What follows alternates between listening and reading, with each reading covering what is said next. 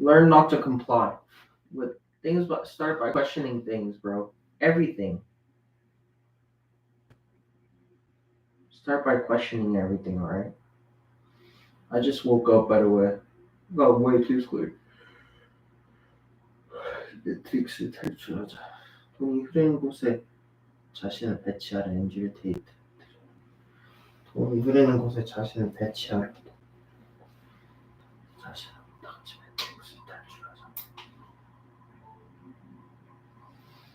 닥치 매트릭스 탈출하자.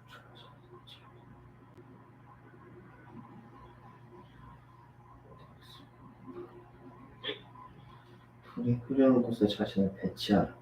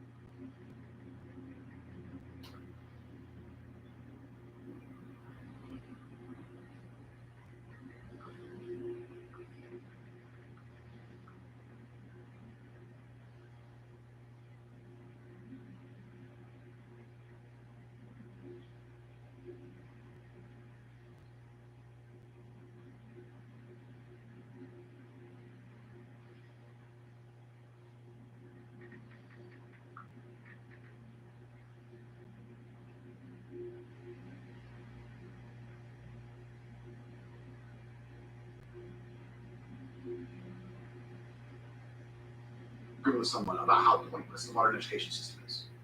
I think the modern education system.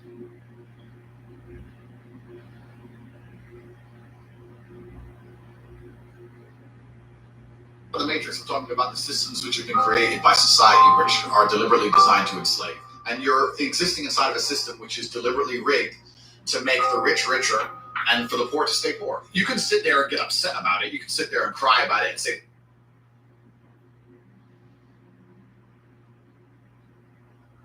the system needs to change, which is what some people do, socialists, XYZ.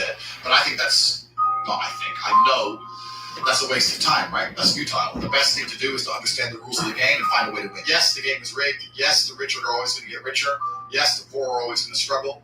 And that's the way the game is set up. So you still need to find the best move on the chessboard. There's no point sitting there saying, I want to play a different game, because that's never going to happen. Because the people with the money are the people who have the control, and they have the power, and why would they have the game set up any other way? It's also the basic of economics. I think a lot of people don't understand the true basics of economics, and the basics of economics state that even giving money to the poor, it ends up back in the hands of the rich. There's no way to stop the rich getting richer. I've already explained this before. I remember during COVID when they did the stimulus checks. In England, they gave a lot more money, but in America, everyone got like $1,400 each, and everyone was happy about it, saying, oh, he's giving money for the poor.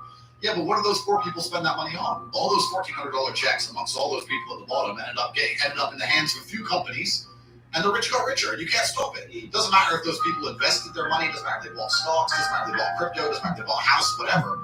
The people who have the assets and have the companies and have the control are always going to end up getting control of the currency, and they're always going to be richer. So that's kind of how it works. And it's getting worse and worse.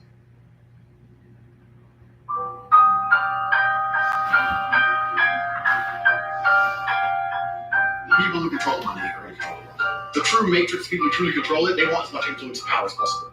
This is human nature. If you have a company, you're not going to hire employees who disagree with you and don't listen to you. You're going to want them to be as compliant as possible. Just you're going to want your woman to be as compliant as possible. It's who you are as a man, right? So if you're one of the most important, powerful billionaires on the planet, you're going to want as much power over the world as possible. You want people to be compliant. So you're going to look for the outside support structures and attempt to attack them.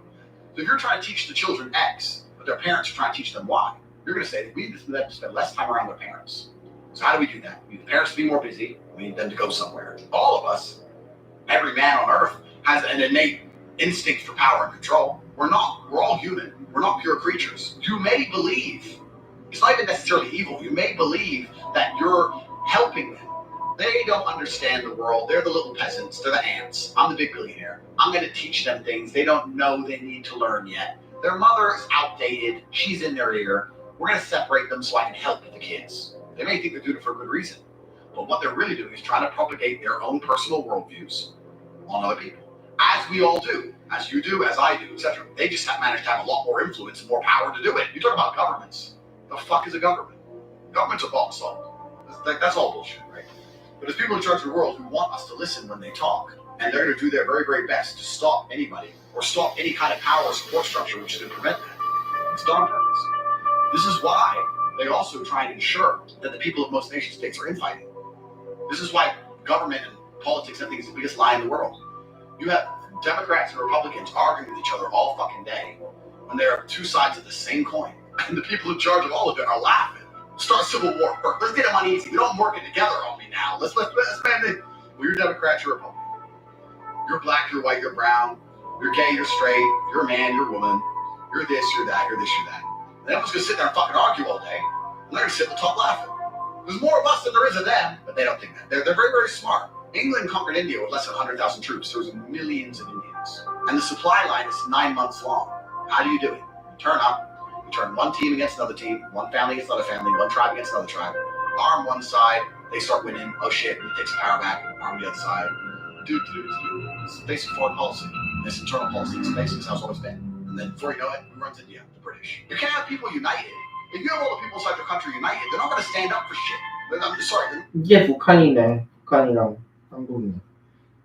일단 이거 통합하면 지금 갈라놓고 전쟁시키는 거야. 통일되면 얼마나 강해질 텐데, 한국이. 북한이랑 통일되면 어떻게 될까?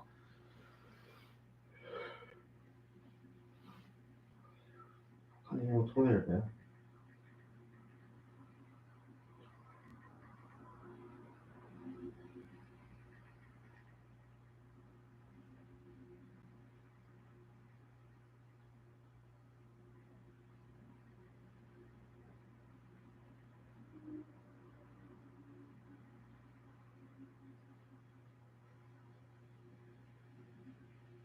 통일되면 엄청나게 강국이 될 거야.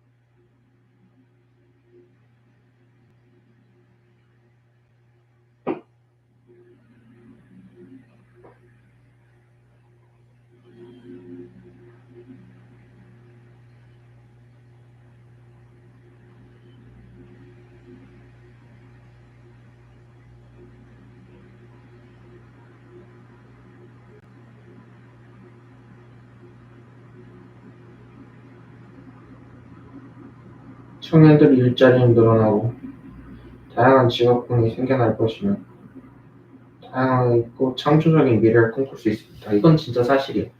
통일되면 엄청나게 기회가 많아져. 나부터 성장할 것 같아. 지금에서.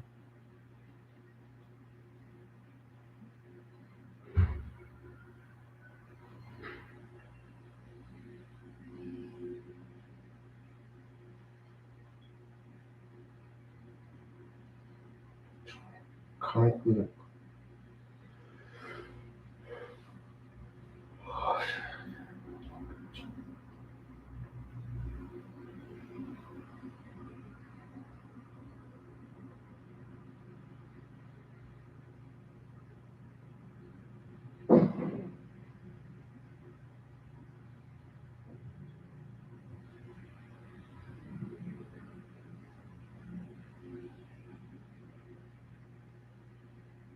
이 divide the people 계속 갈라놓는 거지. 갈라놓고 있어. 우수한 정보로 갈라놓고 있어.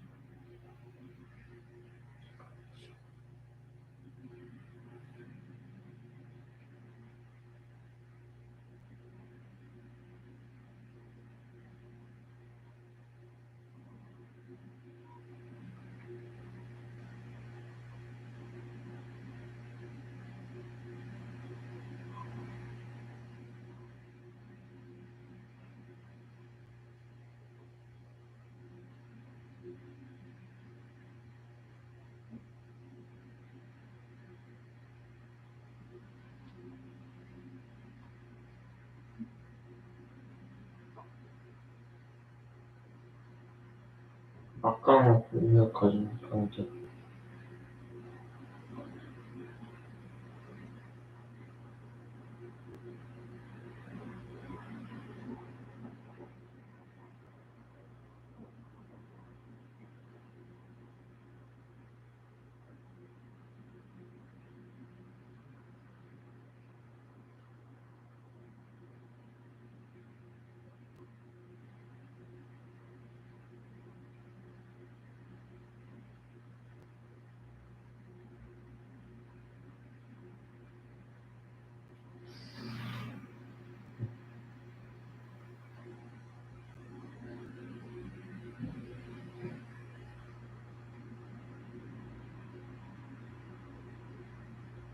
It's true. They want you divided. I'm not going to stand for shit. I've adopted something from popular culture and I've adapted it to try and quickly explain. If I try and sit and explain that most people are being used for their resource, they're being projected a reality that isn't true, they're convinced of things that aren't true, they're promised that if they slave away hard enough, at the end you'll retire, at the end it'll be good, which is a lie. And they're just used for their resource until they die. To get into that and explain that at length is difficult. If I say you're inside of the Matrix and they see the movie, like, what do you mean? Inside of the Matrix, you're living inside of a projected reality. Your body heat is being extracted in real time from the machines. That's what's happened. Like, I don't understand. You'll understand once you break free. How do I break free? You break free when you can talk freely. I'm not that financially driven. I just understand if you don't have money, you can't have an opinion. You can't say what you think. You can't do what you're not told to do because then you can't pay the mortgage. If they say wear a mask to come to work, even no matter how much you know that mask is fruitless, you must pay the bills. You must comply. That's the Matrix. You have no force but to comply. It's only when you get to a point of money where you can say, no, my principles are worth losing X million. That's when you can escape the Matrix. Money is a primary motivator to escape. I've always been interested in freedom more than money. It's not about having nice things. It's about having freedom of mind and freedom of thought, freedom and autonomy of my own body. That requires money. Or it requires the complete opposite, like I said earlier. It's either no money, live on the street, or a lot of money. Anywhere in between, you're controlled. It's like in chess, they say good moves come from good positions. It's money. Or it requires the complete opposite, like I said earlier. It's either no money, live on the street, or a lot of money. Anywhere in between, you're controlled. It's like in chess, they say good moves come from good positions. It's true. You can't find a good move from a terrible position, right? If you're sitting at home with no money, it's hard to invest in Bitcoin at all. It doesn't matter what it goes to, right? You got to be in a good position to take advantage of things. So you've always got to be in a position where you have a good network, you have good information, you have some kind of good money, you have the ability to survive without that money, you can take a risk. Like, it's hard to set yourself up. I'm in a position now where I'm in the NBA. I'm an NBA player. I would never go broke again. So it doesn't matter, right?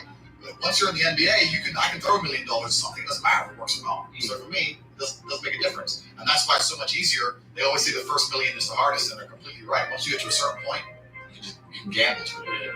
I always knew that the Matrix existed. I always knew that the traditional systems, even when I was going to school and they're sitting there going, you're not going to get a good job if you don't get good grades. I was the one sitting there going, you're a liar, shut up. I just knew the teacher was lying. I knew school was bullshit. I knew college was bullshit. I knew university was a lie. I always knew it was a trick and a con. I didn't truly understand things to the level I understand them now. But I had an intrinsic understanding. I think everybody does. If you're at a gas station and it's 3 a.m. and a Lambo pulls up and a guy gets out of it, you're thinking criminal, drug dealer, gangster. Yeah. You're not thinking, he has a uni degree. Because you're not going to think that. So when you see money, people don't even associate the money they see with university. But then they go, I want to make money, so I'm going to university. It doesn't make sense. It doesn't make sense at all. So I think everybody knows that the system and the path they lay out for you is not a path that's going to lead to where you want to be. And I didn't know what the other path was, but that intrinsic distrust for the system and that distrust for the things they wanted me to do made me search for other avenues.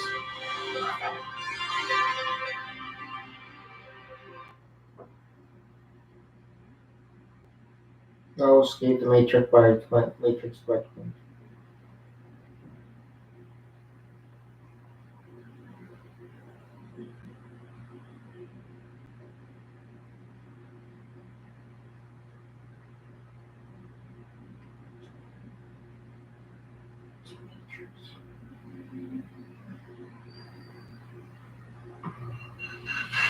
People are not awakened. When they can convince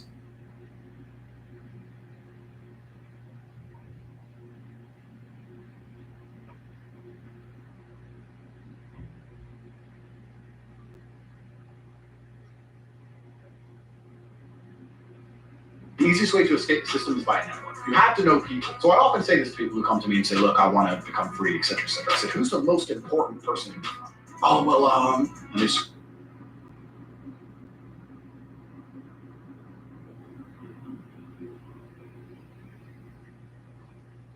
Oh, and then they go, well, this guy, yeah, he's a guy I went to school with. He went to uni, and now he's regional manager of this business, and he is a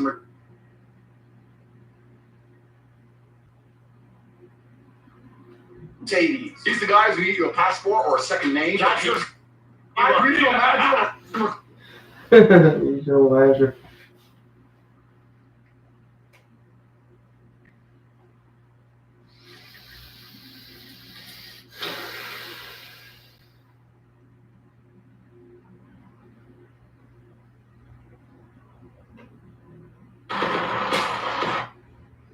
What are 3 things you believe that you need to be happy in this world today? One of the only things in this world you can control is your state of mind. You can't control the weather. You can't control other people. You can't even control your health. You might get a brain hemorrhage. You might get hit by a bus. One of the very few things in the world you have genuine control of is your state of mind. You decide if you're a disciplined person. You decide if you're a happy person. You decide if you're an depressed person. These are things that in real time you can affect in your brain. This is all you can control. Or if you can't control that, then you're just a feather in the wind.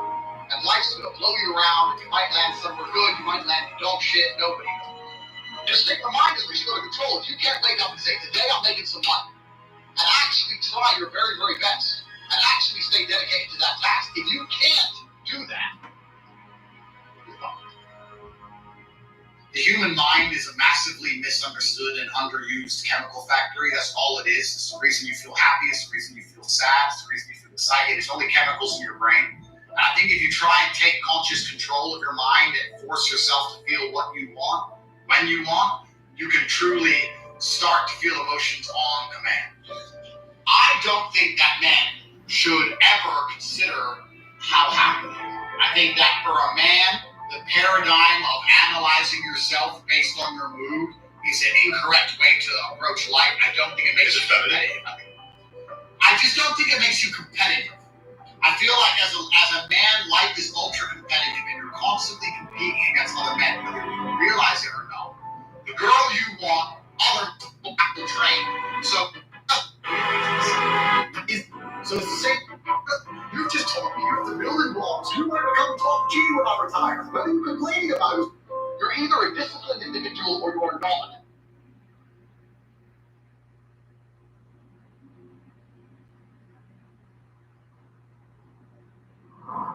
How do you calculate net worth? So let's do a deep dive. Say I had a tech company. Let's say I had an online educational platform that turned over $150 million a year at 80% profit. Let's say. Mm-hmm. And let's say in the real world, let's say you did that. Let's say I had. Yeah, right? And then you would say, well, the standardized tech multiplier is 6.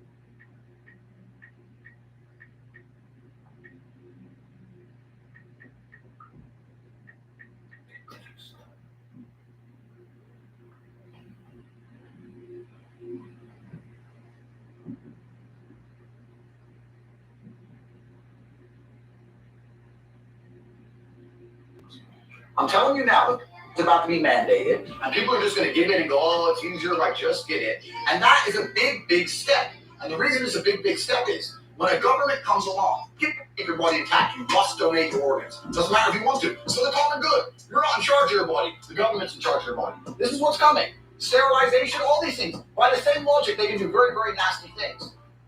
But what's the reason? What is it that drives you to keep doing all these videos and putting out this content? Because you don't have to. That's a good question. It's a really good question. And the reason people hide is because obviously there's a safety element that comes with having mass wealth, and people know, you have all these nice things and where you are and differing opinions, and there's certainly a disadvantage to it. But I feel like I'm in a unique position. I'm in a position where I can tell the truth on a lot of subjects. I don't think a lot of people can. The reason I became so widely known in the world, I don't think it was a magic spell. I think I was saying things that people understood and agreed with. Obviously, there was a percentage of the population that disagreed, but a whole huge contingent of the population agreed with me. And I'm in a fortunate situation where I can't really lose my job. I can't be canceled. They've tried that, and here I am. I'm still all over every single social media platform. So I think I have a duty to God to some degree to tell the truth. And I also believe that my children's children will look back at this period in history and they will be unhappy that not enough people stood up and told the exact truth. That too many people sat there and said, okay, well, I know this subject is bullshit, but I'm scared for my job. I'm scared of the HR department. I'm scared of getting canceled. I'm scared of social media companies. I'm scared of whatever. So I'm just going to sit and be quiet. And if you look throughout history, there's huge proportions of the population who were good people who decided to be quiet because they were afraid, and terrible things happened. So I think that I have a duty to God to run my mouth. So here I am. What do you think your main message is? What's the main thing that you want to get across to the world? Our main message is to resist the slave mind. I say this all the time. To understand that every single thing you're being told has an agenda behind it, or you would be told otherwise. To examine every strongly held belief you have and try and identify where it comes from and why you have it. I sit and argue with people, I discuss things with people, and they so fervently believe a point. And I say, why do you believe that so much? Like, do you have personal experience? No, but I saw the news. Why do you believe? The news told you X, and now you are desperate. You will sit here for hours arguing that point. A lot of people are completely empty vessels ready to be programmed. And I try and tell people, listen, to just stop for a second and understand that the things they're telling you to believe are not necessarily for your benefit. The people who make the rules don't make the rules for the benefit of everybody. They make the rules for the benefit of the people who make the rules. Yep. That's the game. So telling people to resist a slave mind and just be critical thinkers, keep their brain open, pay attention to things, be perspicacious. That's the general theme. And it doesn't matter whether you're left, right, liberal, man, woman, etc. It's just think for yourself. That's the general message. Talk to me about the Matrix. When you say the Matrix are out to get you and all this stuff, who is the Matrix? Have you seen the movie The Matrix? I actually haven't. You've never seen it? No, I haven't. Oh, bro, you gotta watch it. I imagine it's kind of like the Truman Show or... Kinda. So basically in The Matrix, there's an artificial reality, a computer-generated reality, and people are being harvested for their body heat in a real world, and their minds are being used. Their minds are being occupied by this computer-generated reality. And the basic premise of the show is that their body is being used for what is important, and they just distract their minds so their body can stay alive long enough to give the machines what they want. And I really truly believe that's a perfect analogy for the world today. We live in a world where people are being extracted from their value, their physical value, whether you're digging holes or carrying garbage or whatever. Your mind is constantly distracted by garbage. It's distracted by TV shows and concerts and clown world. I call it clown world because it's a never-ending circus. All this garbage to distract you with. First it's COVID, and then Putin cures COVID the day he invades, and COVID's cured. And it's all just a big scam from head to toe. And the reason I call it the Matrix is because a false reality is being projected onto humanity, and they do that by controlling narratives. If they allowed people to have critical and open conversations about, let's say, COVID, at the height of the pandemic, it never would have lasted 3 years. But the reason, because they censor and delete one entire side of the argument, then you're only left with their version of reality, and they're projecting a reality. And they do that with nearly every subject. There are so many subjects you can't have an open discussion on. And if they only control, they delete all of one side and only keep one side there, then that's a false paradigm. It's a false reality. And that's what they're doing. They're convincing people to act in certain ways and do certain things which are not necessarily in their best interest or necessarily true. We live in a world where I don't think the average person realizes how much they are lied to. From the way money works is a lie, financial systems a lie, judicial systems a lie, medical health care is a lie. It's all a lie. It's all a scam. Just go to work, period.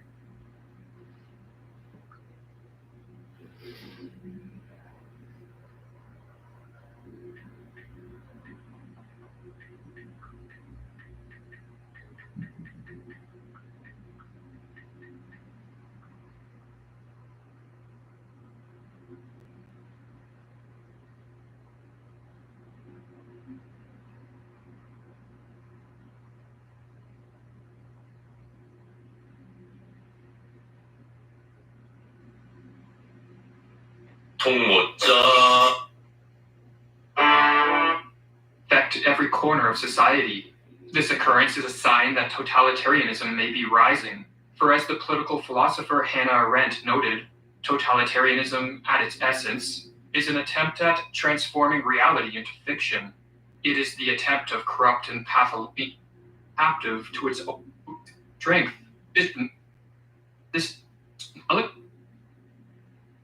Václav Havel was a dissident in communist Czechoslovakia, and he later became president. And he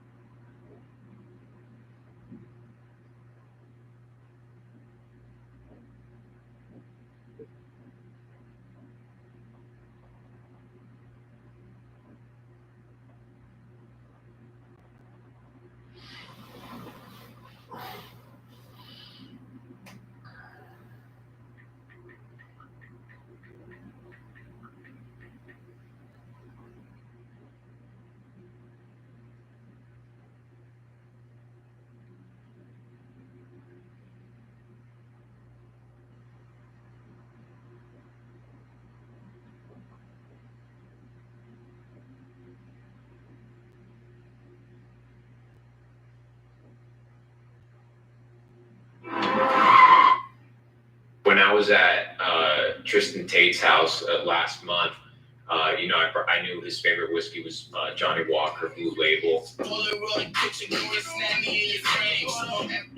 Connecting with people and all my boys and stuff like that coming together. I think it was great. Definitely not. I definitely agree. I appreciate pulling us all together. You got It's all a fake. I know that. pay It's attention. a big fake. What do you think of a gold standard? I mean, how much gold is there in the world? It's limited supply. Who told you that?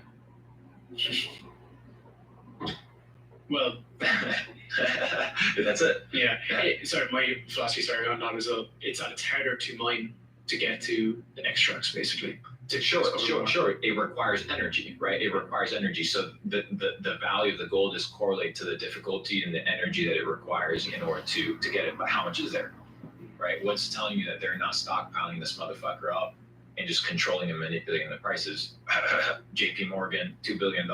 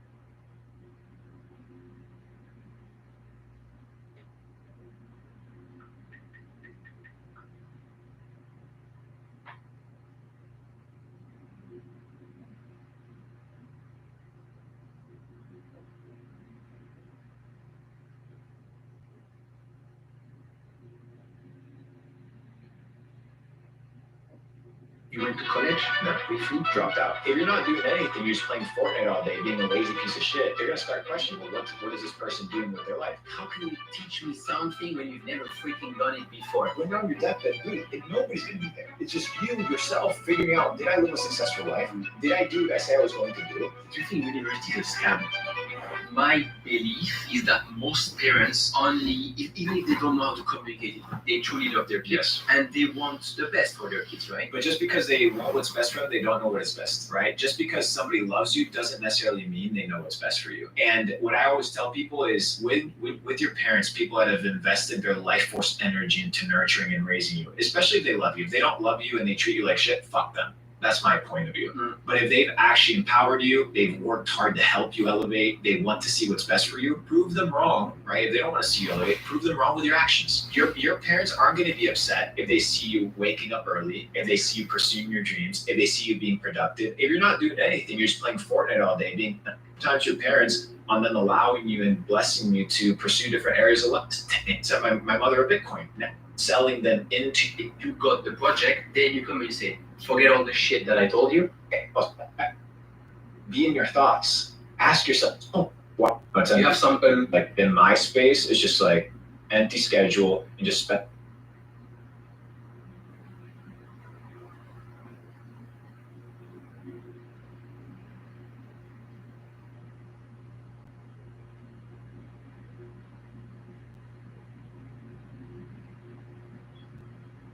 So Steve flies me out to Singapore. Singapore is just something different. What would you do if you could go back? And if you have a mentality, you have a dream, and you have an ambition. Luke Belmar is actually a cheat. Every time I see one of his videos on TikTok, look at the comments quickly. Everyone's saying, what's bro yapping about? Why is bro talking all this nonsense? But at the end of the day, Larry's a billionaire. He's got clout.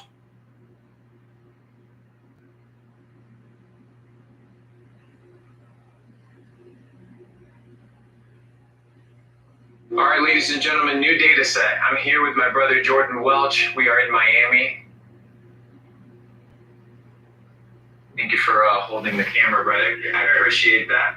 Ladies and gentlemen, I'm here to talk to you about Ramadan, okay? I've been getting a lot of people, Jordan, in my DMs being like, dude, I am a lover of God, but, through this Ramadan, I am having a hard time. Ramadan, for those people that don't know, is a month in the Muslim religion where it is believed that the Prophet Muhammad, peace be upon him, received, the word of God, and that is the birth of Islam as you know it today. And it is in the month of Ramadan that people fast from food and drinking and abstain from sex and things of this nature and these pleasures to focus on God. But many times, like the Quran states, a lot of people only get from fasting hunger and thirst. That is all that they get, brother. And for those that pray at night, all that they get is being awake.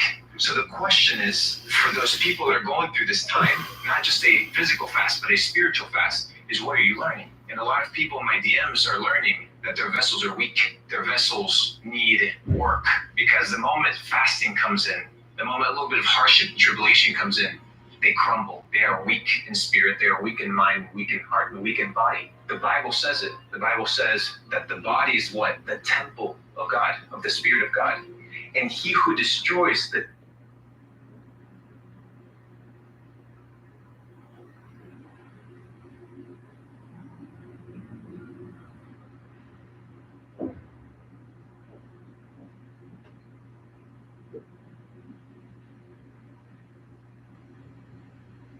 Seneca famously said that the mind focused on future events will take the specific magnitude that you portray today. These are the things that matter. The Stoics used to speak about these things because it is so easy to either reminisce in the past or to be conjuring imaginary scenarios of the future, oftentimes negative, that lead a present moment of stress and a state of being miserable. So if you want to be have part of the conversation, I wanted you to sit at the table and listen in and tune in to what it means to develop a network that is powerful, to be able to unlock data sets and to be able to find information that will propel you to the next level. Control from that willpower and that self-belief.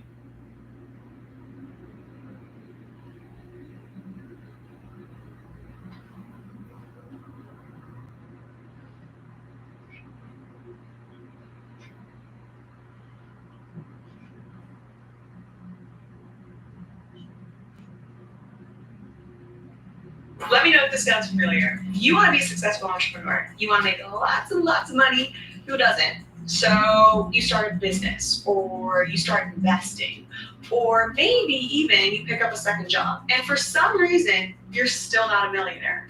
But maybe there is a reason why.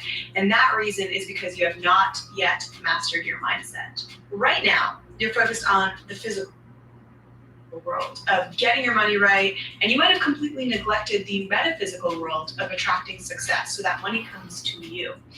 Guys, the topic of manifesting money gets me so excited because it does not discriminate. You can be any person anywhere in the world and take advantage of mastering your mindset. And there is no better person to talk about this than Luke Belmar.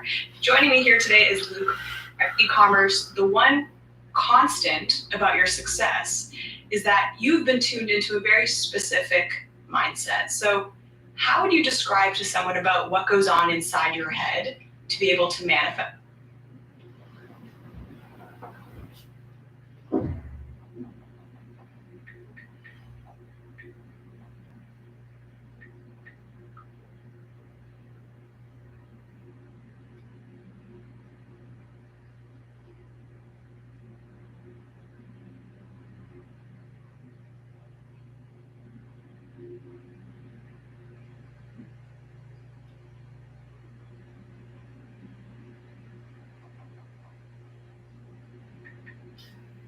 It's all a fake, man.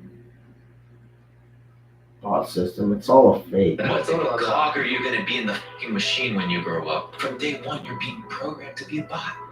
Did you finish school, by the way? Because you're saying you. High school, yeah. But I failed every single fucking class, bro. I hated that shit. It was so bad. But when did you start realizing? Because first of all, I'll say, what's your opinion on the schooling system right now?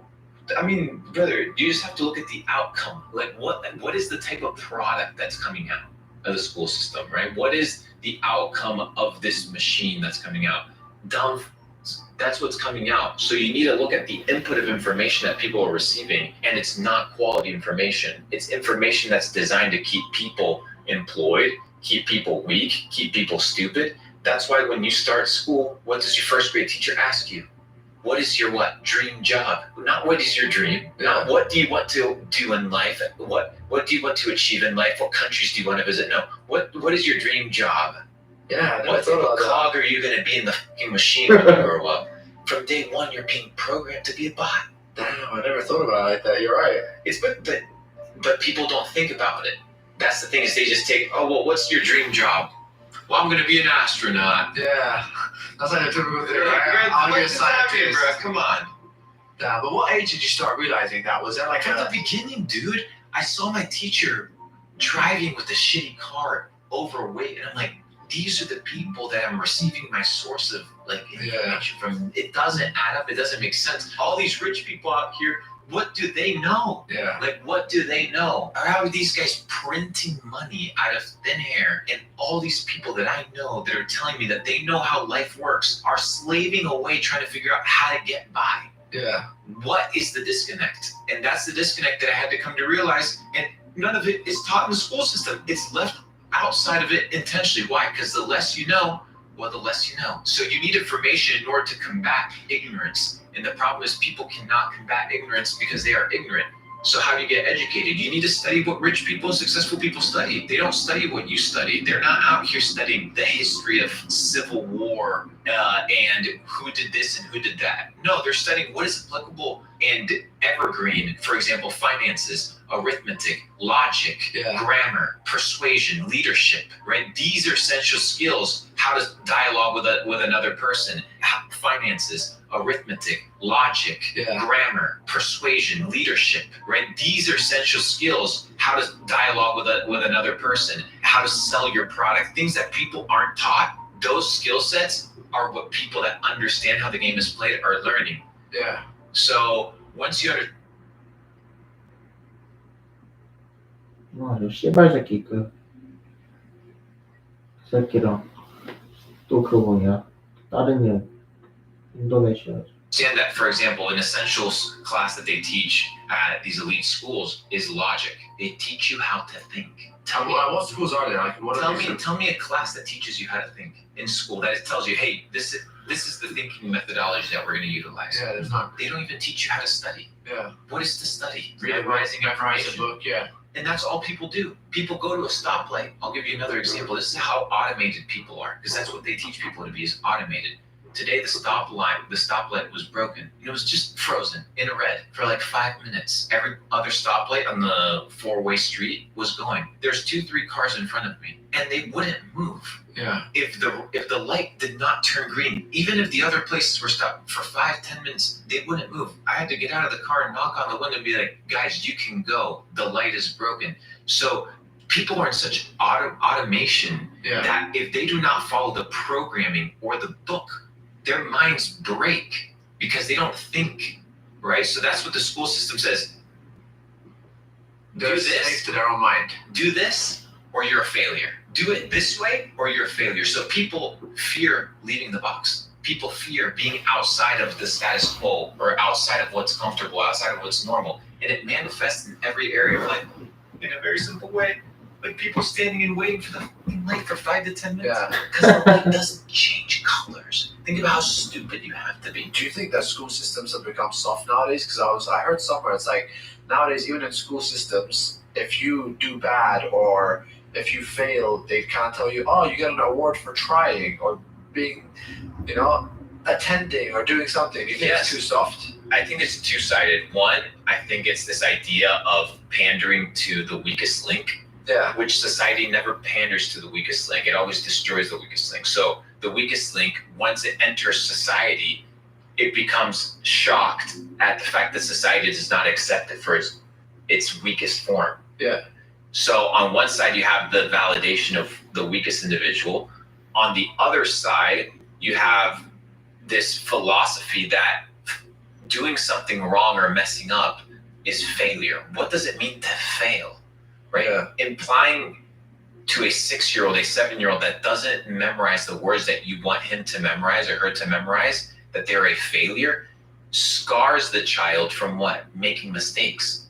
Yeah. But life is full of making mistakes. So therefore, people do what? They stop trying out of fear of what? Making mistakes. So from the moment you're born, you're designed to not even try, because any moment you try, boom, hammer. Yeah. Failure. So the school system is not only from the pandering, but also from distorting what it means to experience life, which is that it's okay to mess up, and that it's okay to fail, and that it's okay to trip.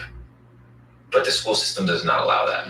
Now, do you think, because you're mentioning how there's like a lack of information, correct information, how rich people are born with better information than poor people. Do you think poor people are dumber than rich people?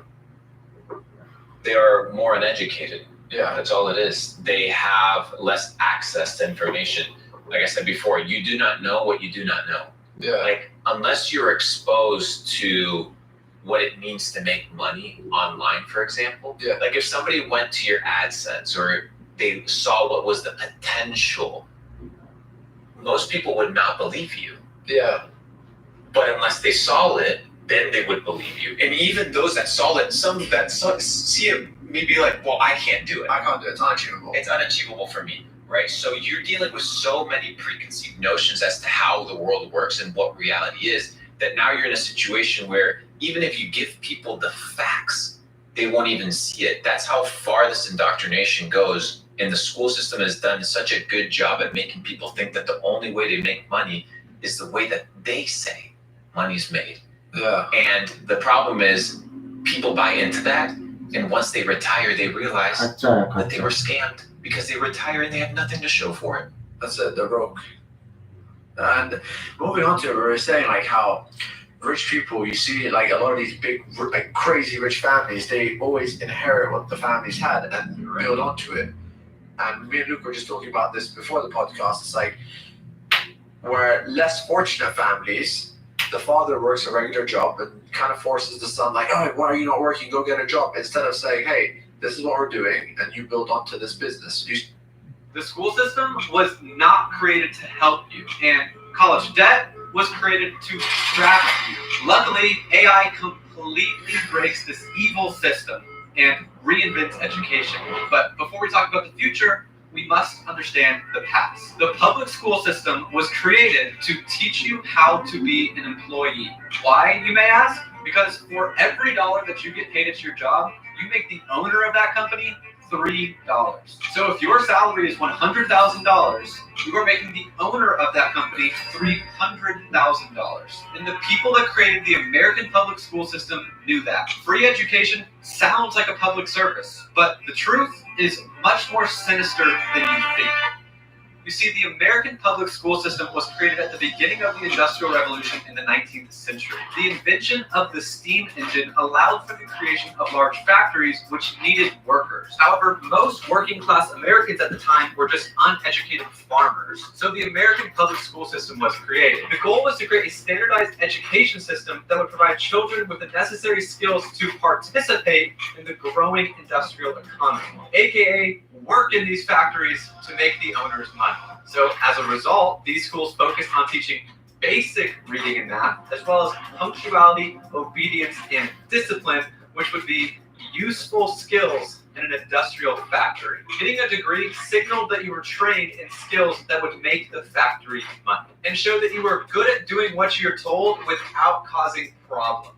So that is why the school system was created. And I do want to say there's nothing wrong with being an employee. Surgeons are very important employees. But I mean, if you want to be rich like I do, it is very important to understand why this whole, go to school, get a degree, then get a job narrative is thrown around so much. You see, it is the job of the business owner to shift your perception in a way that makes you think that your job is benefiting you, when in reality it benefits them way more. They want you to think that going to school and getting a job is the right thing to do, when in reality it disproportionately benefits them. Reality is reality. What CAA taught me was a better way of explaining what reality actually is. And reality is that 98% of human beings are trapped in their own perception. So the 2% that live in the real world that have perspective, they are able to manipulate the perception of everybody else. You see, humans are funny creatures. When people feel like they're being told what to do, they will often resist or even do the opposite out of a desire to keep their independence. So effective persuasion often involves guiding people to make the desired decision in a way that it feels like it was their own idea. Let me use an example from the book Propaganda by Edward Bernays. Bernays worked with a piano company that was trying to boost their sales. But instead of the usual ads where people talked about how great or cheap their pianos were, he started a movement to make music rooms a cool thing to have in every house. He talked to famous architects and home designers to start including music rooms in their plans for future homes. He then used TV, radio, and billboards to spread the idea that every modern home should have a music room. And as more people started liking the idea of music rooms, more people started to think that they needed a piano for that music room. So what do we learn from this? For business owners to get their desired outcome, they need to say one thing, but actually mean something completely different. They do this by pointing out a problem that you didn't know existed before. And if you want to be an expert propagandist, you frame it in a way that it's for a good cause. And Bernays was an expert at this. You see, he was hired by a cigarette company called Lucky Strike in the 1920s to help sell more cigarettes. And Bernays had an idea. He tied smoking cigarettes to the fight for women's rights. In 1929, he set up a group of women to march in a big parade in the middle of New York City. And he had these women smoking cigarettes, which they called torches of freedom. By doing this, Bernays made smoking a way for women to stand up for their rights and become equal to men. In this case, Bernays used the fight for women's rights, a good cause, to sell more cigarettes. We all know cigarettes are horrible for you, but you couldn't criticize them at the time because if you were anti-cigarettes, you're now anti-women's rights, which is ethically questionable, to say the least. But the reason I share all of this information is because it's eerily similar to what we hear around free public education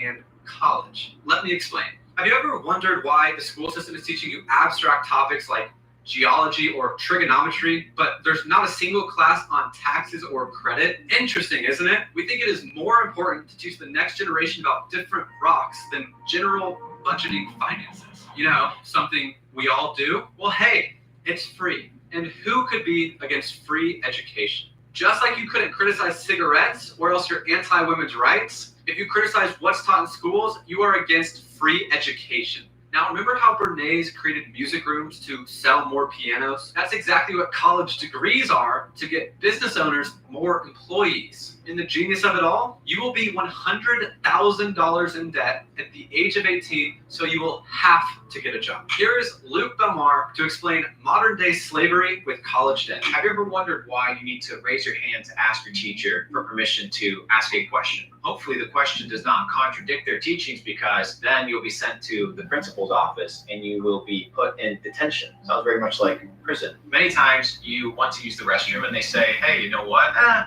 Maybe I'll let you use the bathroom. And hopefully, fingers crossed, you're allowed to use the bathroom. But before you use the bathroom, you're given a hall pass. This hall pass gives you the allowance to walk down the corridors of your school, surrounded by concrete walls and fluorescent lights. Hopefully, you have your hall pass when the hall monitor stops you, lest you break the rules. All of this is conditioning, designed to keep you a slave, designed to keep you subjugated and controlled. You may think they're small nuances, but if you think the world operates by chance and that things just happen, then you really don't understand how the game is played. When the bell goes off at recess, it very much resembles an assembly line. When the bell goes off, it's break time. But it does not only resemble the factories, it also resembles the prison industrial complex. When the bell goes off, well, that's when the inmates have access to the yard to enjoy some of the rays of the sun and hopefully some grass. All of these things are by design. When you're in primary school and middle school and high school, you are conditioned to transition these behaviors and these thoughts, and these operating systems to university, where you do not question authority. You do not question the person in charge. You're then led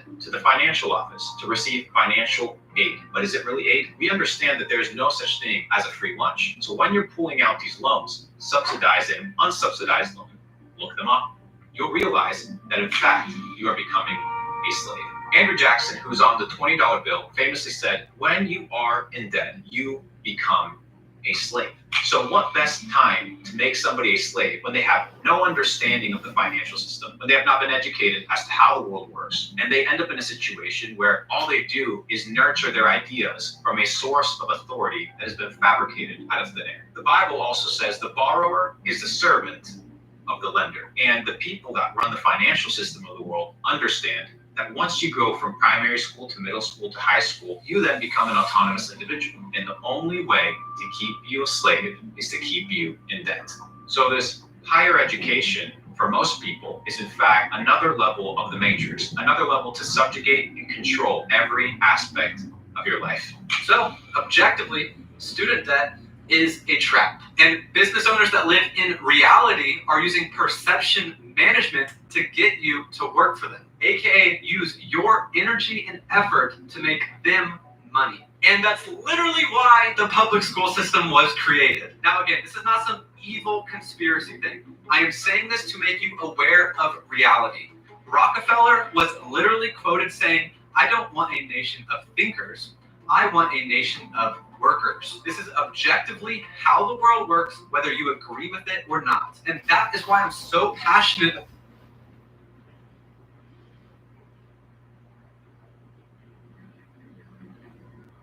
about educating people on this channel, because I went through the entire machine and saw firsthand how big of a scam it actually was. I went to a Division I business school and took on over $60,000 in student debt. And every single year, I just kept asking myself and looking around, is this really all we're learning? Surely next year is when I'll learn a real skill, right? But by the time my senior year came around, in my marketing class, they were teaching us to market using radio and the newspaper. And that's fine, but this was in 2019, 7 years after Facebook ads has been the most popular medium to advertise. My point is, what I was learning was absurdly outdated and grossly overpriced. And even with this being the case, schools can just keep raising their price because the government guarantees every single loan, no questions asked. And they do all of this to trick you into thinking that you're getting a good education, when in reality, you're getting the bare minimum information to be a good employee, and now you're in debt, so you can't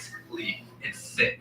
But luckily, now there's an alternative. People who are the best in the world at what they do have online courses that teach you exactly how to do what they do. And they're just a few $100. The best thing you can do is invest in learning the highest quality information from the highest quality people. And these people will literally tell you everything you need to do to be successful and give you a step-by-step blueprint to do it. I have spent over $100,000 of my own money on online courses and masterminds, and that is the sole reason that I have a net worth over 7 figures. Now, you probably shouldn't spend money on a course made by an 18-year-old flexing a Lambo on TikTok, but yes, you should absolutely spend a few $100 on a course from someone who is a proven expert in their field. And now with the onset of AI, we are entering a whole new era on how people learn. So instead of a school system where everybody is competing in the same standardized system, we have AI, which can teach each student in the learning style that suits them. You see, there are 3 main learning styles. 30% of people are auditory learners and prefer to learn through listening. 60% of people are visual learners and prefer to learn from diagrams, charts, and graphs. And only 10% of people are reading learners, people who prefer to learn through books, taking notes, and making lists. Yet our current system teaches every individual the exact same way. An AI learning program looks at what method works best for you specifically. Then the AI makes a learning map for you. If you're a visual learner, it's going to show you more diagrams and charts. But if you're an auditory learner, going to give you more audio to listen to. It even notices things like how long you spend doing different types of tasks or whether you perform better at certain times of the day. And the best part is AI keeps updating the learning map as you go. So if something changes, maybe you start doing better with reading learning, it's going to start teaching you more in that style as it naturally picks up and learns from that. It's like having a personal tutor that's always paying attention to what works best for you. And not only this, you can learn from any human in documented history. So if you want to learn from, The reason feminism is promoted, because it's the direct competitor of masculinity. Right? The reason masculinity is directly attacked is very simple. Every single rebellion in history, every single revolution in history took place when men got pissed off and went to the streets. If you're the elites of the world, there's only a few of you, and there's a lot of very pissed off men. You have to make sure men don't realize I'm working for fucking nothing. They're forcing me to put masks on and close my business. They're taking my travel away. If you want to do something like Corona, you need to destroy masculinity absolutely. Think how many politicians got blasted for less. I mean it. Like, I don't mean it in a bad way. I mean it just like, think how many bad things happened to whoever, whatever, for doing far less strictly treatment than Corona. How do you do it? You remove masculinity, and you do that specifically by taking one man, put there with one woman, making it basically impossible for him to leave, so he's going to face financial downfall or destruction. Let him sit there in a sexless marriage, and kids who don't really respect him, pay taxes until he dies. You have to remove the warrior spirit from men to control society. If men still have warrior spirit, you can't control us on this. And everyone's going to be like me, and we're going to say no. You don't want that. You don't want men to say that. So this is the reason it's done. It's all done very, very True. Everyone's gonna be like Tate, and they're gonna say no to that. Oh yeah. They're making me live. Society's trying to make me live a life I'm not happy with. And it's reducing my testosterone levels, and it's making me miserable. Why does it do that? It's all done absolutely not on purpose. It's absolutely not purposeful. It's purposeful. And that's how they control us. Because it's the men who are going to stand up and say no. So we don't stand up and say no. You know why? Because the wife would be mad at Rodney. No rebellions. They'll be home at 9. That's what it is. What's up, Instagram boyfriend behind you in frame? Well, we're talking about this shit. This is the reality of it. I understand completely. That's what it is. What's up, Instagram boyfriend behind you in frame? Well, we're talking about this shit. This is the reality of it. I understand completely why, as a government, they come along and said, look, that's what it is. What's up, Instagram boyfriend behind you in frame? Well, we're talking about this shit. This is the reality of it. I understand completely why, as a government, they come along and said, look, one man, one woman, sit there, even though they know it's not biologically normal. There's a few reasons for it, right? So the first reason, let's talk about the one man, one woman thing, where it came from. Because everyone knows it's not biologically normal. The human biological norm is that the top men have all of them, and the lower men have none. If you look at the history, if you actually look at the genes, something like 99% of females have reproduced at all human time. Only 23% of men. So the point being that in the olden days, 23% of men and 99% of women. And that isn't necessarily a genetic thing, that's a power thing, that's a success thing, right? You can be a king, you ain't gonna be something special, but you're the king. So you fuck all this, right? All those other dudes never got listened. So the reason society's come along and said one man, one woman is for two reasons. One is because it destroys the spirit of the man, like we just discussed, to avoid rebellion. But two, when you have a whole bunch of men who don't get laid, they're dangerous. They're the people who are going to revolt. They're the people who are going to riot. They're the people who are going to commit crime. It's not good for society as a whole. All these men can't get laid. For a long time, we killed them off in wars and shit. But now everyone's living too long, right? So now we all exist. So it's like, all right, everyone needs a partner, and they sit there miserable with their partner and be too busy, too depressed, too sad, too self-absorbed, too selfish to worry about the bigger picture. So the reason men haven't marched on the street because of Corona is because they're too busy, upset, sad, because the woman's being mean to them. That's literally it. It's also the reason they promote depression. Why do they promote mental illness at every corner? Because if you're so busy living inside your head, you don't give a fuck about what they do to you outside your head. I'm depressed, I'm sad, I'm anxious. I'm depressed, I'm sad, I'm anxious. Poor me. Self-absorbed. If they self-absorb everybody, then we're not going to rebel. Why do the Western powers also promote diversity? If every single person who's inside the city doesn't think the same or look the same or have any kind of common ideology, how can they rise up to that? How can they all get together and band together against clear injustice? They won't. Well, he looks like that, he thinks this way. He looks like that, he thinks this way. Diversity, feminism, matrimony, all this shit is deliberately designed to stop the men at the bottom realizing they're getting fucked and standing up and doing something.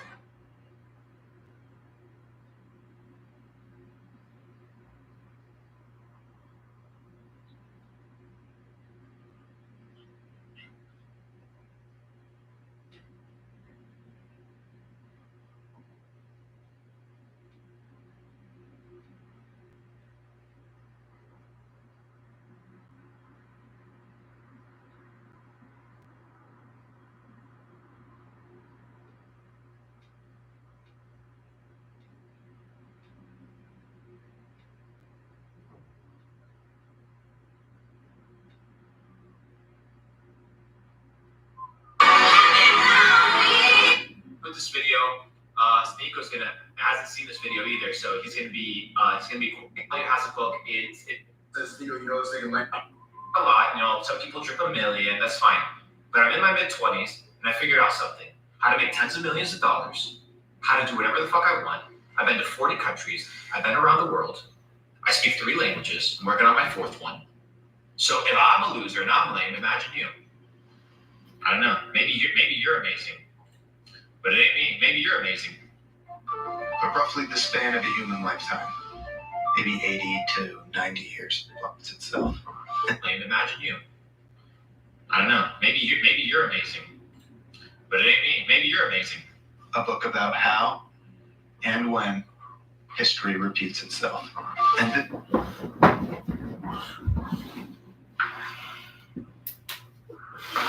Fucking slave telling me what to do. Slaves never tell me what to do.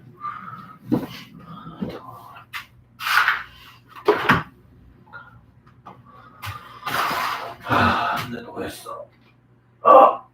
제일 싫어. 절대로 뭐라고 할 수 없어. 노예가 나한테 절대 시킬 수 없어. 노예가 나한테 뭐 시킬 수는 절대 없어.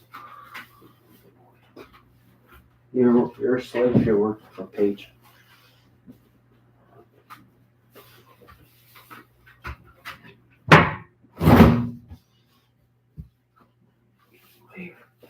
You're slave.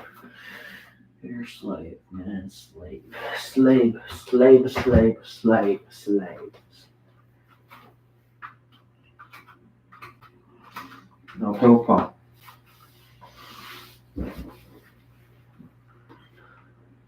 this is what the book said.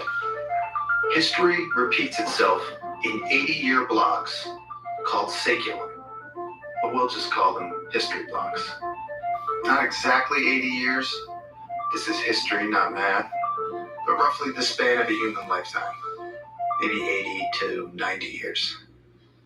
Within these 80-year history blocks, we have 4 turnings of around 20 years each.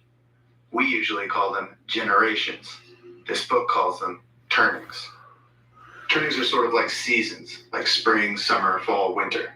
Throughout our history, we've had these 80-year blocks, and the 80-year blocks have been remarkably similar to each other. We're in one now. The first turning, the first season, is a high, an upbeat era. The second turning is an awakening, a passionate era. The third turning is an unraveling, a downcast era. And the fourth turning, well, sorry, but fourth turnings suck. Fourth turning is a crisis, an era of upheaval. We're in a fourth turning right now. So let's take a look at our saeculum, our history block. The history block that we're in the crisis of right now. Our high began after our World War II victory. By our, we mean America's. These are America's history blocks and turnings. During the high, the getting is good. We had the most even distribution of wealth during our high. You could work at a gas station and afford to buy a house. This high is the period that the MAGA hats refer. You used to be able to buy a house for $7,500. You could work a factory job and buy a house, sustain your family. Your wife would stay at home, raise your children. In a scenario where, you know what the government did, they're like, maybe we make things a little bit more expensive so that the wife can stay also in a job. And guess what? Guess who's going to raise the children? The system. Because if you control the future, you control the nation. So this winter was when we got Hank Williams and Elvis and Little Richard and the birth of rock and roll. We launched monkeys and men into space. This is when the Mustangs and Corvettes first came out. Our high ended with the assassination of John F. Kennedy on November 22nd, 1963. The high is not a high for everyone, of course. America still had a segregated South. Homosexuality was illegal. And 윤 루카스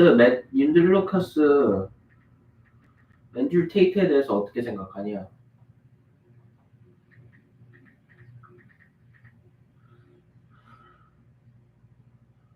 앤드류 테이트 어떻게 생각하세요? 맨날 말씀드리지만 앤드류 테이트 모든 의견에 동의하지 않을 거.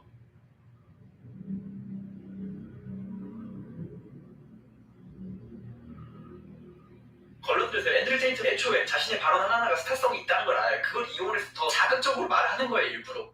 그러니까 얘를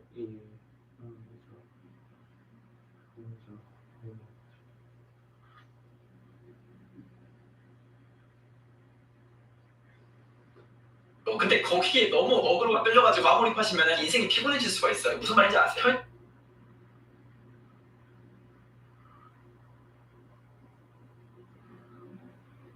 이거 율루카스에서 적용되니까 하나하나 걸러들으십시오.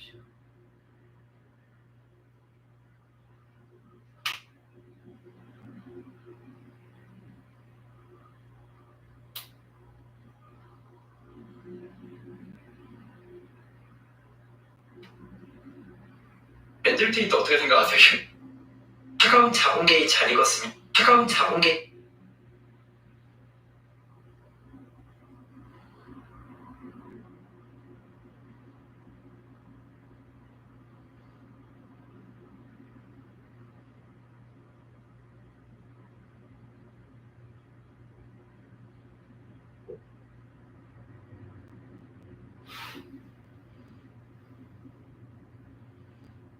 It's all a lie.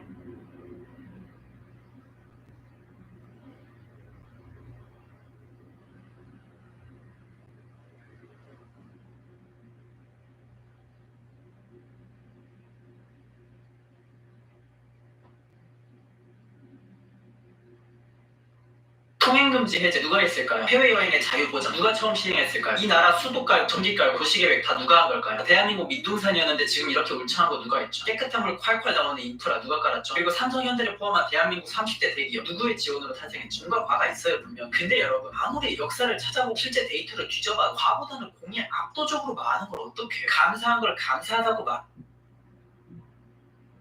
Considered a mental disorder. Yeah, I would say it was just a high. I think America was only great if you were a white guy. Like it was not. I could not have all the benefits of. Sure, absolutely. But here's the thing: we need to take the principle because it's not just at a U.S. level; it's at a global scale. Somebody said, "How do we know you're telling the truth? You don't." That's why it's up to you to make your own conclusions, do your own research, and figure it out. So you can believe monkeypox, you can go stay inside and quarantine again, or you can listen up. Like, pick one. Who do you think is right? The high is a period of conformity. The age of nonconformity and of social justice begins during the awakening, our passionate era. During the awakening, we had Martin Luther King and the Civil Rights Movement, acid, Vietnam protests and Vietnam itself, the women's liberation movement, Stonewall and the gay rights movement. Great movies, great music. This is when the first Macintosh computer came out. The awakening is a time of increasing individualism. This second turning, this awakening, ended with the re-election of Ronald Reagan in 1984.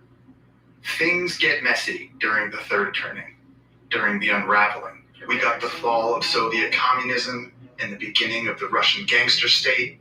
The greatest musicians of the time sang about violence and decay in their deteriorating cities. The LA riots, OJ, the bombing of Bosnia, and the Columbine high school shootings on the same day. September 11th, the wars in Afghanistan and Iraq.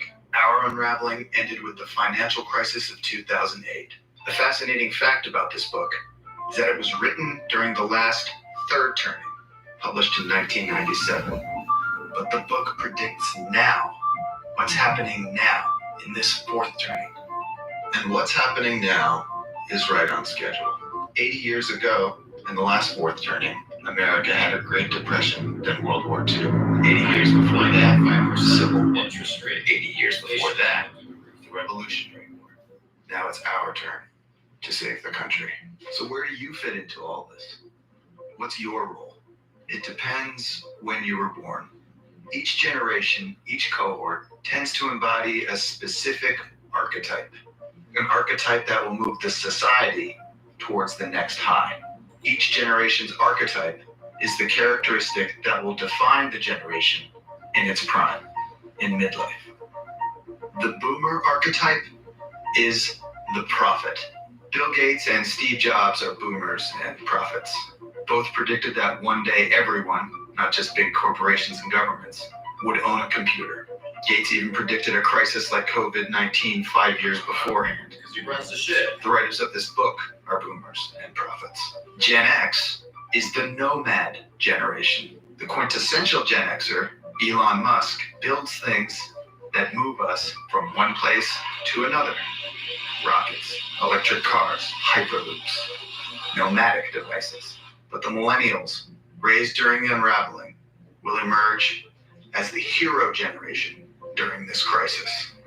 These are the Parkland High students, the frontline hospital workers, and Malala Yousafzai. The book says millennials will be the World War II heroes of our history block. We don't know what Gen Z will do, but they will be an artist generation. From them will emerge the next Bill Withers, Toni Morrison, or Bob Dylan, all born during the last crisis, all from an artist generation. I want to be that. The history block before ours ended with World War II and began with the Civil War, 80 years prior. The history block before that ended with the Civil War and began with the end of the Revolutionary War, 80 years prior. Every 80 years or so, something big comes along and changes everything. And now we're at the end of our history block, right in the middle of our crisis. We're in the process of changing our world again. The authors of The Fourth Turning tell us that these crises are like forest fires, unpleasant but necessary. They clear the woods for new growth. As we work towards our next high, this crisis will tilt the playing field away from the old and towards the young, they tell us. But the victory is not guaranteed. We will, each of us, need to rise to the occasion during this crisis.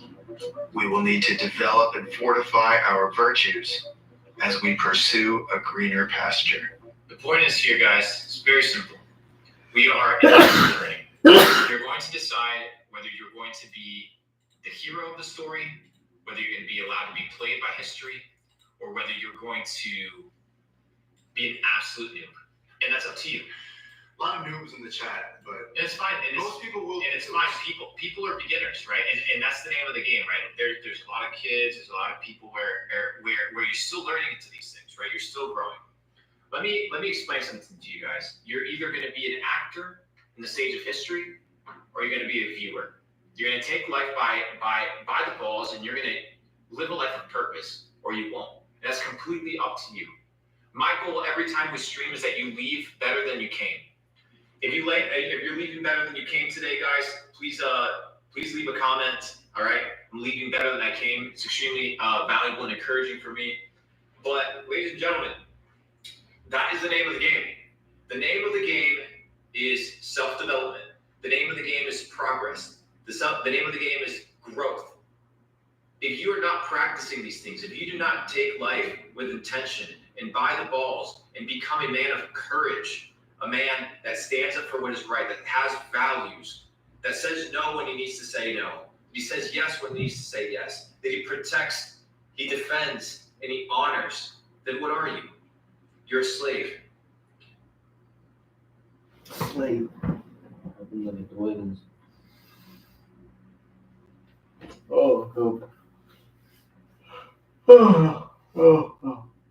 Oh, Philippa, you're a slave, right? You are a slave if you're complying to the system.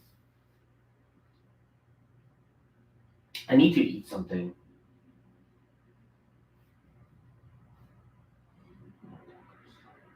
Don't comply. Never comply. Do not comply.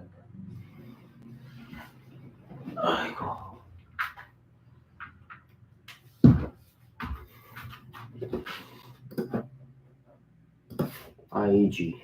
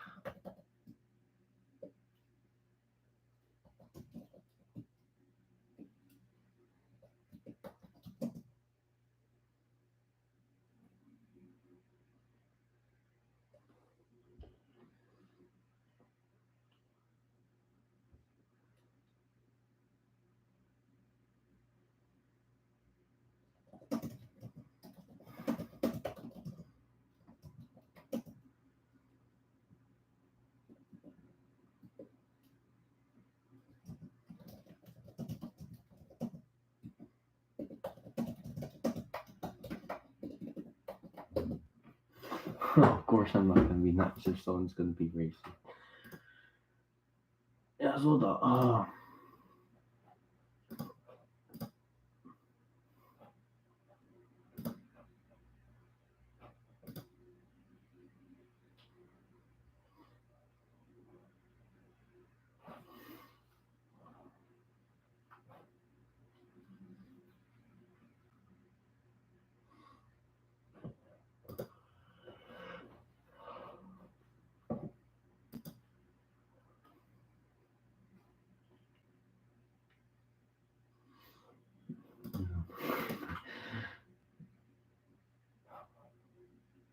Ariel Nicodor.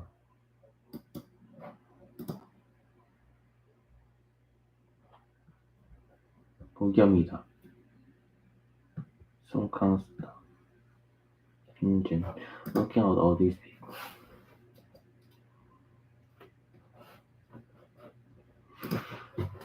What happened to the...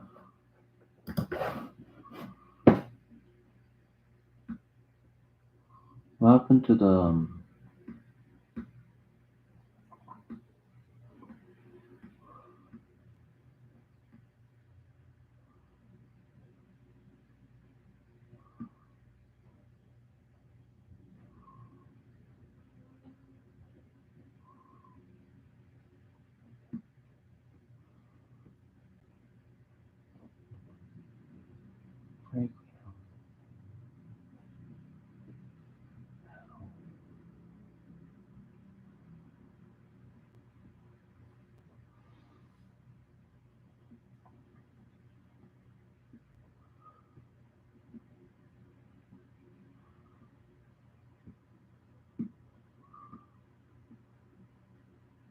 참.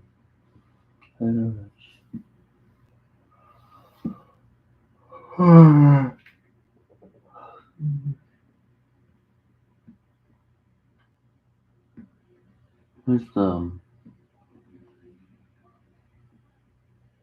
classic body underscore charm info?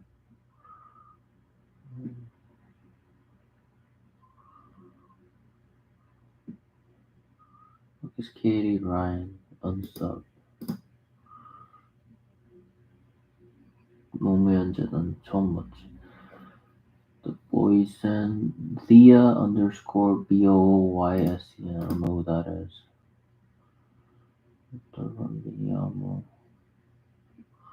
Where's the UI?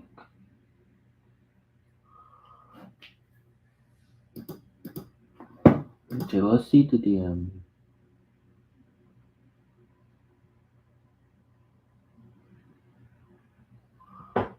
DM. SOL underscore 7 underscore 9.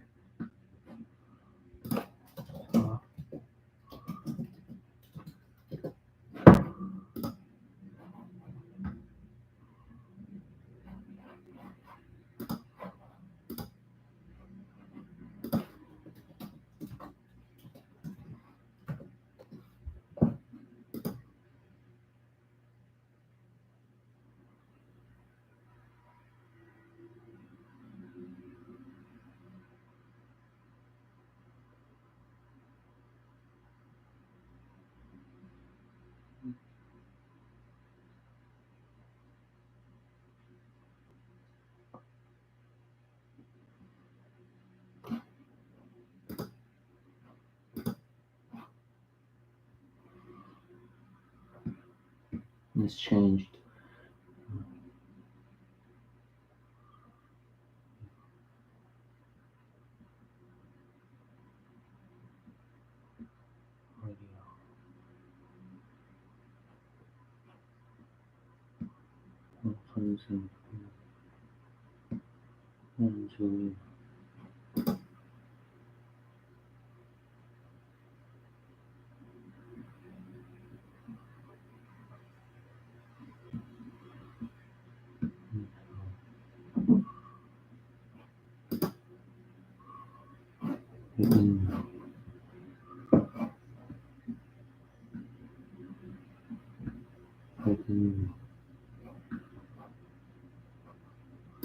Who the fuck are you, though?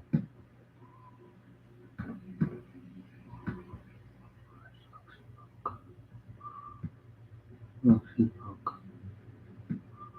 Lexi book. 찾았다. Isn't available. May be removed. What happened to this page? Nana Natch. Nana Natch. It's gone.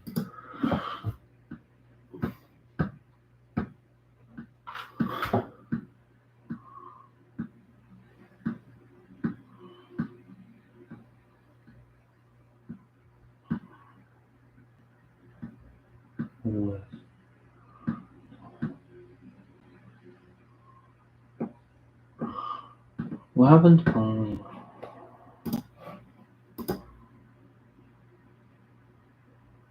oh shit, fucking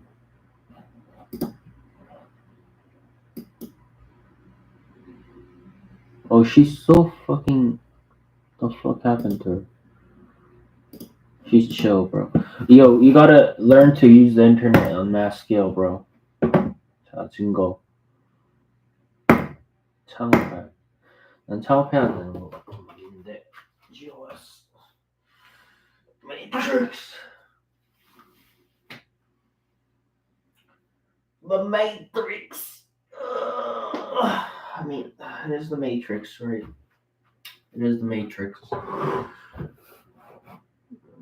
It's the Matrix. I gotta escape the Matrix. GOS. GOS.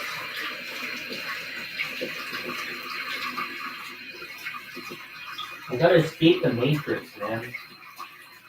How am I gonna escape the Matrix? You escape by building a business. Building a business, man.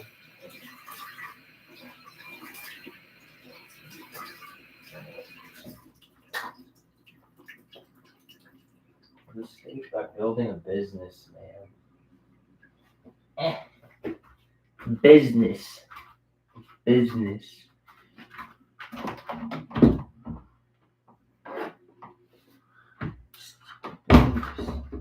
Yeah, I really have to order food first. I'm guessing that's what I have to do first.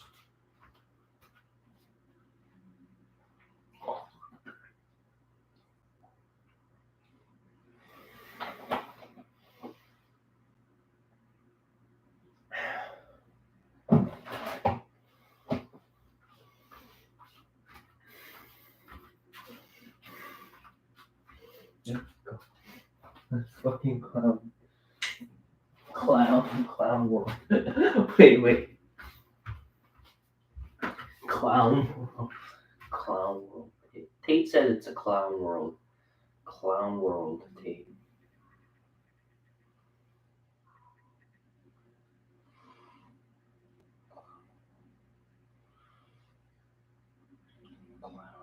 It's clownery. It's absolute clownery. I think it's clownery. It's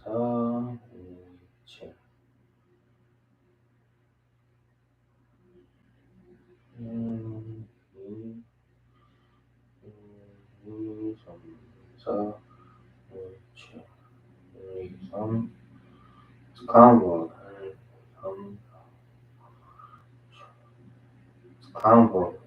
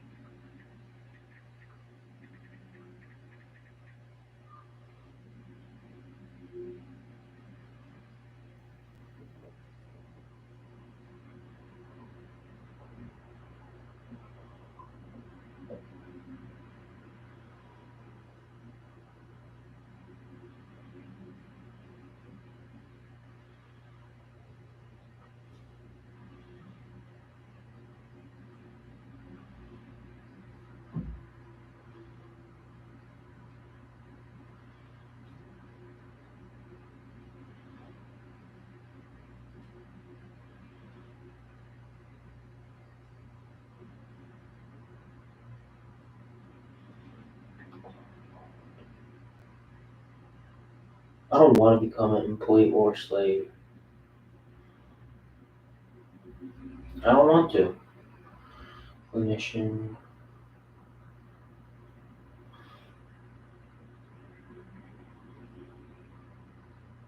You don't want to become a slave, bro.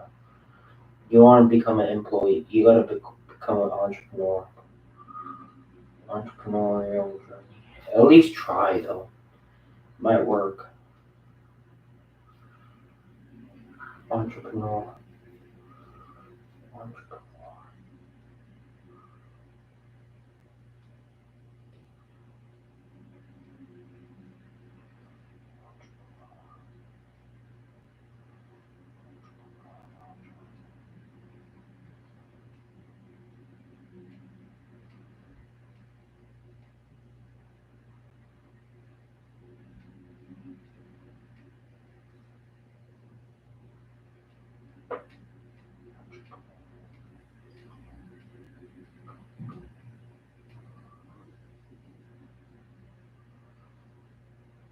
Mm-hmm.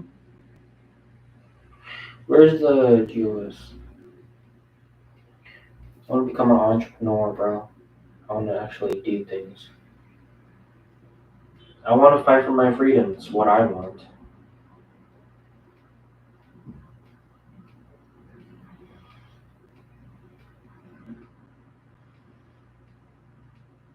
It's freedom. This is freedom.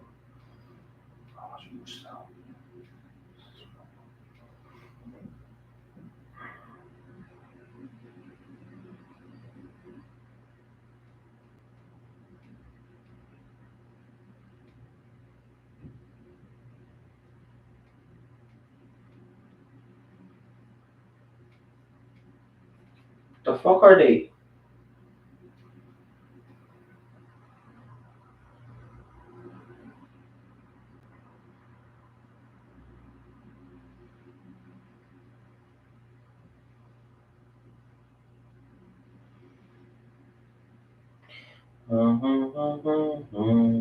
Congratulations.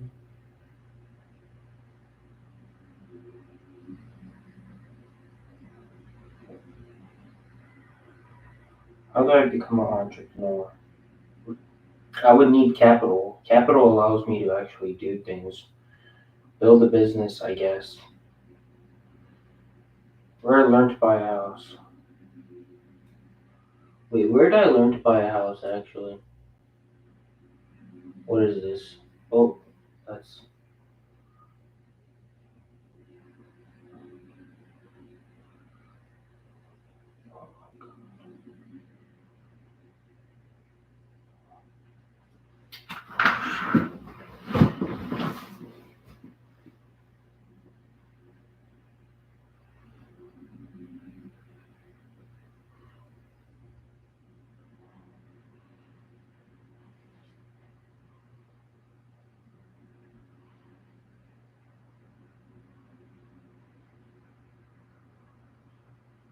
Parent-infant interactions.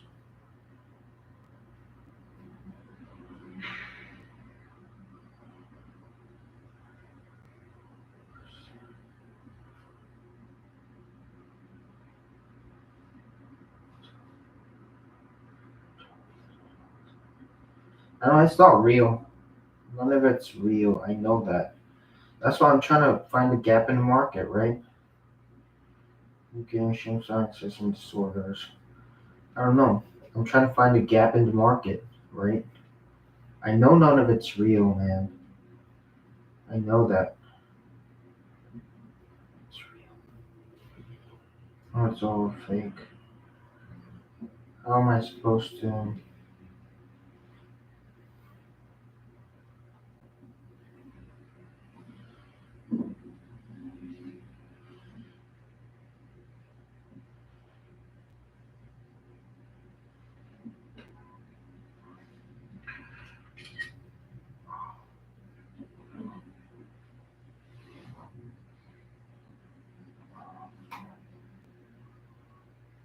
No, none of it's real, man.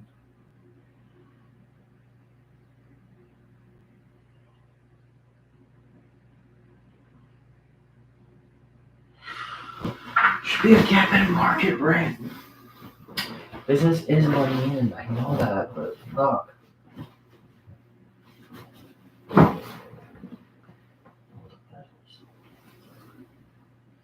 Wait, what the fuck, man? The fucking hell, man?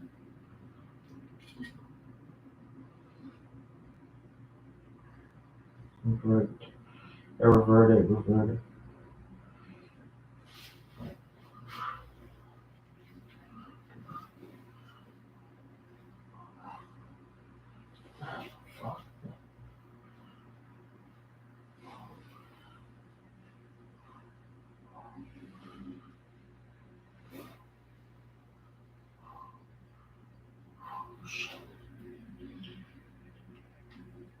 Yeah, I did make some shorts, but we'll see about that.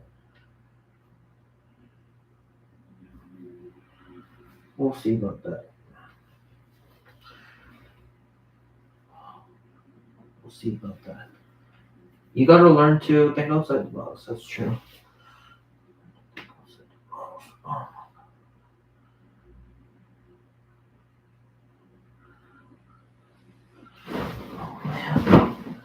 I don't want to be an employee, bro. I want to become an entrepreneur and, life of my freedom.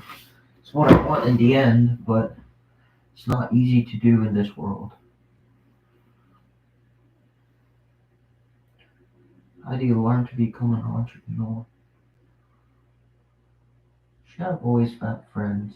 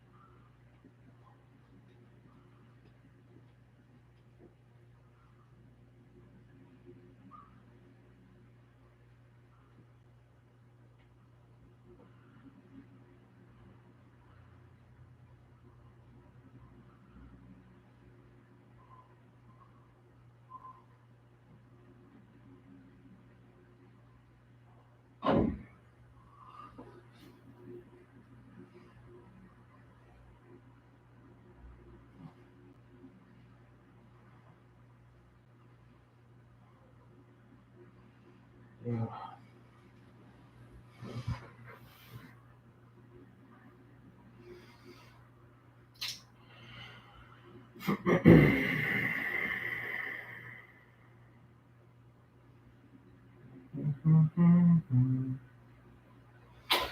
Bruh, what the fuck am I searching? Oh my god.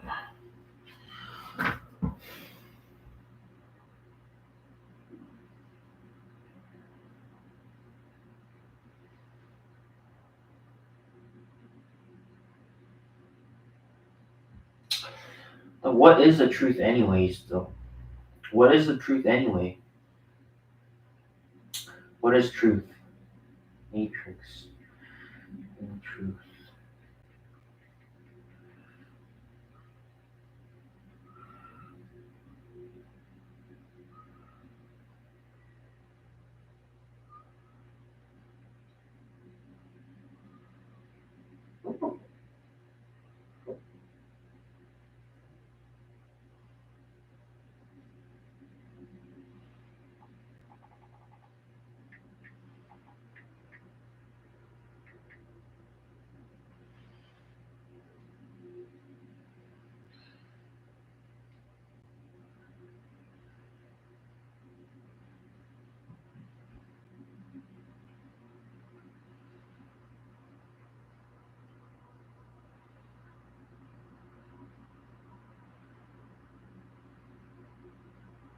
So Andrew, you're a multi-millionaire.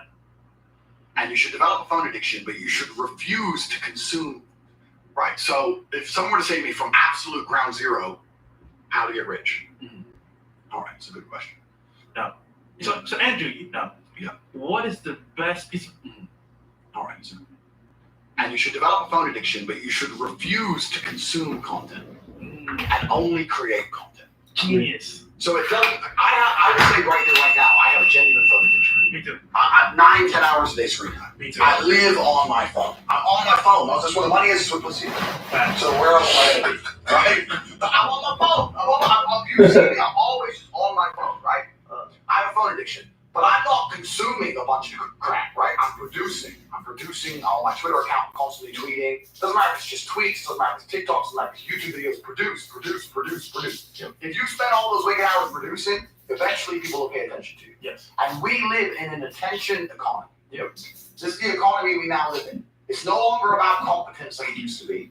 It's not even so much, it's about attention and it's about network. It's those two things. It's who you know and it's how many people pay attention to you. So if you develop a phone addiction and you refuse to consume and you only create, you'll start to attract attention sooner or later. And when you can do that, there's usually lots of different ways to monetize it.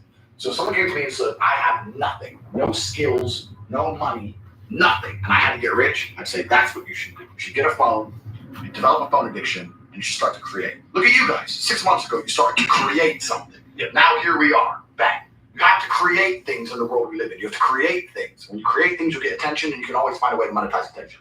Jake Paul has monetized attention. Yes. That's all he's done. He hasn't made his money being the best boxer. He's monetized attention. You have to find a way for people to pay attention to you. From Vine to Instagram to YouTube, you know, that's fantastic, bro. Yes. I never thought about that. Yeah. And network is very powerful because once again, you might know one thing, but your buddy over here is smart at investing. He's smart at, for example, I feel like most guys are very ego-driven, and they think they know everything. No, you don't. Yeah. You're good at one thing. Let's say you're good at marketing. Your buddy's good at, finance. You put that together, you got a team now, and that makes you grow. Yeah, and let's talk about network quickly, because I run a network on CoverTape.com. It's the War Room, which is a network of mine. So networking is extremely important for a couple of reasons. If you were in a room with ice cream experts, and all they talked about was ice cream, how to make it, how to store it, how to move it, the different flavors, the size of the cartons it's in, how much it costs to produce. If all they talked about was ice cream, have a plan. A dream and a plan are different things. When you say to guys, do you want to be rich? Yeah, I want to be rich. How will you get rich? One day, when my shit comes in. So you can have a dream with no plan. When's the last time something fantastic has ever happened on accident? When's the last time you've seen a big jacked dude and you say, hey man, how'd you get so jacked? And he goes, don't know, oops. Don't know, it just happened. No, he planned it. He went to the gym, he ate a certain way, he planned his meals, he had to make it happen. It's exactly the same with getting rich. You need a plan to get rich, right? Most people everyone out there has a dream, but very few people have a plan. If you're surrounded by people who have a plan to get rich, and you provide value to them in some way, because they're not going to drag you up if you ain't doing anything, because that's what friendship is. Friendship is value exchange. Yeah. If you provide value to them, sooner or later you're going to begin to make money. Let me tell you something. When I was broke, like I said, I have a bunch of money now. I was broke. This is not like I was broke, but from like a middle-class family. I was broke, single mother, public, government housing, no car. I had to run to the gym, broke. 배고프다. 음식 좀 시킬까? 아니면 뭐 잠깐만 배달 좀 시킬게.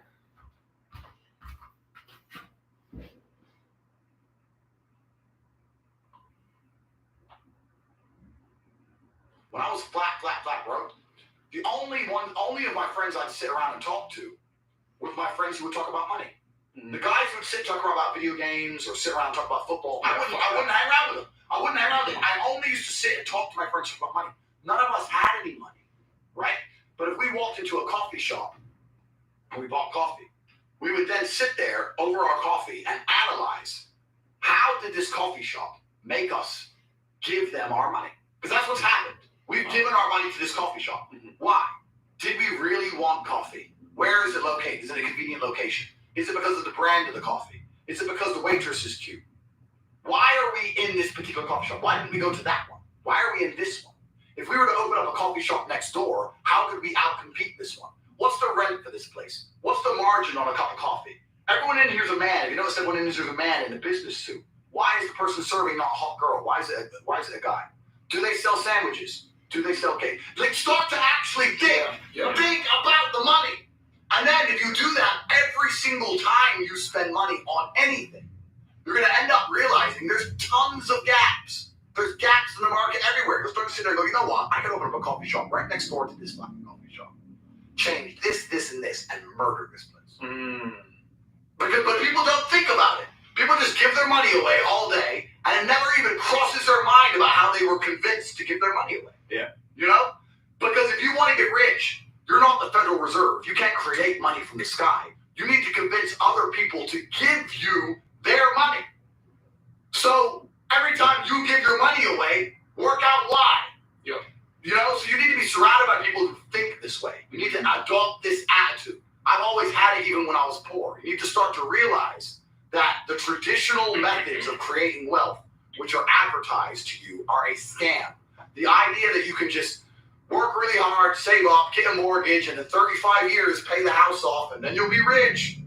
That's not real. That's what your parents did, right? The average cost of a house during your parents' era was like 4 times the wages or 5 times the yearly wage or something. Now it's completely out of control. Yeah. It's completely out of control. And patience is another thing I'll make a big point. Patience is a huge enemy to getting rich. I don't care what these Gary Vee and these dorks, because Gary Vee's a nerd. Gary Vee's a nerd, right? He may have some money, right? But I would grab him by his neck. Hey, bro, you gotta be really tough. You gotta really work hard. Shut the fuck up. Pussy. He's a bitch, right? So when all these dorks are talking about patience. Patience is what they tell the slaves to convince the slaves to keep being slaves. That's what it is. If I was in charge of the world, right, and I had a working class of slaves, which is what the working class is. I don't use that word slaves unironically, right? You're slaves, and I'll tell you why. If I can create something from thin air, and I can create unlimited amounts of it, and I can make you give up your life for this thing, you're my slave. If I could create dollars from thin air, unlimited amounts, and I can make you sacrifice your life. Fiat currency. That make you sacrifice your life for a tiny percentage of what I create from thin air, you are my slave.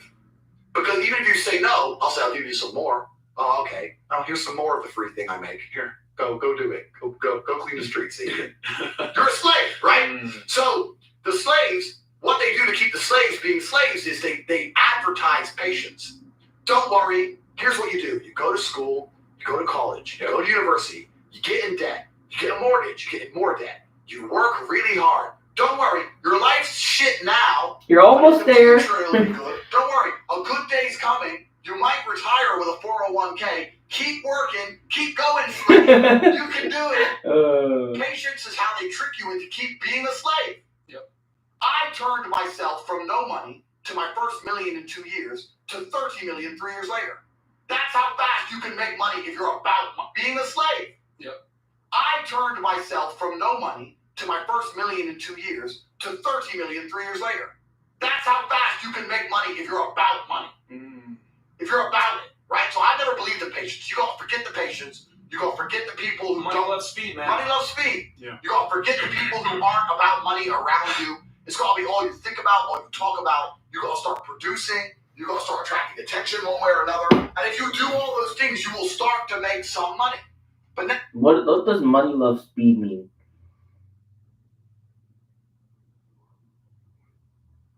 What does money love speed mean?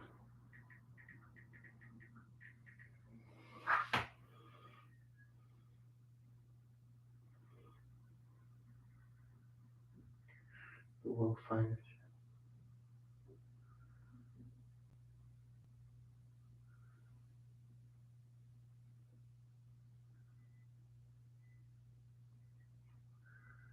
Yeah. next time you're sitting with your friends, this is a challenge for every single person watching this. Next time you're sitting with your friends, unprompted, come in, sit down, and just join in the conversation. Just join in whatever they're talking about. And after about 20 seconds, sit and think, this is bullshit. This is not going to make any of us rich. They're talking about this, that, this bitch, fucking football game, this guy. This is not going to make any of us rich. Yep. Eureka! I am wasting my life. Right? And that's what the War Room Network's about. Every single person in the War Room is a killer. We talk about a few certain subjects, and one of them is absolutely cash. I'll tell you one more thing. With the modern world we live in and this virus, blah, blah, blah, blah, the time to get rich is running out. Yep. The time to get rich is running out. Slavery is coming, and you're not going to be able to escape. I don't want to rant. I don't think most people realize that when they're printing all this money, Tell them, Andrew. when Biden is printing all this money, saying we're going to give you a relief check, what happens when they print money from the sky is that the currency inflates, Yes. right? The currency is worth less, which means it's going to take more of said currency to purchase assets. This is what's going to happen. Yep. So the rich who own the assets, the value of their assets increase, and the poor with no assets, the ability to buy one becomes harder and harder as days go on Yes. because it's so much more expensive compared to their wages. The rich are literally getting richer, and the poor are literally getting poorer in real time. Yep. You can see it happening. And it's about to be have-nots and have-yachts up in this motherfucker. And if you're on the wrong team, you're never going to escape. Yeah. These are some of the last years where a broke person can genuinely escape the matrix. You are running out of time. Forget that patience crap, right? You don't get rich now. Yeah. You gotta get rich now.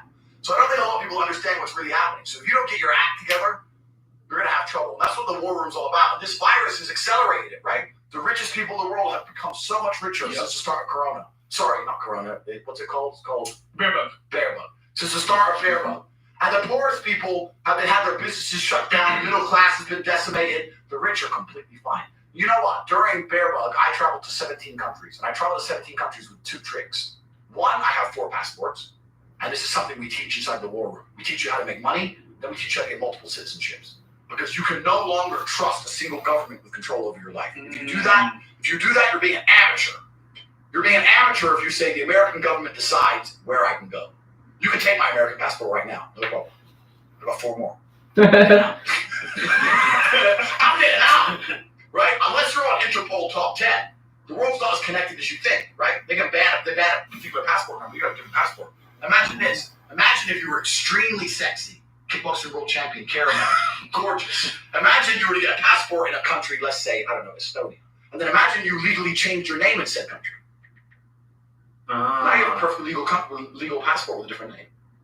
Wouldn't that be interesting? Very interesting. So there's a whole bunch of things you can do to put yourself beyond control of a government. And I teach this is what we teach inside the war room. Because the idea of living off-grid isn't real anymore. You can no longer live off-grid. So the only thing you can do is live on so many grids that they can't contain you. So during this bear bug, when we weren't allowed to travel, I've been to 17 countries. And I did that because I had so many passports that one of them was always permitted. And secondly, private jets. Because I'm rich. And this is the point I'm making. If you want freedom in the future, in the new world that's coming, if you want to be a free man, you need to have a bunch of passports and a bunch of money. Because it's about, like I said, have-nots and have-yachts. It's about to be people like me do whatever we want, ignoring the rules, and the other people, oh, it's lockdown again. I guess I better go home. You're exactly right. Which one do you want to be? It's a serious question. Which one do you want to be? And this is what we teach in the war room. We're teaching all about residency and multiple passports and how to make money. So making money is a key component to freedom. And this bear bug thing has shown you how quickly they will lock. How do I escape tigers?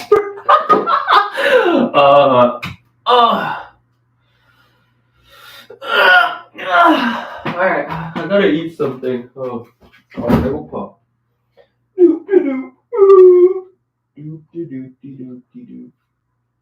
나 밥 만들어야 돼.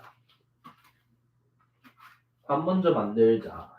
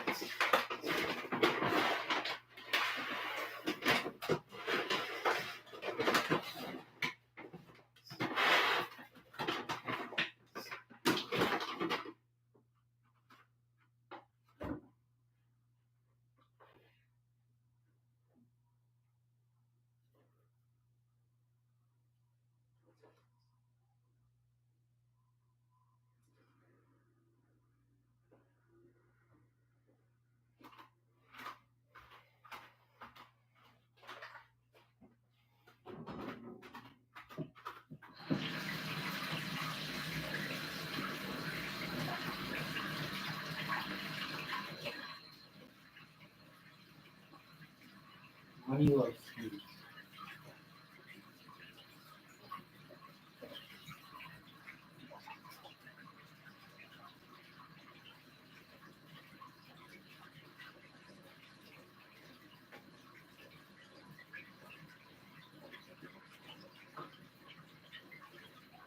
How do I get a network, bro?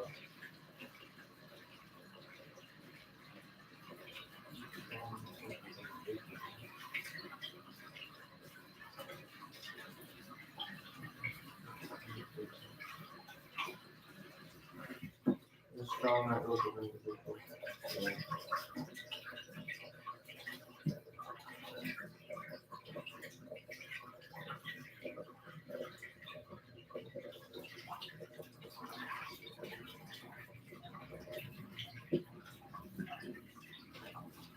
야, 그 리얼 월드 후기 어떻게 하는지 리얼 월드 후기 좀.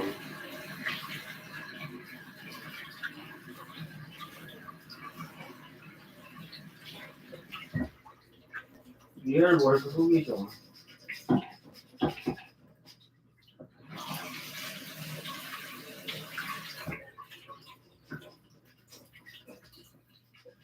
리얼 월드 후기 좀. There must be a way, right? Money equals freedom, bro. Money does equal freedom. Doesn't mean equal slavery.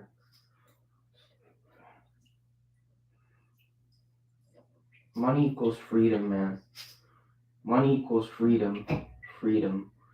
Money does equal freedom. 잠깐만, 시끄럽다. Money equals freedom, bro. Money equals freedom. But how do I get it is another question, bro. Question in and of itself. That's another question. Okay, there must be a way, man. Create content, bro.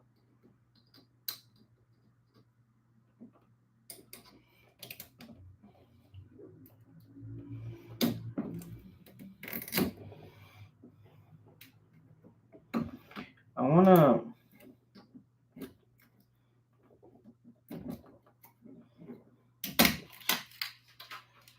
money.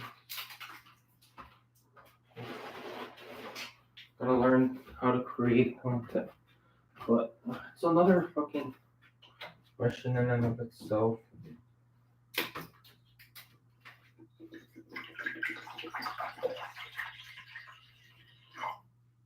Oh wait, why am I pouring water here? The fuck, man? Why the fuck did I pour water there? That was stupid.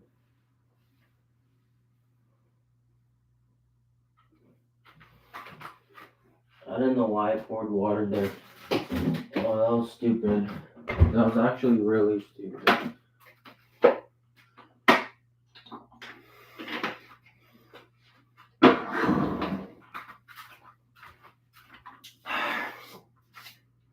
First thing I want to know is to invest in the Bitcoin I got. Remain positioned.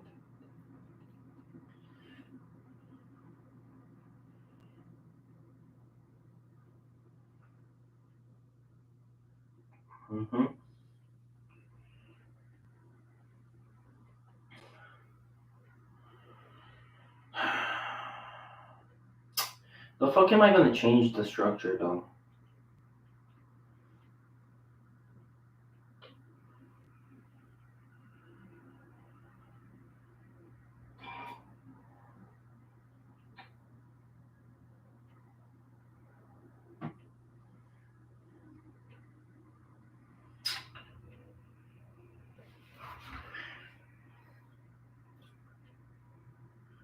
It's very true.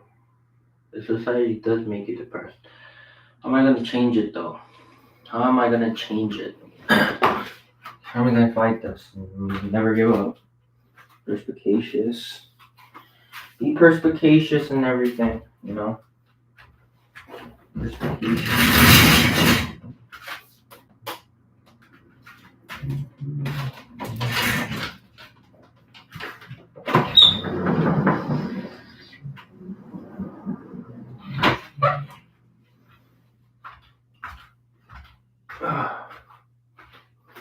참.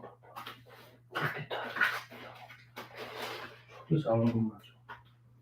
소리 배우면 좀 주면 돼. 진짜 창업하고 살야 돼. 사업자 등록.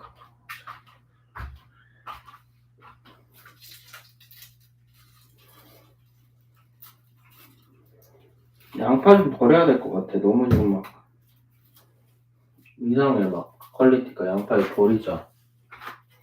썩는다 양파. 먹으면 배 아파.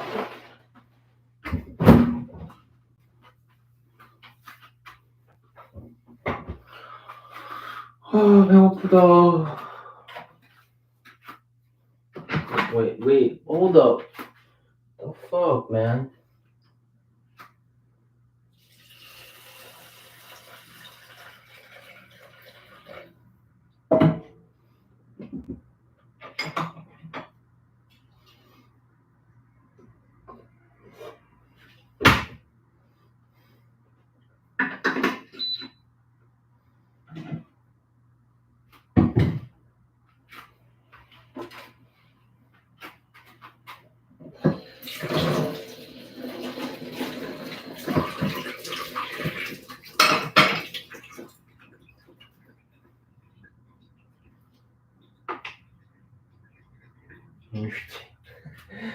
Kate. You know, they want to maintain the status quo and slavery. That's what they want. That's what they want to do. That's what people want. That's what people want to do. They want to maintain the status quo, right? If people like me rebel against the system, you know, we need people like me, bro. Society needs people like me. Status quo. We gotta challenge the status quo. Should I challenge the status quo? Yeah. I don't agree with the system. I'll live outside the system. Outside the money matrix. Challenge the status quo.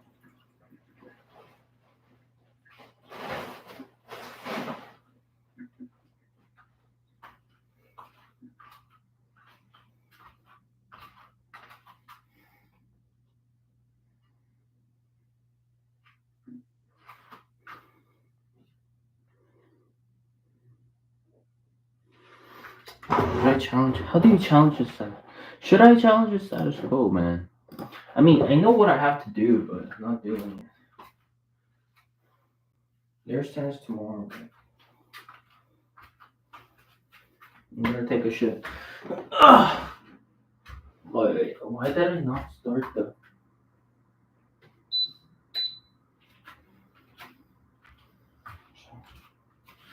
Should I challenge the status quo?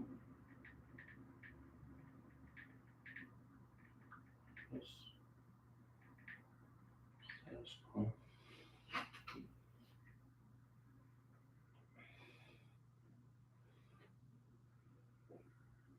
Progressive. Is the government lying?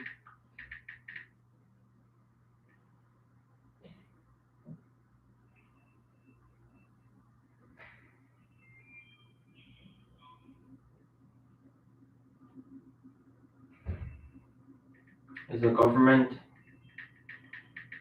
friends of the rich?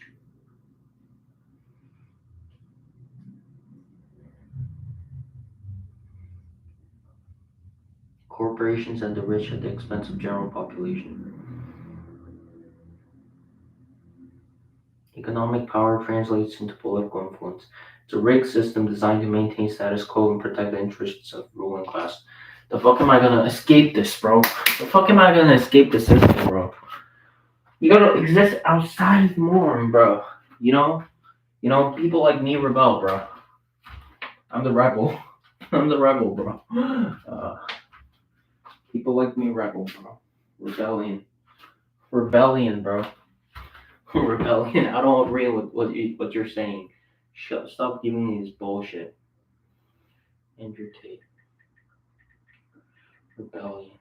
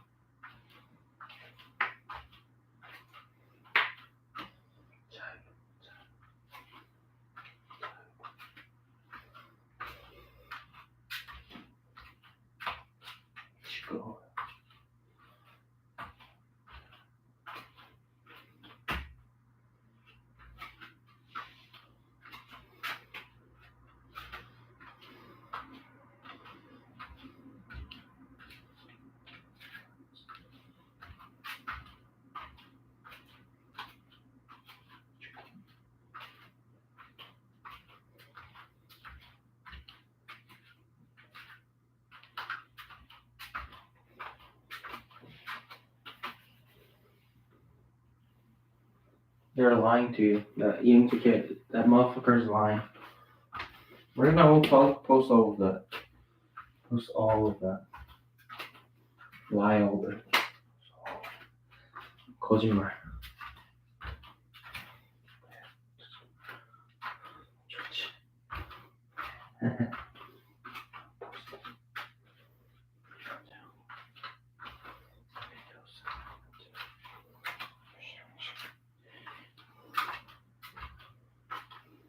Boom.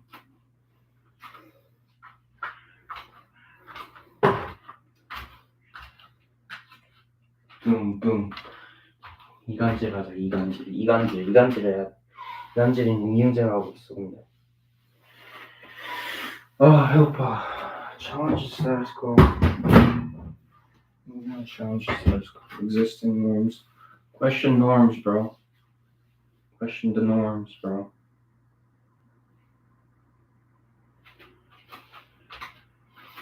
Always question the norms. Challenge the status quo. We'll be good.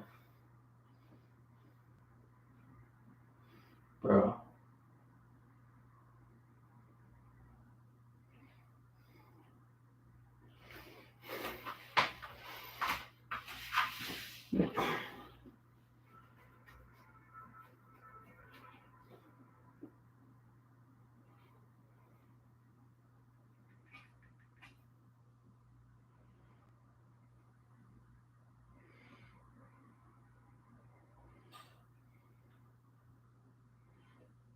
To Pete.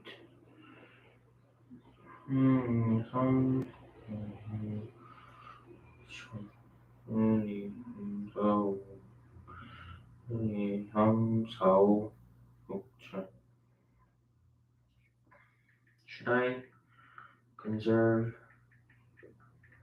my or by not working out?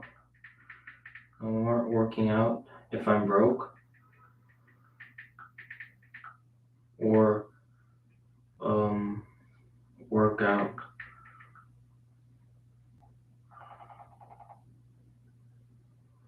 or work out.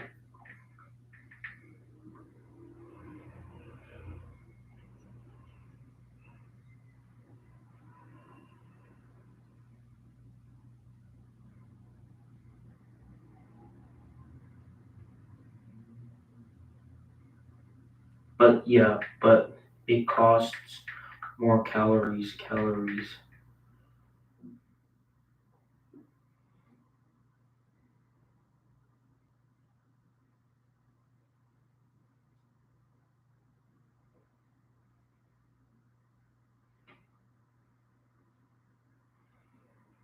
Cannot we the short-term challenges? True.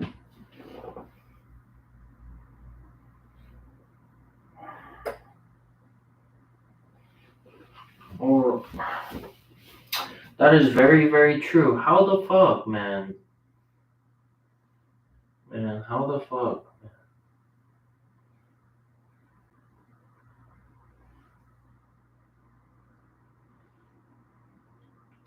Must be a way, bro. There's always a way. There must be a way. Is the gap? Why is the gap closing though?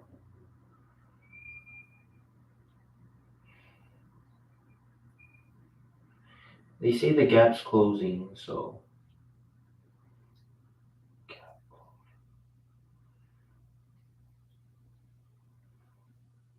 How the fuck do I? There must be a way, bro. There must be a way. There must always be a way.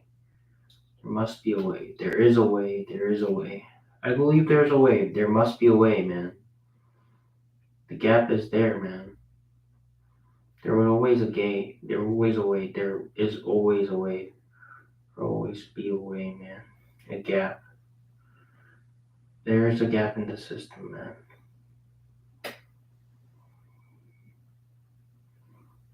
There's always a way, man. There's always a way. You gotta challenge the status quo. Escape the matrix by challenging the status quo, man. Status quo. Always challenge.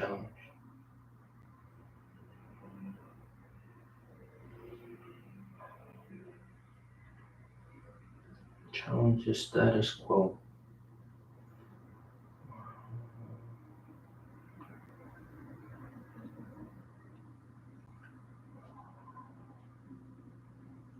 More high ground.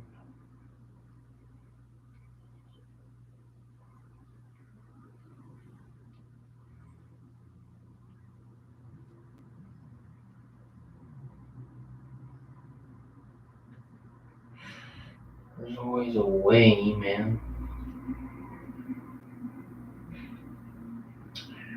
There's always a way. Status quo. Yeah, how do I challenge the status quo? Is there the fuck am I supposed to do in this situation? It's like, what if they input all the information, fucking real-time information? If I had the latest AI, don't tell me what to do. Right now, right here, right now. I do it, right? I do it if there was a fucking answer. There was an answer to the question, I'd fucking do it, right? I'd fucking do it.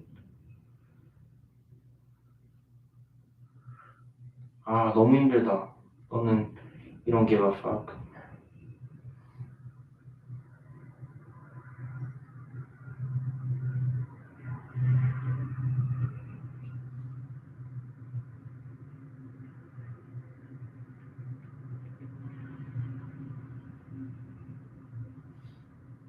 슈퍼데디얼.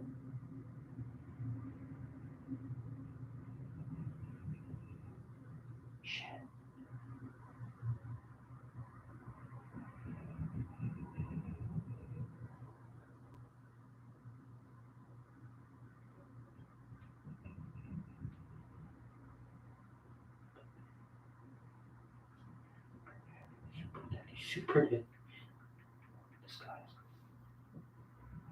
Challenge the status quo.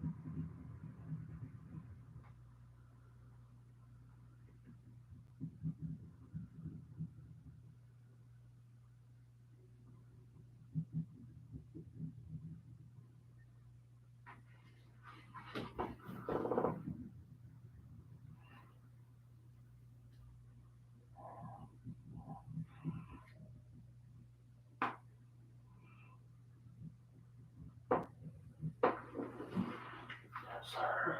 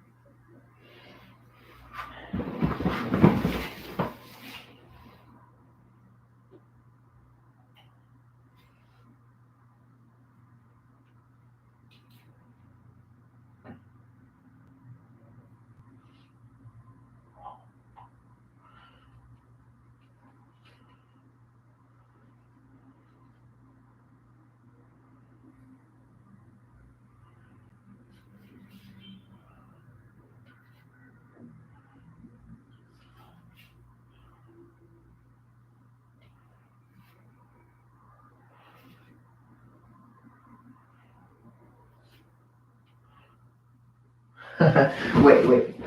제일 싫어하는 골라 사는 거.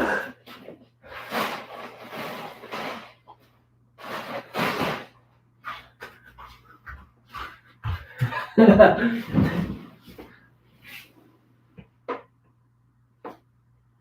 happened?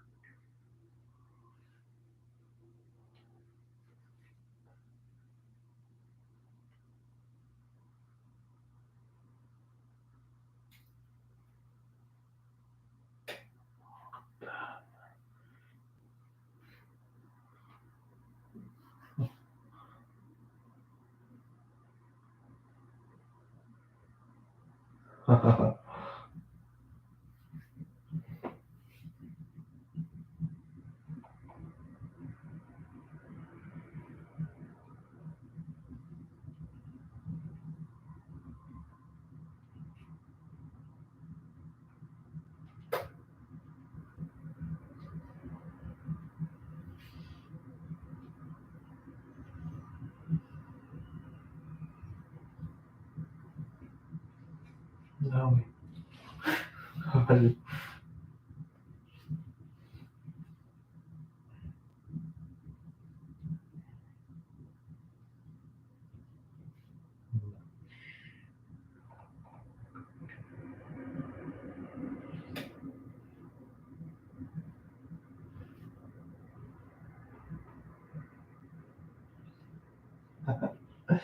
Oh.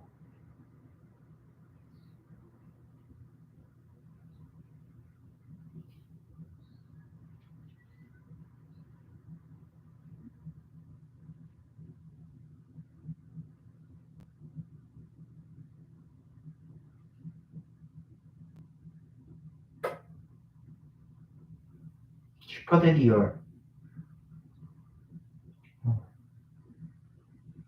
Huh. You know, none of it's true. It's all about maintaining the status quo. I'm about challenging the status quo, so I don't agree with what you said. 시끄러워, 시끄러워. 시끄러워요. 시끄럽다고.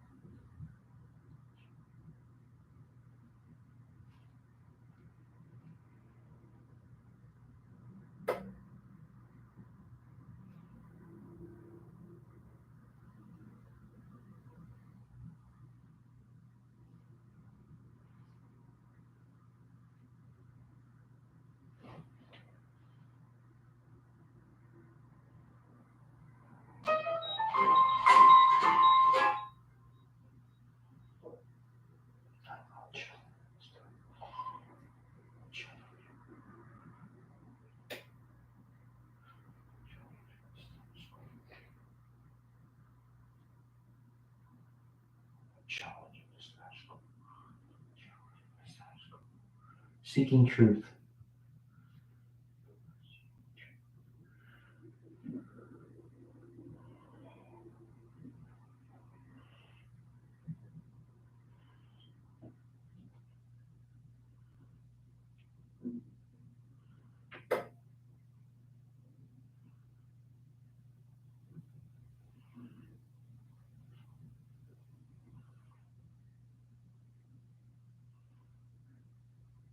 How about challenging status?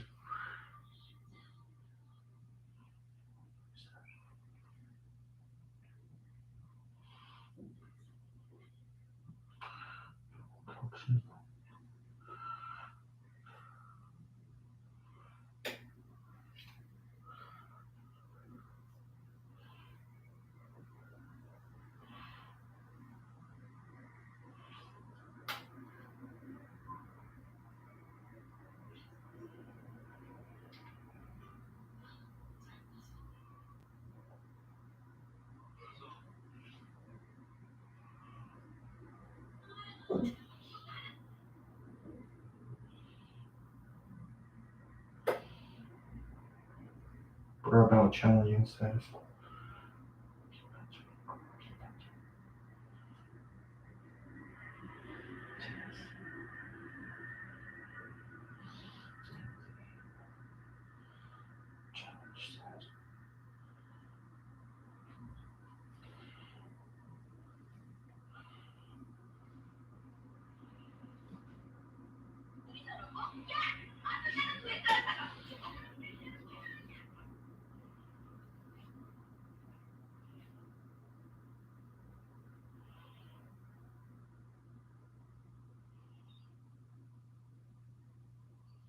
Challenge status.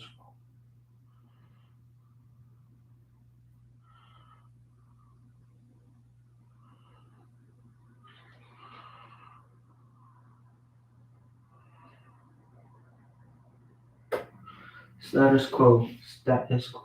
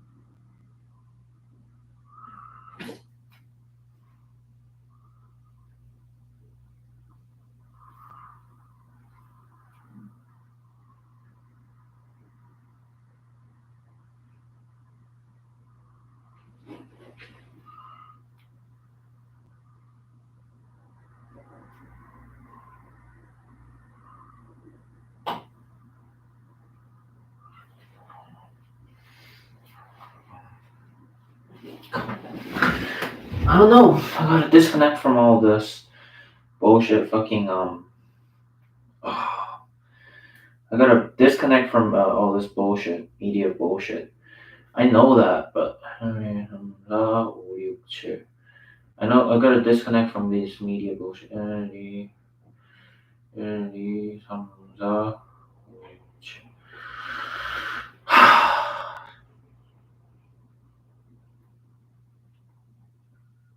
disconnect from media bullshit.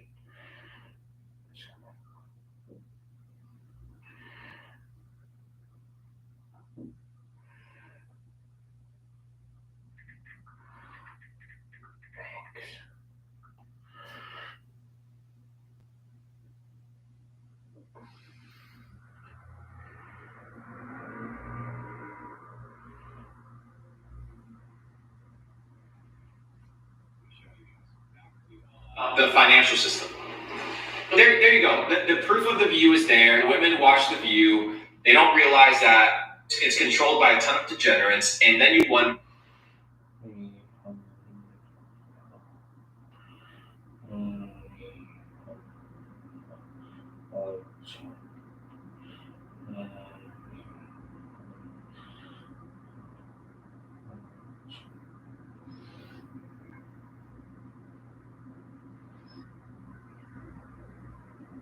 Why you have a degenerate society.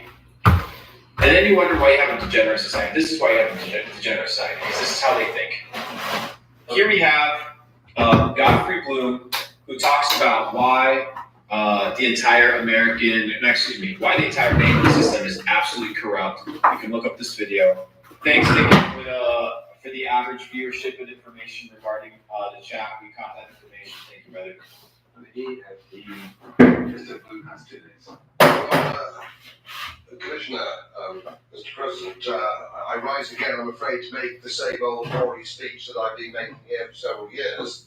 It is my opinion that you do not really understand the concept of banking. All the banks are broke. Bank Santander, Deutsche Bank, Royal Bank of Scotland, they're all broke. And why are they broke? It isn't an act of God. It isn't some sort of tsunami. They're broke because they fucking steal everything, and they have something called fractional reserve banking. Because we have a system called fractional reserve banking, which means that banks can lend money that they don't have. They lend money that they don't have, and then they repurpose that money that they just printed out of thin air called ex nihilo. You can look it up. It's a Latin term. That means making something out of nothing. They create something out of nothing, and then what happens? They re-lend that money back to you with a fucking interest rate. That's how these guys get rich. They don't actually have. It's a criminal scandal, and it's been going on for too long. To add to that problem, you have moral hazard, a very significant moral hazard from the political sphere. And most of the problem starts in politics and central banks, which are part of the same political system. We have counterfeiting, sometimes called quantitative easing, but counterfeiting by any other name. The artificial printing of money.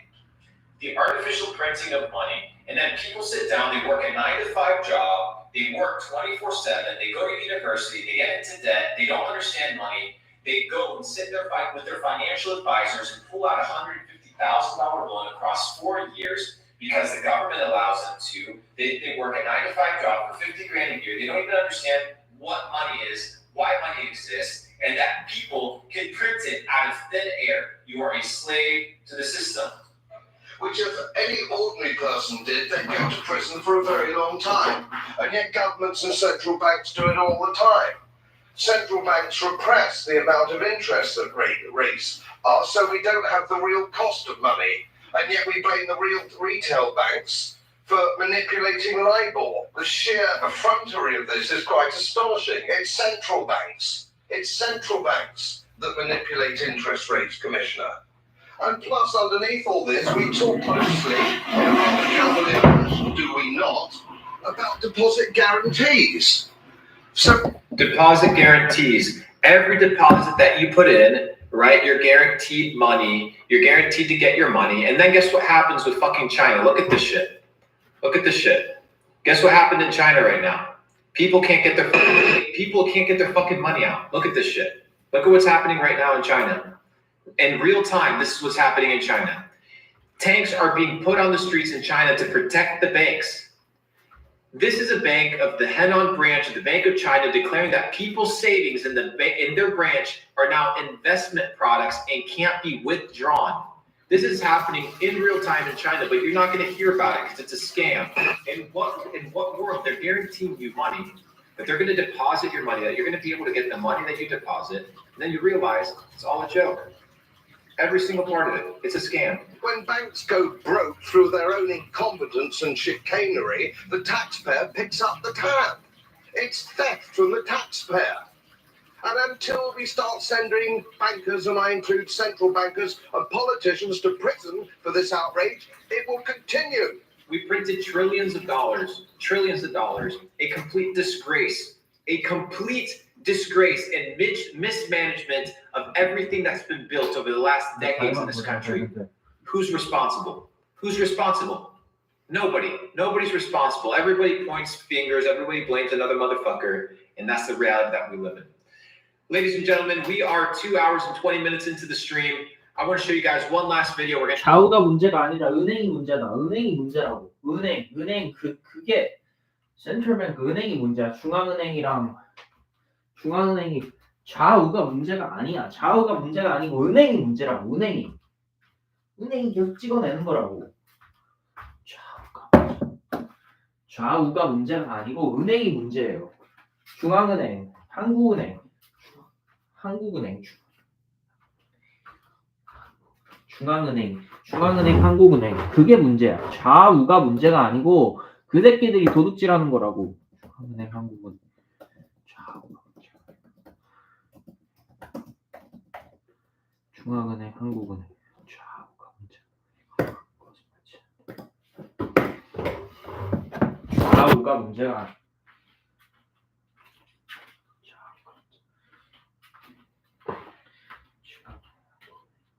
We're going to crank right through it, and then we're going to call it a day. I'm going to show you guys fractional reserve banking. I need you guys to understand the fractional reserve banking principle. W the stream if you guys are having fun. W the stream if you guys are leaving better than you came today. I'm giving you guys the sauce. I'm sitting here. I'm educating you. I'm helping you get unplugged from the bullshit. Give me a W if this has been valuable to you guys. If this has been meaningful, if you guys are leaving better than you came today, make sure you hit that like button. And let's go ahead and get started with the last video. Make sure you hit that like button. Make sure you subscribe if you haven't already. We've had this YouTube channel up for maybe 4 days, 3-4 days. Not very long. We haven't had this channel up for very long. And we're already at 7,000 subs. We'll be at 10,000 subs by the end of the week, hopefully. Be on the lookout for the revolution. Be on the lookout for the takeover. I'm teaching you guys how this thing works. I'm a retired multimillionaire. I got rich because of e-commerce. I got wealthy because of crypto.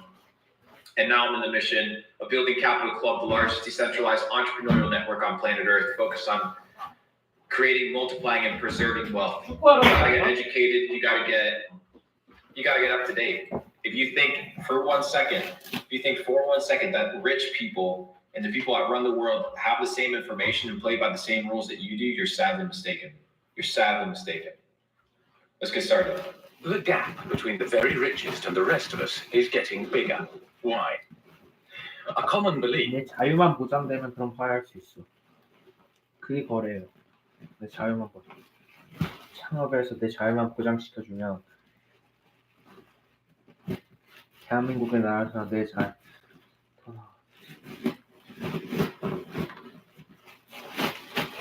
이 체제에서 자유만 보장시켜주면 화해할 거야. 그럼 화해시켜줄게. 그럼 용서하고 화해시켜. 그게 거래야. 거래하는 거야. 내 자유만 보장시켜줄게. 자유만 보장시켜주면 만들어. 자유만 보장시켜주면 창업을 하게 해주고 사업을 하게 해주고 자유만 보장시켜주고 그게 거래야. 지금 체제에서 현 체제에서 자유만 보장. 내 자유만 침지 내 자유만 그게 거래야. 소스 말고 와사비나 간장이나 자본주의 체제 자유를 보장시켜줘.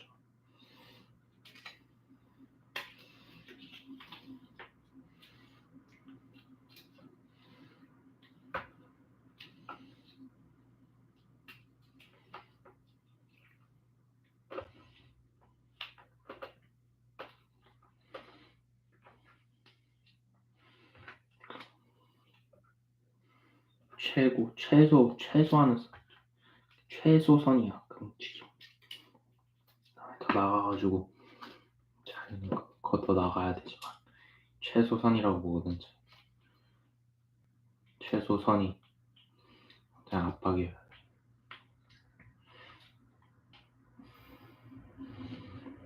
돈을 만들어내는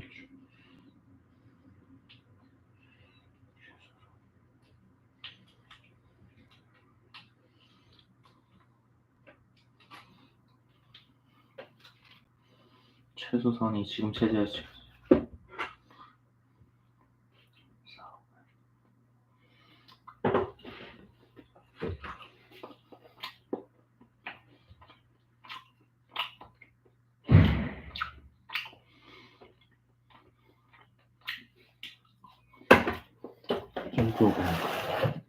Is that it's good for us all if a small group of people earn an enormous amount of money. The theory is that their wealth trickles down to the rest of us. But this is a myth. In reality, money is sucked up from all of us into the pockets of a very small group of people. How does this happen? One reason is that It's probably because money is fake. the way that money is created. Printed out of thin air. Right now, almost all of the money in our economy is created by banks when they make loans. Now, most people assume that when banks make loans, they're lending out someone else's savings. But they're not. They're printing it out of thin air. That's how they make their money. Instead, when somebody takes... They deposit the money, right? They deposit, let's say you deposit $100 in the bank, they can print $1,000. Out a loan, banks create new money electronically by typing numbers into their account. 97... And you Pretty work bad. your entire life when these motherfuckers, oh, you want 10 grand? Here you go, bitch. Sell me your life. percent of all the money in our economy is created in... 97% of your money is created as loans. It's fake. Fake. this way, as people take out loans from banks. The more loans people take, the more debt there is, and the more money there is. The shocking fact is, if nobody went into debt, there would be almost no money in the economy. Our economy depends on the electronic money created by banks. But because the money is created when people borrow, someone, somewhere, has to pay interest on every pound created. We do. They create the fake money, then they loan it out back to us, and it was created out of thin air. The scam is incredible. Trust me, this scam is genius. Because instead of having slaves that you whip, you used to have slaves that you dangle this fake printed money in front of. You don't teach them about money, obviously, because if they knew about it, they would tell you to fuck off. And you have a working economy. You have a bunch of little peasants. In effect, we are renting the money we need to run our economy from the banks. This means that in the UK alone, together we pay the banks exchange of goods and services £192 million in interest every single day. 192 million pounds in interest is being paid. So they create fake money, and then the loans, right? Our hard work is compensated to these motherfuckers that print money out of thin air. And then you have the audacity to come and fucking talk to me that I don't know what I'm talking about. That these people that are entrepreneurs are scammers. Do you not see this? These motherfuckers created something out of thin air. And you're working at a McDonald's, slaving away your life. Slaving away your life.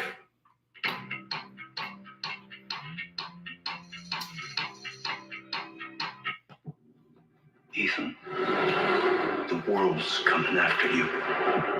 And because the debt is held mostly by the bottom 90%, and wealth mostly by the top 10%, paying this interest transfers money from the bottom 90% of the population to the very top 10%. It sucks wealth and income from the rest of us up to the very lucky few. Was not because the real money, that 3% of money that is real, right? The real money gets sent back up. Because we have to rent the money we use from the banks that create it, we'll have to keep paying this huge interest bill, and the gap between the richest and the rest of us will keep increasing.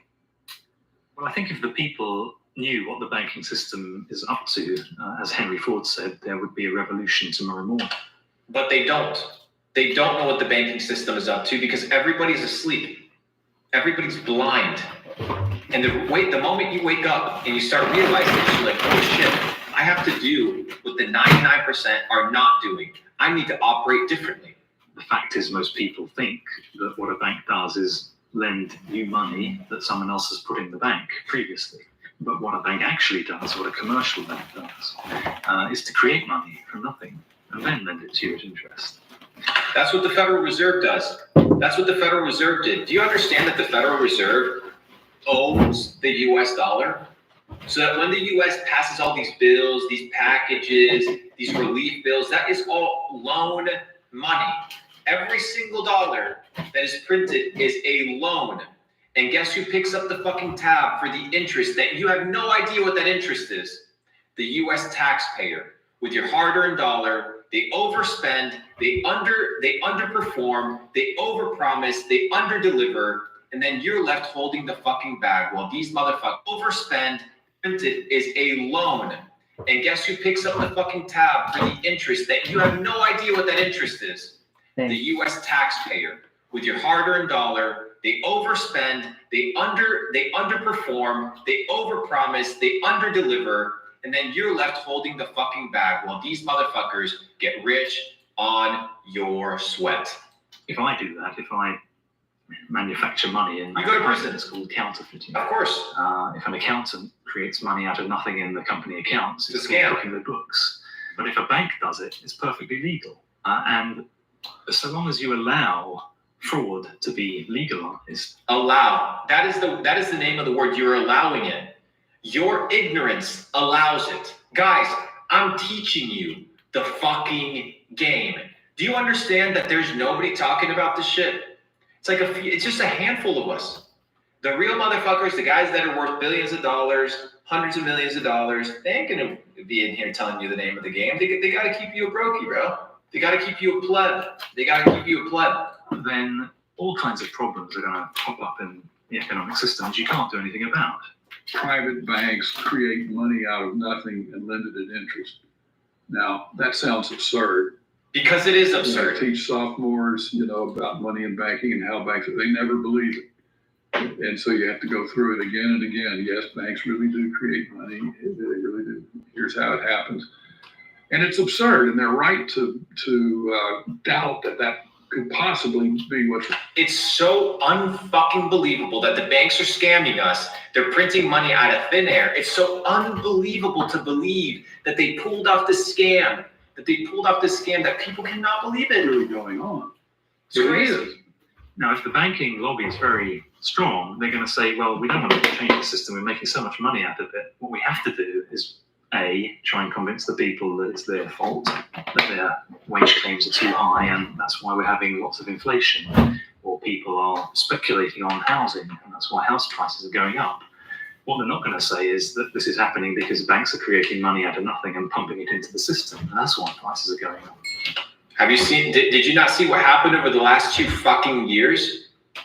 I'll explain to you exactly I'm going to explain to you guys what happened over the last 2 years. They created a fake pandemic to have a reason to flood the entire system with fake money.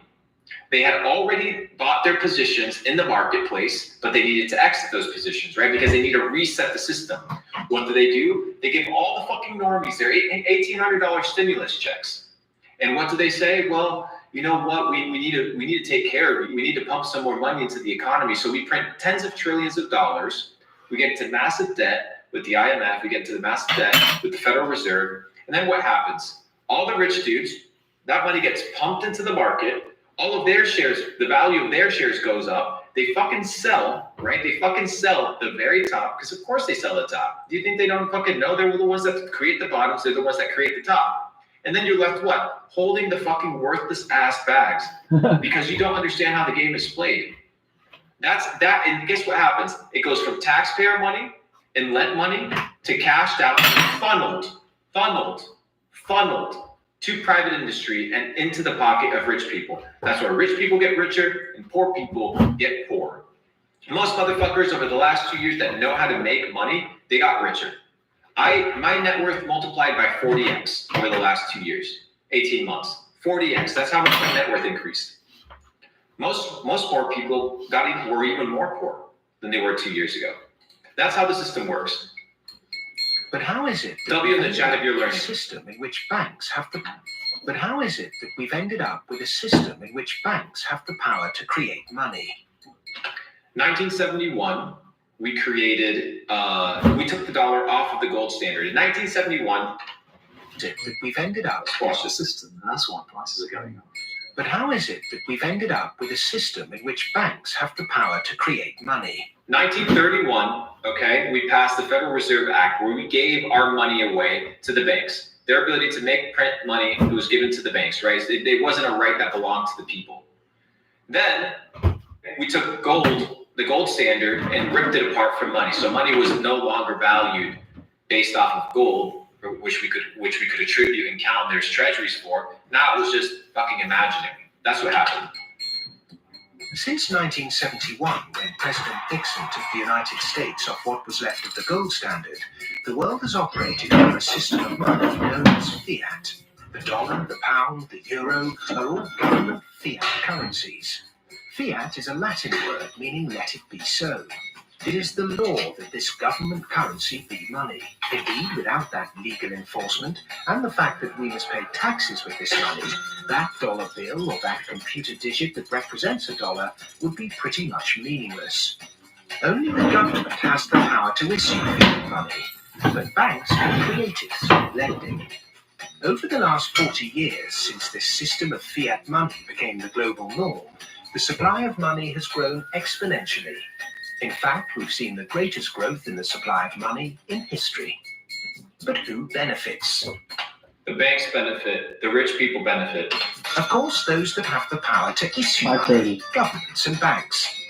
Then, those companies and individuals that get this money early. They can spend it before the prices of the things they want to buy have risen to reflect the new money in circulation. I just explained this concept to you guys. It's crazy. In other words, they get services, products, or assets cheap. And then they But sell it high. prices soon rise. So holders of assets, such as houses or shares, will then see gains without there necessarily being any improvement to the products in question. Often this will lead to speculative bubbles. But what about those at the bottom? And they're not speculative bubbles. You know what they are? They are fabricated bubbles because that's how fiat fucking.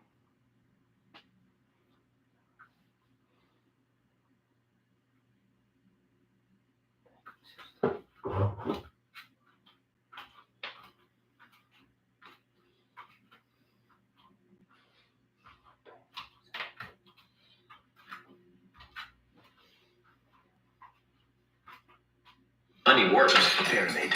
Those on fixed wages or incomes, those who live in remote areas, or those with savings. By the time this newly created money has filtered down to them, the It's prices of the worthless. things they want to buy have increased. Their savings buy them less, however, and their wages remain largely unchanged. In some cases, they have to take on debt just to be able to afford the things they were previously able to buy. Which means they have to go back to the banks. And get what? In reality, this More process loans. of creating money only redistributes wealth from the bottom to the top of the pyramid. 이 자연만 보정시켜주면 그러면 그걸로 그냥 자연만 보정시켜줘. 지금 제 대가로 그냥 자연만 보정시켜달라고 해요. 그게 걸어요. 자연만 보정시켜달라고 해요. 그럼 그거 아닌 걸어.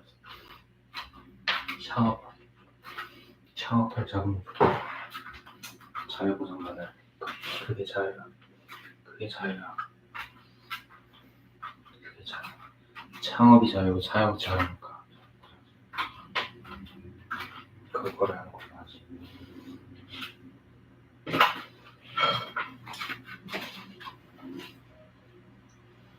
그거 아니고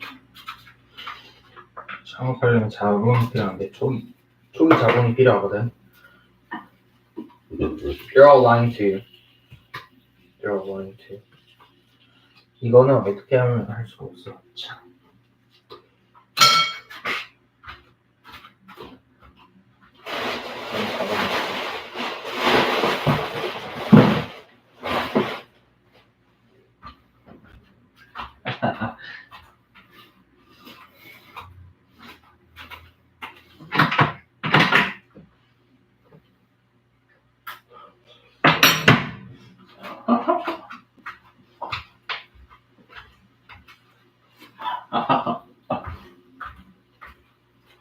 졸라 화가 났는데 말이야. 말했다고?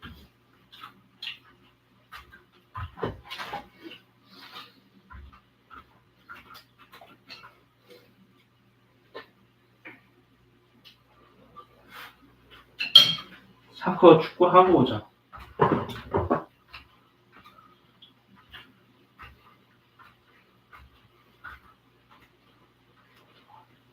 창업이잖아.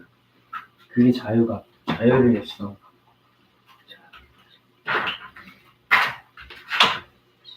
창업이 자유해. 다 알아. 국가를 위해서 뼈를 갈아.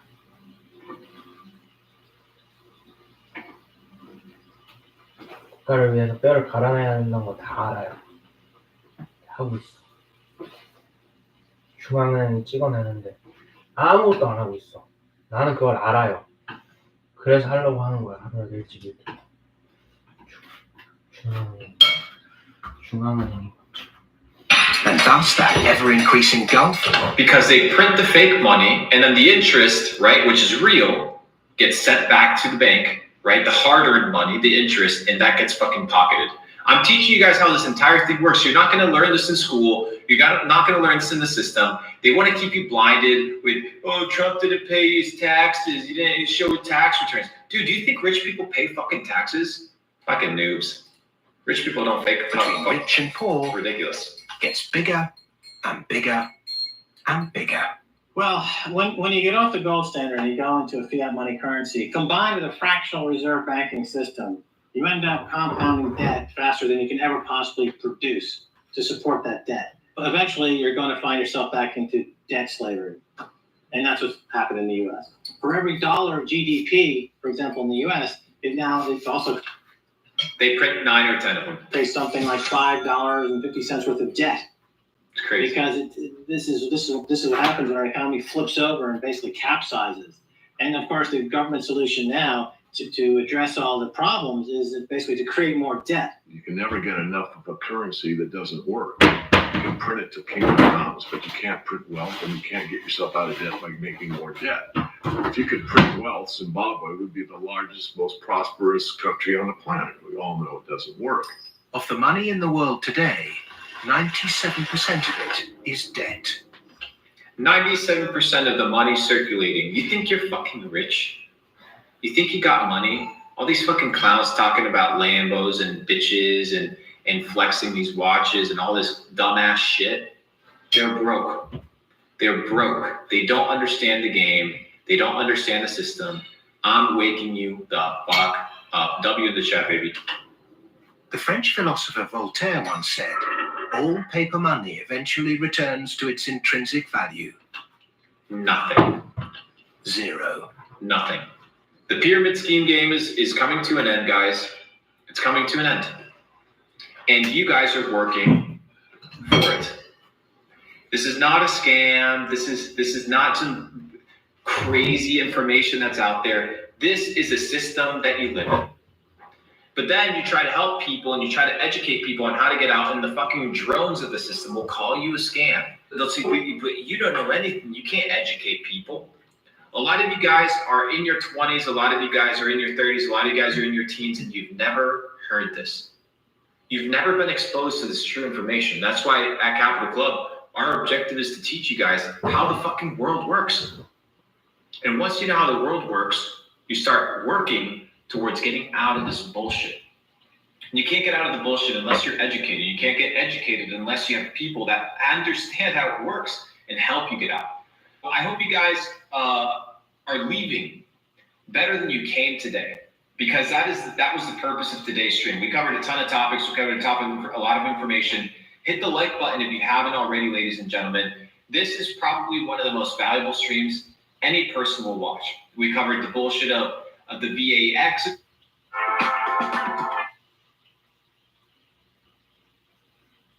In the first 2 years, how much would you say you made? About probably 3 mil in sales. You made 3 mil, and then the other 13 mil. It just took off in a year. You have multi-billion-dollar companies hopping out of it and just have to be physical, can be digital, and it's where most people. Imagine being so stupid that somebody's out there printing money, and on the counter you're working for it, and then you're getting taxed. Ooh, things that you need. $6 trillion into hourly wage, you're talking about over $400 billion hours of unaccounted labor. So you have this energy and this labor that's supposed to be input into the system in order to receive money. But what happens if you input fake money? There's no work that validates it. So you have the actual work become diluted. That's why all these individuals are out here, which is really funny, working and working and working, and they can't seem to progress. And it's because the fiat system that was cast upon them was designed by nature to keep them as a slave. I think if people begin to study the banking system, which is breaking in real time, and begin to understand that there's other monetary tools that can be utilized to enable your ability to preserve your purchasing power and preserve your work energy, it's a good thing. I'll give you the example in a way that the audience can understand. So let's say you were doing consulting back in the day and you got a $10,000 paycheck. If you spent that $10,000 the same day that you made it, it would have been worth a lot more than it was worth today. But the thing is, it's not that the money's worth more, it's that the labor is worth less. So the labor is correlated to your purchasing power, not to the dollar amount. So that $10,000 in 2010 today is $7,000. And it's only been a decade. So where's it headed? Do you think it's only stopping? Do you think they're not going to print any more money? The Federal Reserve is one of the biggest scams perpetrated on humanity, and that takes you down the rabbit hole. It's a great starting point. Hi, welcome to another episode of Cold Fusion, where I cover anything in science, technology.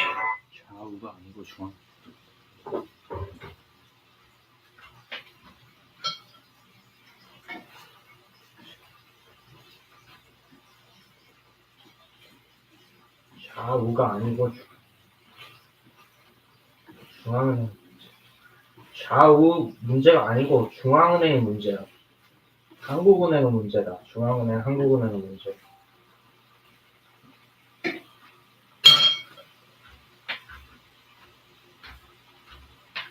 좌우 문제가 아니에요.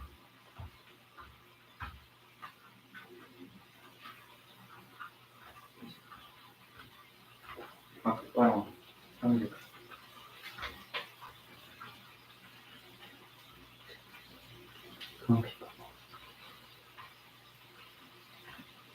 이해를 못하니까. 그러니까 팔아.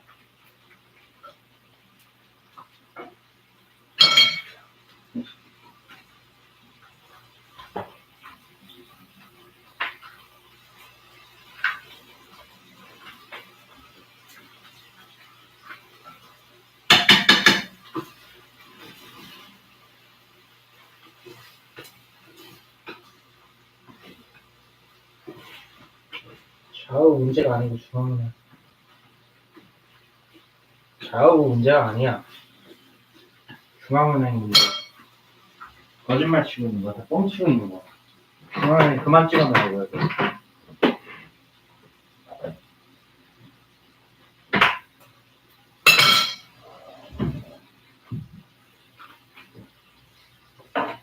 좌우 문제가 아니야. 중앙은행 문제라는 거.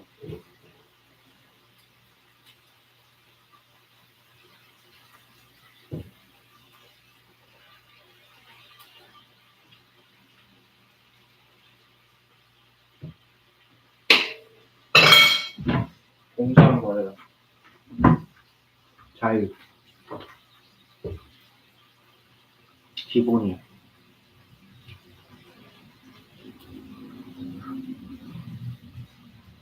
돈 같은 걸 돈을 만들어낼 수 있는 돈을 생산수단이 필요하고 일단 그거 필요하고 꼭 최대한 많이 시달려보고 그만이야. 나중에 오는 거 돈 그게 거래. 자유만 보장해주고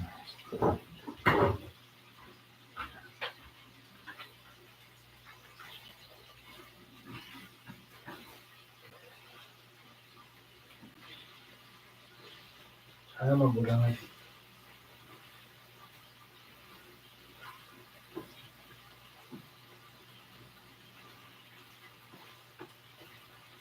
좌우가 제발 졸라 알바 좋아하는 어떻게 하냐 하게 하려고 이영재는 알바를 대하라고는 졸라 말 안 했는데 뭐 독립이란 뭐 이제를 했는데 이영준, 마리아 뭐 누구누구 다 알바 뭐 이제를 했어. 뭐. 성지상 그다음에 몇 명 더 있었는데 그게 문제가 아니야 지금. 좌우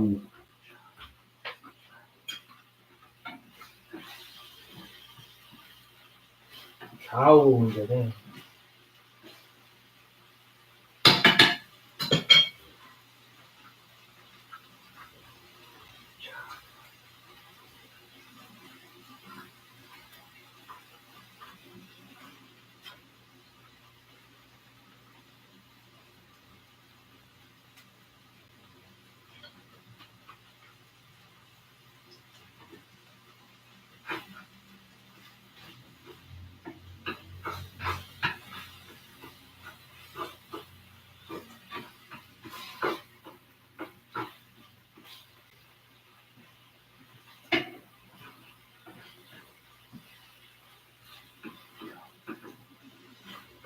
좌우 문제.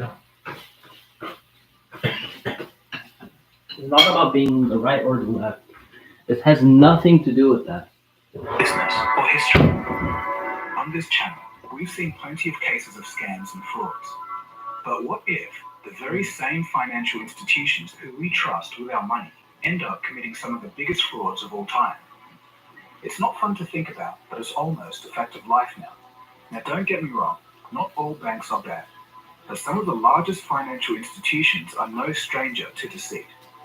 In this episode, we'll take a look at some of the biggest frauds ever committed by banks, and then we'll end on an exclusive story with Rob Bestian, a licensed stockbroker of over 8 years, who has agreed to publicly blow the whistle here on Cold Fusion. Rob used to work at one of the biggest banks in the United States, but has since left. Let's begin. You are watching Cold Fusion TV.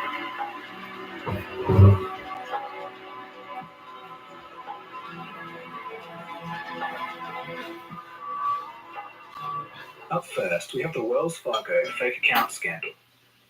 Wells Fargo, the third largest bank in the United States, ruined their reputation in one big catastrophe. It all started when Wells Fargo executives wanted their staff to meet aggressive sales targets in their financial products business. These products were things like mortgages or credit cards. Employees who met these targets were eligible for promotions and bonuses, while employees who did not meet these sales targets faced relentless pressure and even termination. Success by retail banks was measured in part by the average number of products held by a customer. So to appear more successful, Wells Fargo employees then created millions of savings and checkings accounts for customers without their knowledge or approval. Why? Because they wanted to sell multiple products to the same customers. For example, a customer with a checking account might also be given a credit card that they didn't ask for. To achieve the sales goals set forth by the company, bank branch staff resorted to inappropriate activities. They started using their own contact information on forms to prevent customers from discovering the scam. Employees were accused of creating fraudulent checkings and savings accounts by moving money out of existing accounts into the new ones. This was made possible by setting the customer's PIN numbers to 0000. Now the bankers had full control of the client's accounts without them knowing. As early as 2011, the Wall Street Journal smelt a rat and ran a story of the illegal practices, but nobody really cared. Another article in 2013 was published by the Los Angeles Times. This time, it focused on the intense pressure on bank managers and individual bankers to produce ever-increasing sales and even mathematically impossible quotas. But still, nobody cared. Eventually, many of the bank's customers noticed something strange. They questioned fees on accounts that they didn't ask for or didn't even realize they owned. The influx of complaints finally drew the attention of regulatory agencies.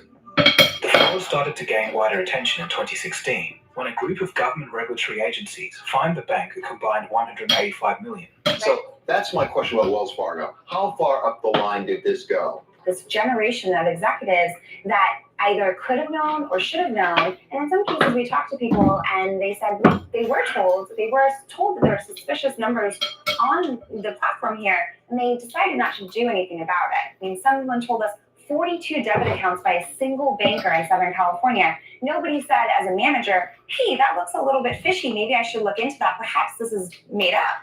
Wells Fargo subsequently dealt with civil and criminal lawsuits and paid out over $2.7 billion. John Stumpf, Wells Fargo chief executive at the height of the scandal, was forced to resign. When all was said and done, the bank had created over 3.5 million fraudulent accounts. But Wells Fargo traded its hard-earned reputation for short-term profits and harmed untold numbers of customers along the way. Yeah, I had 15 accounts at once. It was just very frustrating. And these are accounts I never opened. Interest rates are an important part of any economy. But what if the interest rate of corporate loans, student loans, mortgages, and more were all controlled by a single mechanism, a mechanism that was fraudulently being altered? The London Interbank Offered Rate, otherwise known as LIBOR rate, is exactly that. The LIBOR scandal was probably the biggest financial crime that you've never heard of. One way of judging how healthy they were was by how much interest they were paying to borrow cash, which would also affect the cost of mortgages and loans. The way LIBOR worked was that each bank had to estimate how much interest they'd have to pay to borrow cash. Then the rates from all the banks were averaged. That's the LIBOR rate.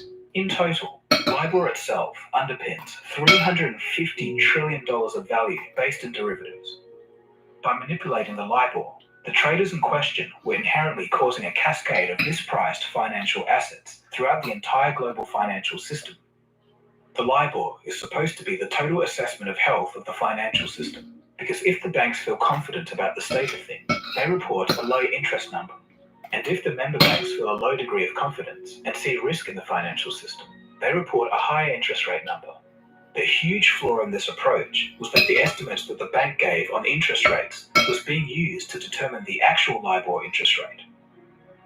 None of the banks actually had to borrow and lend at the same rate mentioned in LIBOR. The banks merely had to tell the regulators that they would do so. In practice, they would be borrowing and lending at completely different rates. They could then profit on the difference between what they reported and what they actually traded with. Banks realized that they could form a cartel and rig the LIBOR rate in their favor. They got together and consistently fudged their numbers. They were providing inflated or deflated interest rates to regulators for years.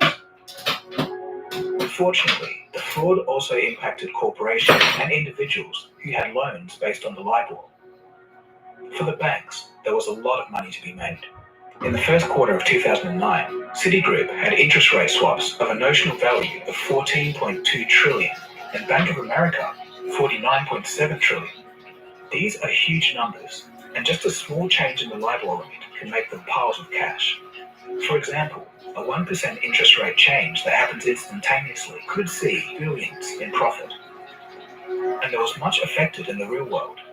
One example was home mortgages. Homeowners in the United States filed a class action lawsuit in October 2012. The lawsuit was against 12 of the largest banks that were fudging the numbers in the LIBOR rate, and this made mortgage repayments more expensive than they should have been. Deutsche Bank was one of the biggest participants in the fraud. They were fined $1.74 billion. ANZ Bank in Australia, Barclays Bank in the UK, and the Royal Bank of Scotland were some of the other banks involved. The fines offered were nothing compared to the money that they made.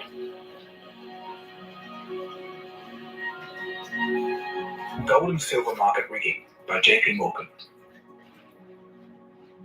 In 1974, the futures market began trading in the gold and silver markets. Futures contracts are basically an agreement for two parties to trade an asset at an agreed date and price. In this case, both parties are trading gold and silver. As time went on, more and more futures contracts were created at will, essentially increasing the virtual supply of gold and silver when in reality no new metal was ever mined. In fact, the prices and the amount of gold and silver traded have very little to do with the underlying supply of metals. As you could imagine, this system was ripe for abuse. By 2018, more imaginary gold and silver was traded in a few days than was actually mined in an entire year. In 2018, Only 34 tons of registered gold stocks were delivered through futures contracts, and yet 260,000 tons of gold was traded on the COMEX, which is more gold than has ever been mined in history, and 86 times the annual gold mining supply. Between 2008 and 2016, JP Morgan engaged in a practice that manipulated the price of gold and silver. What they were doing was something called spoofing. This manipulative practice is designed to create the illusion of demand or a lack thereof. The goal of spoofing is to move market prices in a way that financially benefits the banks. For a very long time, this idea was labeled as a conspiracy theory to some in the financial industry. In an interview with CNBC aired in April 2013, financial whistleblower Andrew Maguire described how mysterious traders allegedly working for JP Morgan waited till most of the major markets closed and then used a separate market known as the COMEX to trade virtual silver anonymously. They used algorithms to bounce in and out of the futures market in the blink of an eye. 400 contracts a second. The thing is, each contract represents 5,000 troy ounces of silver. In one instance, Maguire described unusual market movements that saw the sale of 45,000 contracts with a profit of $80,000 per contract, totaling a profit of $3.6 billion for the mystery seller. These kind of strange market movements weren't that unusual. The difference between the digital gold traded on the futures market versus the actual amount of physical gold that actually exists has now become so vast that now there are hundreds of claims of ownership on every single ounce of gold. In other words, for every ounce of gold exchanged in the futures market, each trader thinks that they have a claim to that gold and could take physical delivery of the metal if needed. But the thing is, hundreds more traders also think the same thing. Let's just hope everyone doesn't want their physical gold at once. In 2019, JP Morgan was accused of being, quote, a criminal enterprise by a federal prosecutor for the rigging of the gold and silver market. In September of 2020, the Department of Justice issued a $920 million fine for the rigging. In reality, they could be potentially earning trillions. So ultimately, these fines are just the cost of doing business, and the practice still continues to this day. They had been spoofing the market for the better part of 8 years, and silver, gold, platinum, palladium, all of the precious metals. This is a pretty big deal. There's always talk, and listen, I've been covering gold for almost 8 years now, and there's always talk of people saying, oh, there's some sort of manipulation going on in the market. You probably hear that in every market. But now that this actually comes up, it really kind of makes you think twice, like, wow, this is interesting. They're claiming racketeering charges. These are high claims. Yeah. For the second half of this video, we're going to take a deep dive into the next scandal, which is still ongoing today. One of the biggest frauds of all, possibly in the hundreds of billions of dollars, is the ETN scandal. This one is notable because it's still ongoing. This has flown under the radar of the general public and was brought to my attention by Rob Bestian, a broker of 8 years. He's looked pretty deeply into the situation with these products and believes that this is one of the largest financial frauds of all time. After launching a complaint to the SEC, he's agreed to talk to me about what's happening. But before we look into it, we need to set the groundwork. It all begins with the class of products called an exchange traded note, or ETN.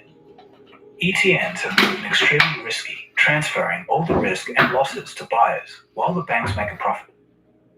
As you'll see, some analysts have claimed that they literally serve no economic purpose.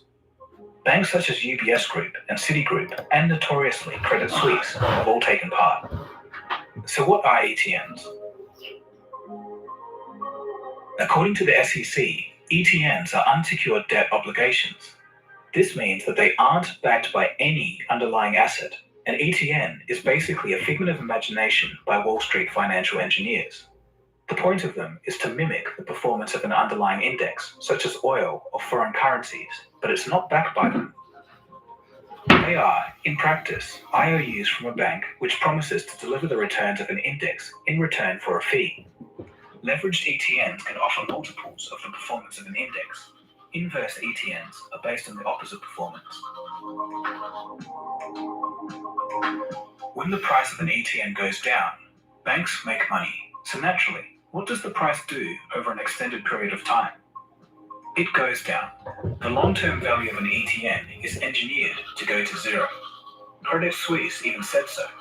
For example, their reverse VIX ETN, which mirrors the reverse price action of an index that measures the volatility in the stock market, states that, quote, the long-term expected value of your ETN is zero. If you hold onto your ETN as a long-term investment, it is likely that you will lose all or a substantial portion of your investment, end quote. The only issue is that this was buried in page 197 of their prospectus, far from a place where the casual buyer would be aware. In short, the issuers, which are the big banks, want the price of these ETNs to drop as quickly as possible. Then they mark to market the gains on their balance sheet. We'll have Rob, who'll give us his rundown on the fraud that he's uncovered. A link to his full video will be in the description below. Hi, my name is Rob Beshtin. Over the next few minutes, I would like to go over two major parts of my whistleblower complaints. First, I will explain the mechanics and mathematics of how leveraged and inverse exchange traded products operate. Second, I will discuss the extreme use of reverse splits. I've constructed a narrative, or game, to demonstrate the basic yet counterintuitive mathematics of the fraud.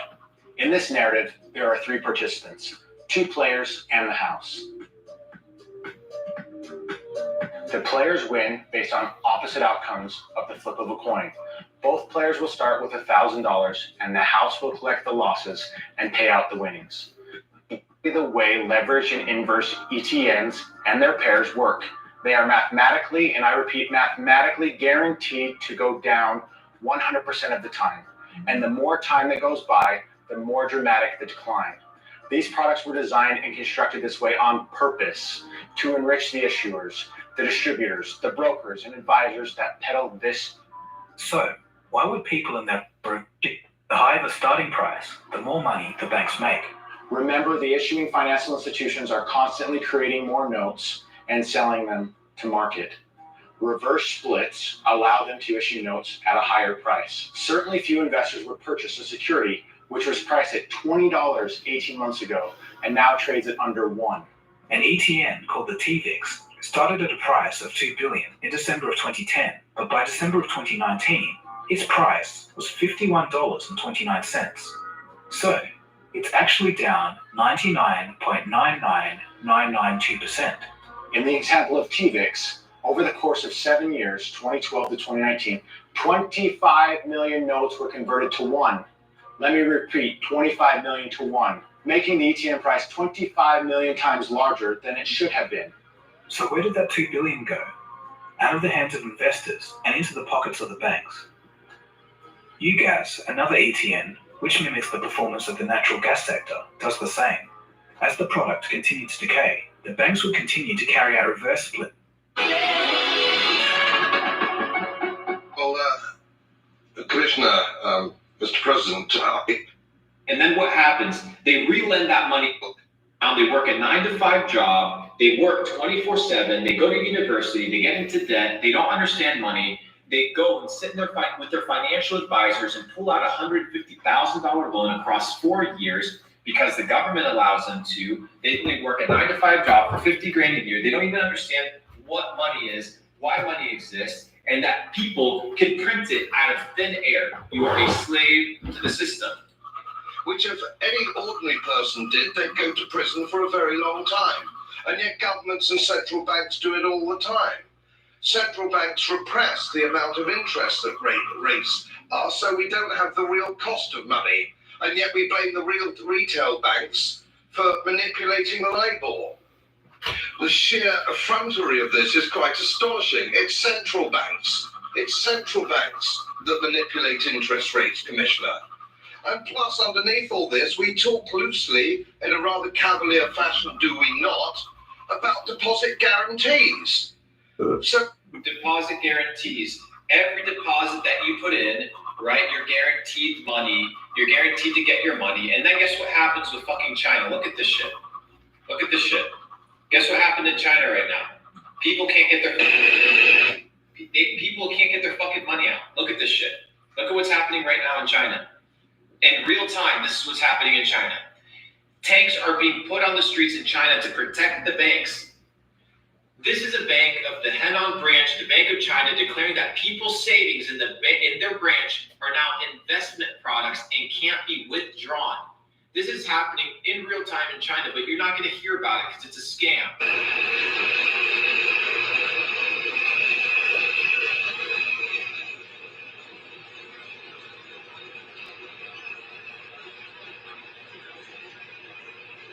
In what world they're guaranteeing you money, that they're going to deposit your money, that you're going to be able to get the money that you deposit, and then you realize it's all a joke.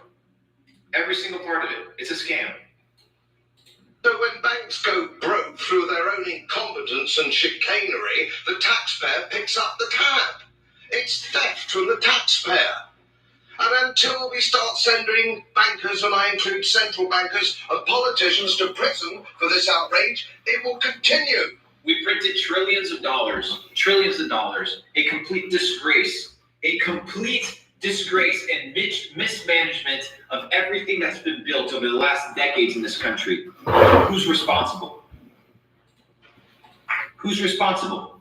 Nobody. Nobody's responsible. Everybody points fingers, everybody blames another motherfucker, and that's the reality that we live in.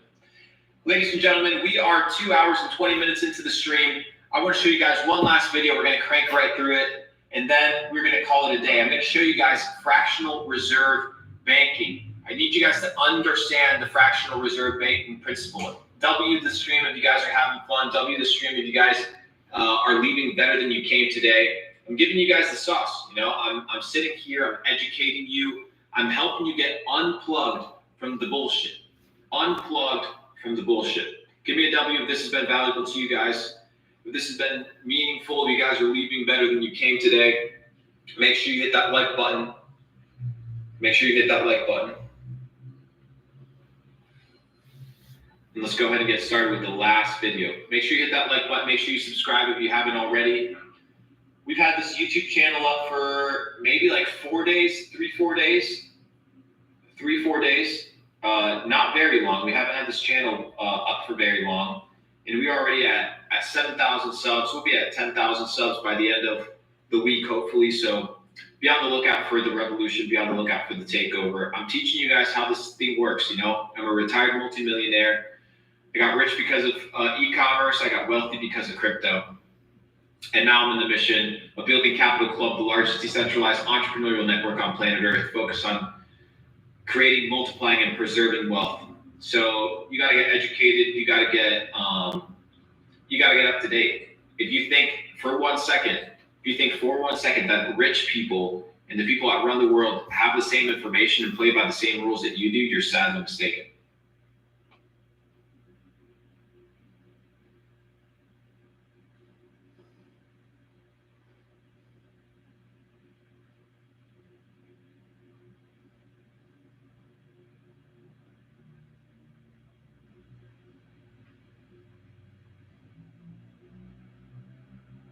So what happens? God can't sell you all the things at the cost of labor if you're in the fiat system, because the energy, right, well, whatever God wants to pay you is slowly being taxed or slowly being filtered out. Yeah. So that led me to, if I'm going to get anything in life at the cost of my life force energy, so I need to take my life, my energy, and materialize it into something. Whatever I materialize it into has to be able to sustain its energy. It has to be able to sustain its. If you pay me $10,000 today for a phone call or a consultation call, and I put it in the bank, today I would be able to redeem that $10,000 for something completely different than what I would be able to redeem that $10,000 in 10 years if it was in fiat. So it's not that my money's worth less; it's that my energy is worth less, because my energy can now no longer purchase what it used to. So that led me to believe to find something that requires energy for existence.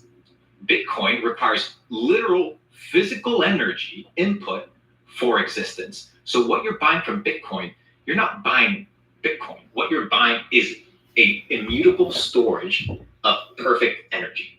Right. I love that. And we talk about that on a philosophical level a lot, which a lot of people think is not new stuff and we don't need to pay attention to it. But if you don't really understand this, then you don't understand the whole key behind life. And so the law of energy is that energy cannot be created. It can only be transferred. Yes. So we have food, which gives me calories. Calories are measurements of energy. And then I expend those calories by thinking, by working, by doing. So I'm spending my energy, my life if you will. And then let's say that I'm working for 4 hours to earn enough to live for that day. But then one day I decide to work an extra 4 hours. Well, then I want to save that extra energy in something that I could then choose to spend tomorrow so I don't have to work. And pocket life, that's your life that you could be freedom or politics. But isn't Bitcoin a collectivist idea? No. At the same time, No, Bitcoin is the exact opposite. but it has to work. You have to have a collective unit of people for it to work. Well, what I'm talking about collectivist is central planning. Okay. So somebody is planning the system versus what we said, and I have a diagram on it. I'll get you a book when we're done here. On the other side is capitalism is natural emergent, it's individualism, and Bitcoin fits over there. And so you have sort of and economy from the banks. This means that in the UK alone, together we pay the banks £192 million in interest every single day. Is to create money from nothing and then lend it to you at interest. If I do that, if I manufacture money in my own home, it's called counterfeiting. If an accountant creates money up. Banking has a fraud problem that's not new, and it costs clients billions of dollars every year. We are all so used to this now that it's not even shocking anymore. But there is now a simple solution that can eliminate this problem while actually saving banks money. However, banking executives want you to forget about this solution as quickly as possible or just convince you that it won't work. Goldman Sachs has agreed to pay nearly $4 billion to settle legal action over Malaysia's 1MDB scandal. Banking giant HSBC has been fined £64 million, roughly $85 million, by British regulators for failings in its anti-money laundering processes. And Wells Fargo has faced steep fines in the past for fraudulent accounts opened without customers' consent. Regular viewers of the channel will know that I hate dragging out the answer to a simple question for the sake of watch time. So the solution is to force bankers to work from home where they actually have less oversight from managers than authorities. A recent study by the European Journal of Financial Management found that bankers were 5 times less likely to engage in financial misconduct when working from home. There are 3 reasons why this works so well, and 2 infuriating reasons why executives won't let it happen. The first reason is simply because everything done from home goes on record. In America, banks are not allowed to delete most records for 5 years, and that's not just financial transactions and signed contracts. It also includes internal files like emails, meeting minutes, and instant chat messages between employees. A billion-dollar lawsuit was recently settled with major banks that didn't put effective measures in place to stop their employees sending messages via encrypted messaging platforms like WhatsApp that don't leave the required records. There was no way to tell if these bankers were talking about their plans for the weekend or conspiring on an insider trading scheme. When it comes to record-keeping matters, we've never seen fines of this size. Laws vary in other countries, but there's also one record that's impossible to keep track of, and that is in-person conversations. There are 3 types of conversations that happen in banks with alarming frequency that make this a serious problem. The first is a bank manager with performance goals that leans on their staff to push new product like a salesman instead of doing what's in the best interest of the client. If you have been unfortunate enough to walk into a bank branch, you were probably offered a credit card, car loan, new savings account, or a refinance on your mortgage. Bank staff are not supposed to do this, but they do it anyway because their managers put pressure on them in private conversations to hit targets that can't be reached without turning the bank branch into a sales floor. The second type of conversation that causes problems for banks is insider trading. Their staff and other financial service companies are exposed to a lot of material, non-public information, even at a junior level. It's unavoidable that businesses need to disclose certain information to banks as part of their regular operations, and it's easy for bankers to tell if a company is going to outperform or underperform market expectations on their next quarterly report. And this is important because in parts of the world where such rules are not enforced, the public lose faith in markets, which both makes it hard for companies to raise money, as no one wants to invest without inside information, but it also prevents the public from earning a good return on their savings by investing, which is bad for the economy. Insider trading happens all the time because the rewards outweigh the risks. A junior analyst working in corporate services at a bank can earn between $80,000 and $150,000 per year. But if they can trade on a regular stream of inside information, it's possible to make 50% annual returns or more. just investing $1,000 a year into a portfolio making 50% returns would make you a millionaire in 12 years, far quicker than it would take an analyst to save that money even with their above average salary. They can't act on this information themselves because it is too easy to track. But passing around information through quiet chats after work on a quid pro quo basis is impossible for the authorities to track and even harder to prosecute. When there is less opportunity to mingle outside of official channels, the relationship required to insider trade takes longer to form and carries far greater risk. So people just don't do it. The third type of conversation is just common lies to cover up negligence. Banking is filled with procedures and policies that are practically impossible to get right all the time. People will forget to make disclosures or inform counterparties of something they should have. This is fine, but when business is being done face-to-face, it can be easy for bank staff to lie about missing something when they know there is no record of those meetings. When everything is done through recorded channels, it's harder for staff to get away with a little lie like this, and proper remedies can usually be taken to fix it with no harm done to the bank or the counterparty. Now, I can already hear you saying why you think bank executives are so keen to get back into the office. They want to be able to keep these practices going, but that's not really true. The top executives making decisions about work-from-home policies are far removed from these regular client-facing interactions. According to a study conducted by the Oxford Business Law Blog and Citadel Securities, the group of people most commonly conducting insider trading were junior executives. Senior bank executives and the C-suite are under so much scrutiny by internal compliance and external authorities that it's very hard for them to personally profit from insider trading. Above a certain level, banking executives have to plan their trades in advance with the SEC and make public disclosures about their purchases and sales. They can pass along information to friends and family, but they too are closely monitored. For it to be worth it to people already earning millions of dollars in annual compensation, they would need unaffiliated people to trade millions of dollars, and that too is extremely easy to track. The first real reason why banking executives won't allow a work-from-home model is because the systems in place to monitor staff for misconduct are a little bit too good. And we use this a lot if we think that somebody on staff maybe is gathering up contacts from the company to maybe start their own competing business. That's where we can make that connection, and we can let the business owner know this is coming down the pipe. The reason that these quiet conversations happen so often in banks is because it practically never gets prosecuted. There is a not particularly funny joke in finance circles that you should never hire someone who is convicted of insider trading. But it's not because they, broke the law. It's because you don't want anybody stupid enough to actually get convicted of insider trading on your team. When staff are working in an office, misconduct is easy to sweep under the rug, and most of it goes completely unnoticed. When every interaction is monitored, everything has to go through official processes. So what could have been a quiet conversation with a manager turns into something that involves a binder and a compliance department. Banks are struggling with this because higher rates of reported misconduct take staff away from printing business, and it looks bad to stakeholders even though the real rates of misconduct are actually down. Now, so far, this has all been about banking, but misconduct happens everywhere, and there are reasons why nobody at the top wants to fix it. So it's time to learn how money works to find out how we found a simple solution to fraud and why we are going to pretend it doesn't exist. This week's lesson was sponsored by Brilliant. Catching fraud in the banking sector is a complex and vital task, but if there's one thing that can make the process more efficient and accurate, it's understanding probability and statistics. Most banks want to see that their teams understand probability and can apply it to detect fraudulent activities. They need to analyze vast amounts of data and identify suspicious patterns that might indicate fraudulent transactions. Fortunately, Brilliant has you covered. Their whole probability course can help you grasp these concepts with focuses in various areas including applied probability, random variables and distributions, and even casino probability for a bit more fun. Whether you're actually in a profession that could use it or just curious about how probability works in different scenarios, Brilliant is here to help.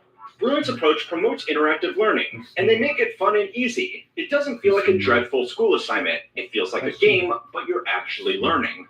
Best of all, you can learn from anywhere on your phone or computer. I was recently taking this course while I was riding the train to visit my brother. Stand out in your field and use Brilliant to enhance your understanding of probability and its real-world applications. To get Brilliant for free for 30 days, go to brilliant.org/howmanywords or click the link in the description, and the first 200 of you will get 20% off Brilliant's annual premium subscription.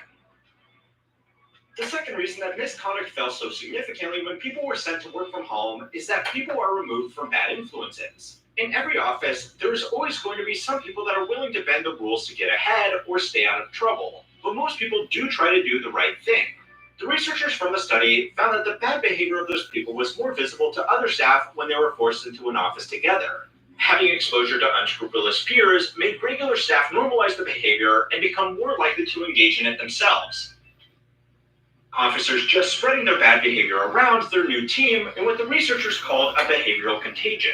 A solution that was found to work, though, was suspending offending officers even for minor breaches, or getting them to do administrative work separate from their colleagues. They're not Whatever smart. your opinion. Peter Bregan is the one. Tom Reagan. Reagan box.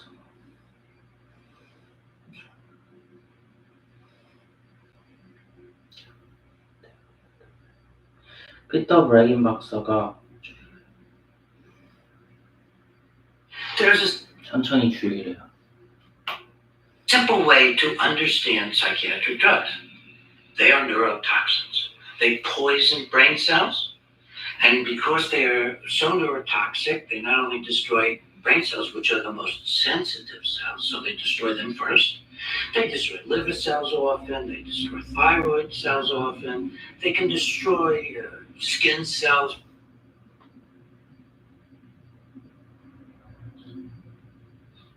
Thyroid cells, liver, thyroid cells. Use terrible rashes.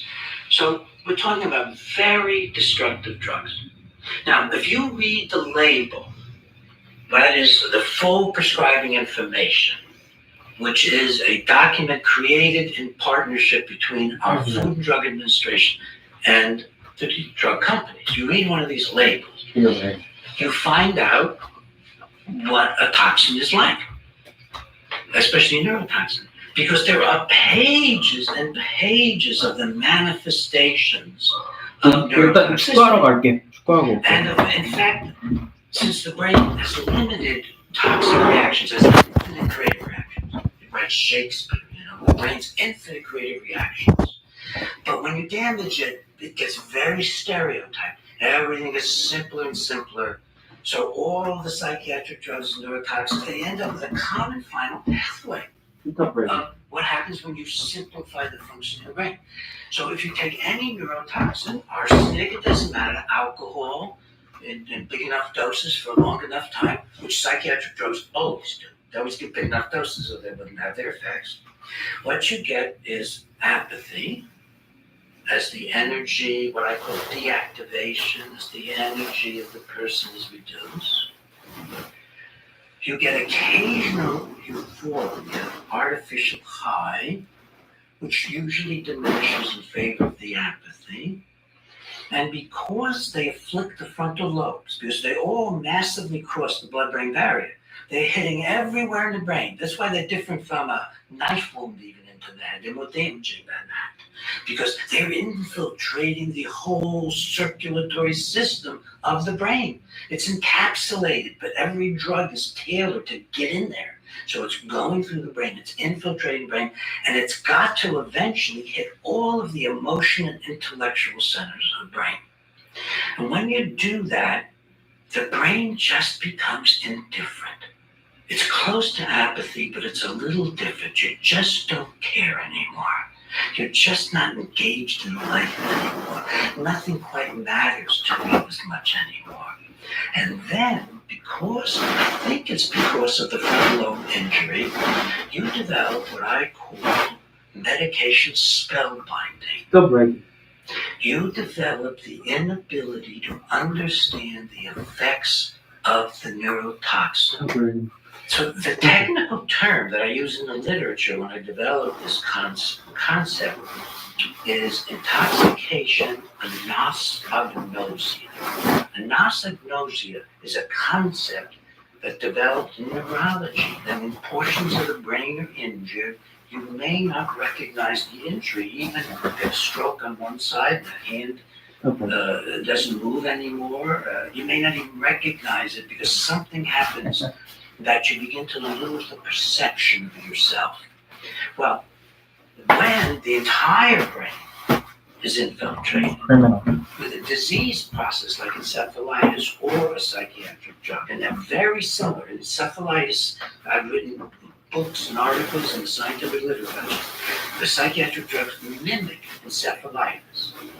So when you do that, you get this really drastic indifference that eventually becomes intoxication and anosognosia. You don't know what's happening to you. So you get patients who are walking around like zombies on your psychiatric ward, and the patient doesn't understand the depth of this crushing effect. The family does. So the family comes into the hospital, and they have a little meeting with the patient sitting there. And enough of any drug will do this. You start with the most toxic drugs of all, the so-called antipsychotic drugs. They're simply the most toxic of all, and you get this effect in one dose. You can knock down a dog, you can knock down an ape, you can knock down a frantic person in the emergency room, one dose. That's how toxic they are. One dose. You don't care anymore. No, I'm not gonna have no meds to anybody. The patient has no idea what's hit them. They can go on for months like that. They can go on for years like that. Over the years, the quality of life begins to deteriorate, and they don't know it. But their loved ones often know it. Their children know it. And they'll sit in a conference room. Let's say you have a mother, a father, a 10-year-old son, and there's the man, 40 years old, maybe he's divorced, and he's sitting there with his son and his parents maybe, and the social worker, the psychiatrist, the psychologist. So you have a family seminar with 3 or 4 family members, the psychiatrist, the psychologist, the social worker. And everybody in the room knows that the patient who's slumped over like this is practically being killed by the psychiatric drugs. Everybody knows this, except the psychiatrist, the psychologist, the social worker, and the patient. The people who know are the family members. It's an astonishing thing, and we could talk a lot about this, that you can bring up doctors not to know that they are destroying the lives of their patients. Why else would I be the first psychiatrist to ever say to the world, lobotomy is immoral as well as unscientific? No evidence it does anything except destroy people. You get in there, you bore a hole. We used to put formaldehyde in people's brains through those holes. By the time I came around and did an international campaign to stop lobotomy and psychosurgery, which I mostly did throughout Europe, Canada, North America, US, I came and I debated people in England and so on, and even stopped programs in India and Japan. Before I came along, no psychiatrist in the history of my profession had ever stood up publicly and said, this must be stopped. It slowed down because the drugs cause lobotomies. Remember, there's only just a few ways to damage the brain and a few ways to respond. So you damage the brain by doing massive cuts in the front or electrical storms in the front or poisoning it. And you're going to get these common effects of apathy, indifference, spellbinding where you don't know what's happening. Why was I the only one? Why am I still the only psychiatrist to stand up in public and testify in court and say shocking the brain with 10 times now the energy levels we used decades ago, shocking the brain until you cause flatlining, shocking the brain until you flatline. After, of course, a massive seizure, exhausts your brain and you flatline, so that you come out in a condition which any reasonable physician would say is severe traumatic brain injury. Because it has every characteristic that makes a scientific criteria of severe traumatic brain injury. You have a massive insult to the brain, you have a massive seizure, you have flatlining followed by complete loss of memory for everything surrounding the trauma, and never mind the past. It's memory loss.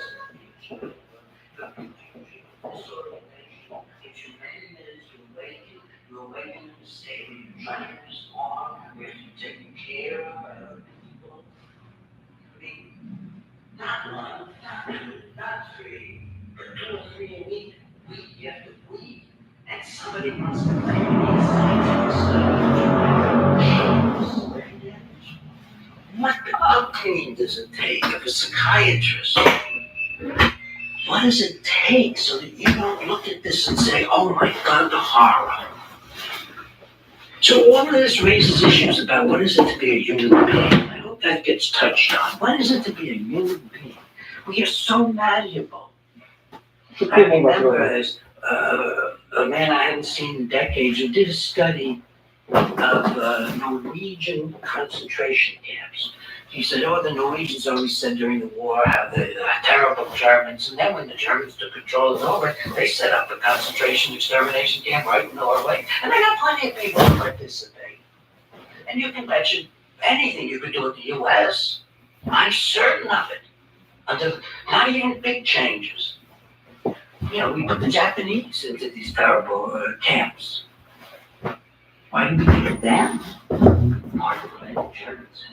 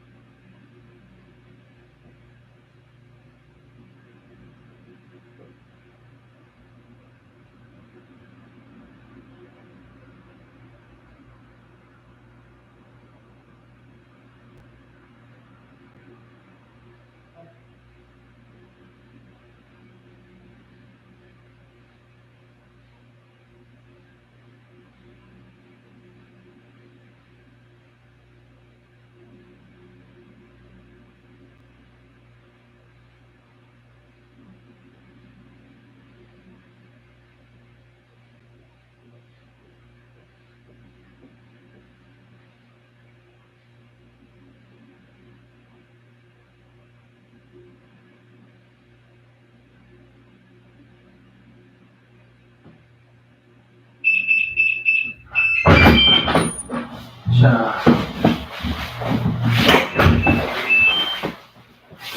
아이고. 있다. 11:01. 치킨이나 뭐 좀 먹고 싶다.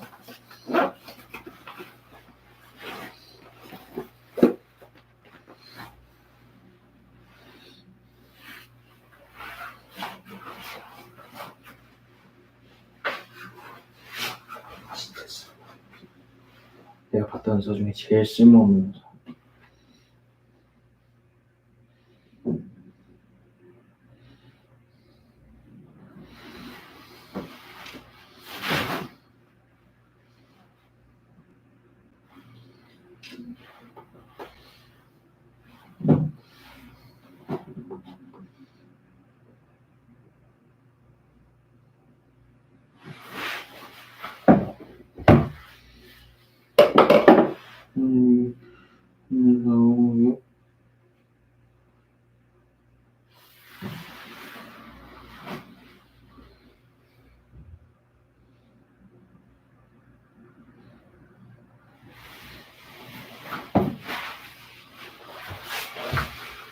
더워. 충전하자. 찍고 싶은 쇼트 아이디어가 계속 생각나는데, 끝도 없이 생각나는데, 어쩌지?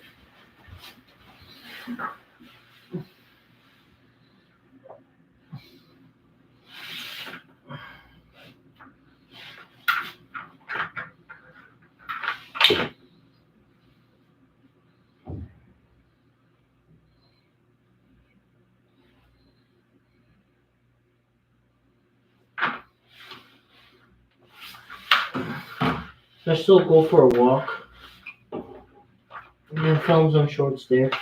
I'm thinking, 아이디어 계속 생각나는데.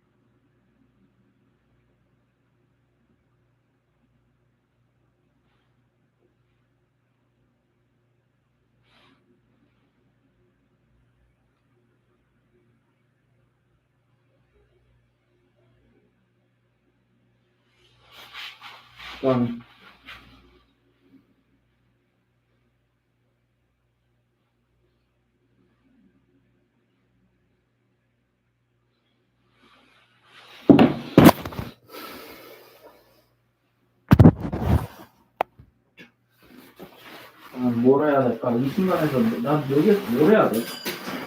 정말로. it's like I want to escape the matrix. But there's things that need to be done first, though.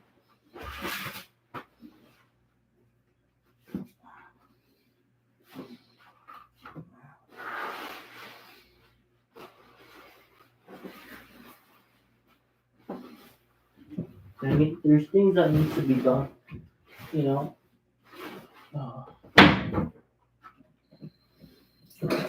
I don't want to become rich. What I want to become, I don't want to become rich. I don't want to make a lot of money. I want to become. Come on.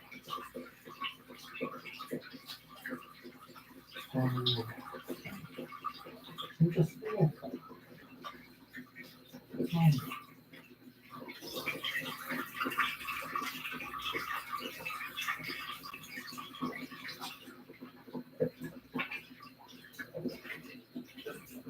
진짜 아무것도 재밌어.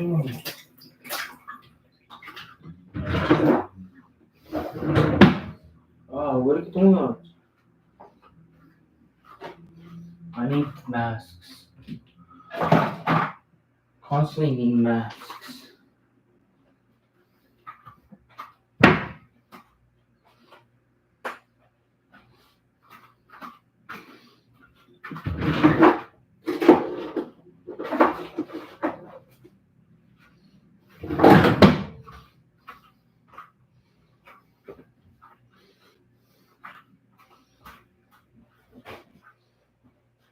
I was thinking I had some shorts ideas.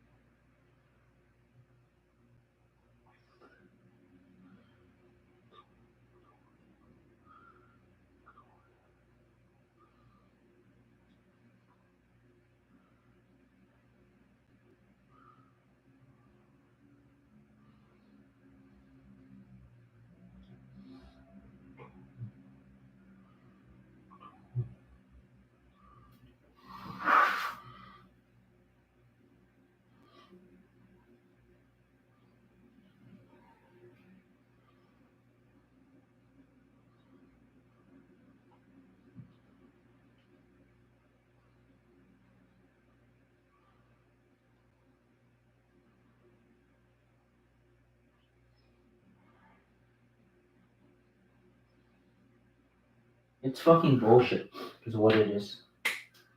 I know it's bullshit. What the fuck am I supposed to do? Teaches you to be an employee. The school teaches you to employ. The school teach you to be an employee. Is that true? Do schools teach you to become an employee?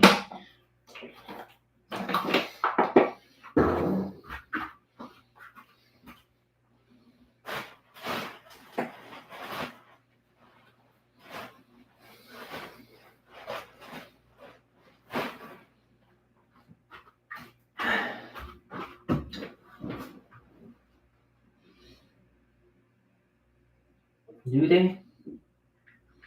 Do schools teach you to become an employee?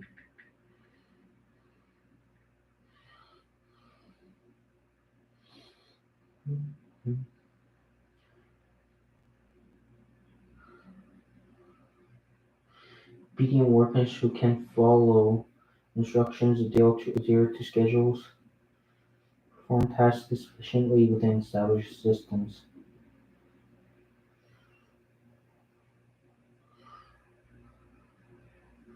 Conformity and compliance over critical thinking and independent decision making. Entrepreneurship.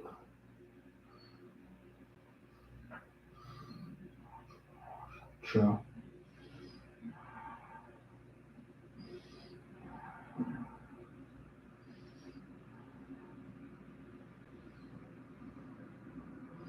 Score.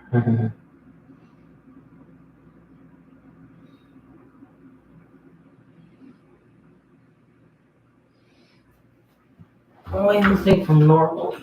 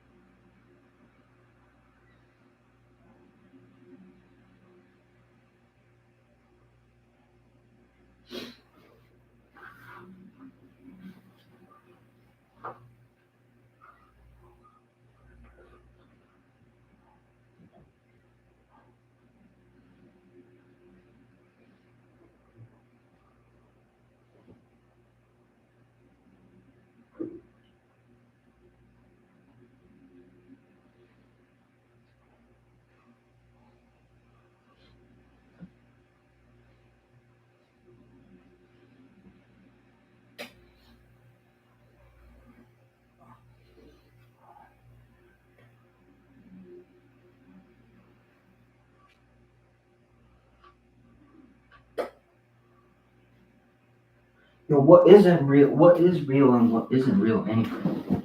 I don't want to spend time with monks. Monks.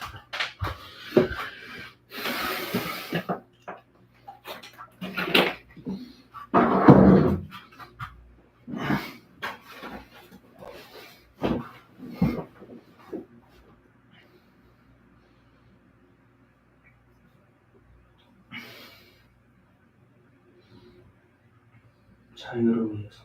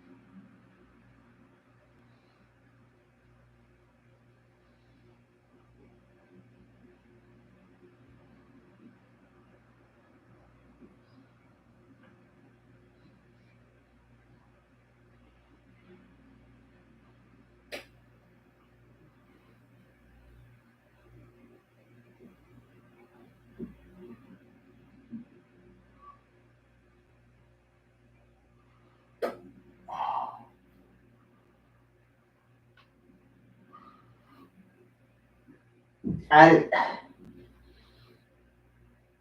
have video ideas. I want to film videos.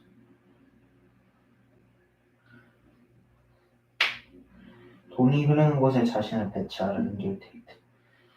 돈이 흐르는 곳에 자신을 배치하라. 돈이 흐르는 곳에 자신을 배치하라. 앤드류 테이트. 돈이 흐르는 곳에 자신을 배치하라. 앤드류 테이트.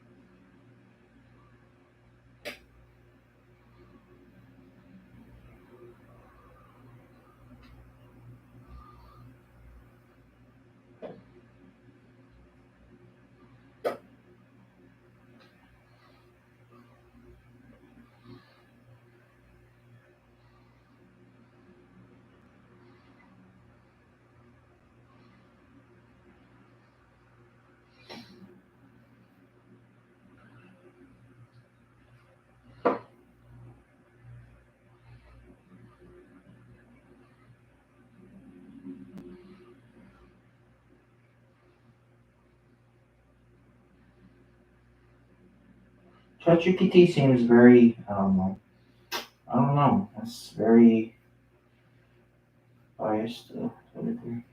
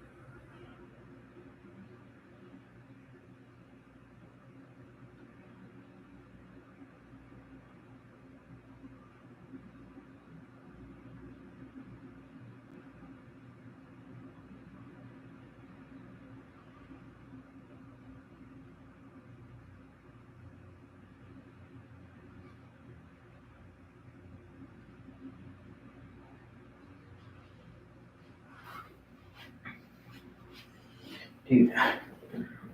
Oh! How am I gonna create a business, bro? What am I gonna create a business for?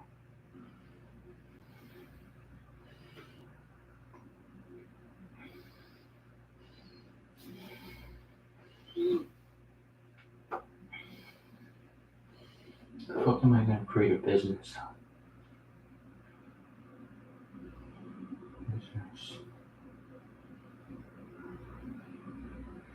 They're using me.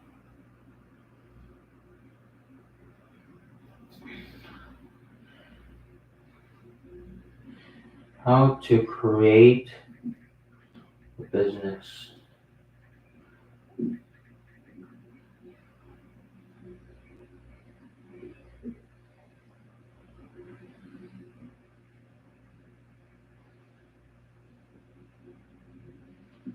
창업하는 거.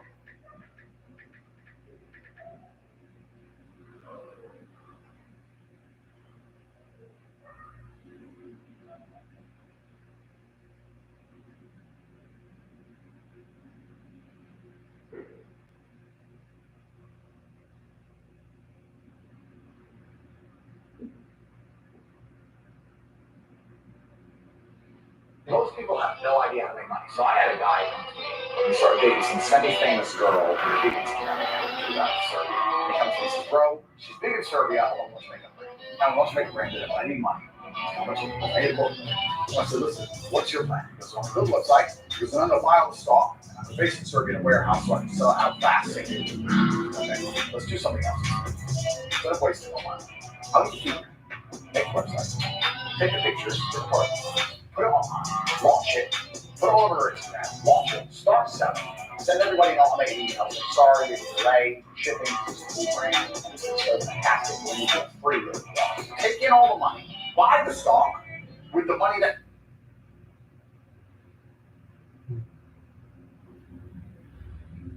Comes in with the new money, so you're never in debt to anybody, you're not in debt to me either. Buy the stock, fulfill. The margin on makeup is 80, 90, 100. Start your company from nothing. Right.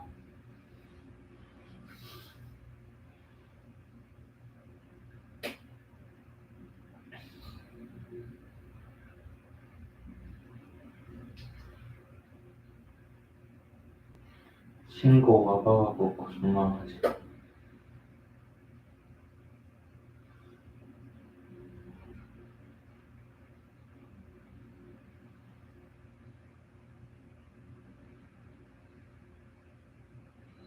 성공하면서 하는 사기죠. 토 나와. This is not good. Wait, what is freedom? What is true freedom?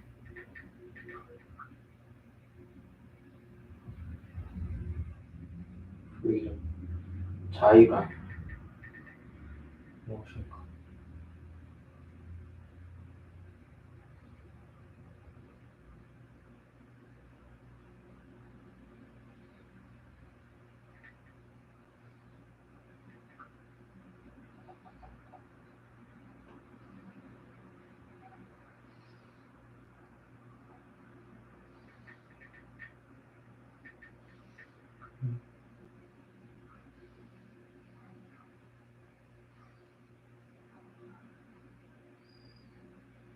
Look Belmont on freedom.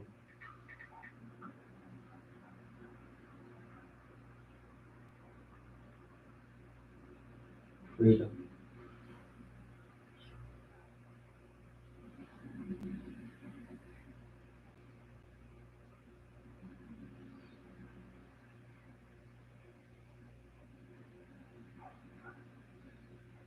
If you and I were to walk into a Louis Vuitton store with somebody that works at a McDonald's, they would look at that $500 wallet a lot more expensive than you and I would. Why? Because they think, oh wow, $500? That took me how many hours of work? Wow, that's expensive. For us, oh well, just make a couple bucks here and there, have it in some sort of automation. You don't value the $500 because it didn't take you a lot of time. So what you need to do is safeguard your time and understand that the time that you input is designed to liberate you, not for you to spend it liberating another person. If you and I were to walk into a Louis Vuitton store with somebody that works at a McDonald's, they would look at that $500 wallet a lot more expensive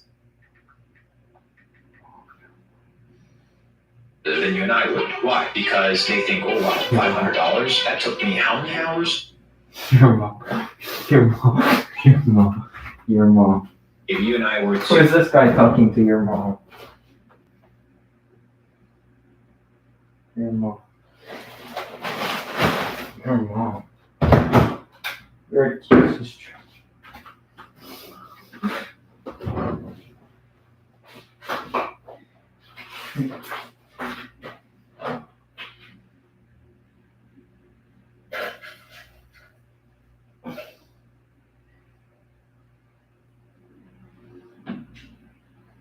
Another thing that I like to do because I value my time and the importance of my time is I limit all of my calls to less than 20 minutes. There's no reason why a phone call, a business meeting should extend to more than 20 minutes. There's no reason whatsoever. My time is too valuable. If it cannot be done in 20 minutes, then it can be handled by another individual who has more time. Because your job is not only to help free up the time freedom, and that time freedom means that you no longer do things that you can pay people to.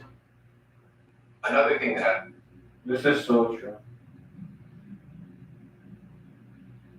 Paul Ravikant famously said, people that live beyond their means do not experience peace. Then he says, people that live below their means will experience a level of peace that those above their means will never experience. So freedom can be experienced without making a ton of money. My objective was freedom. Paul Ravikant.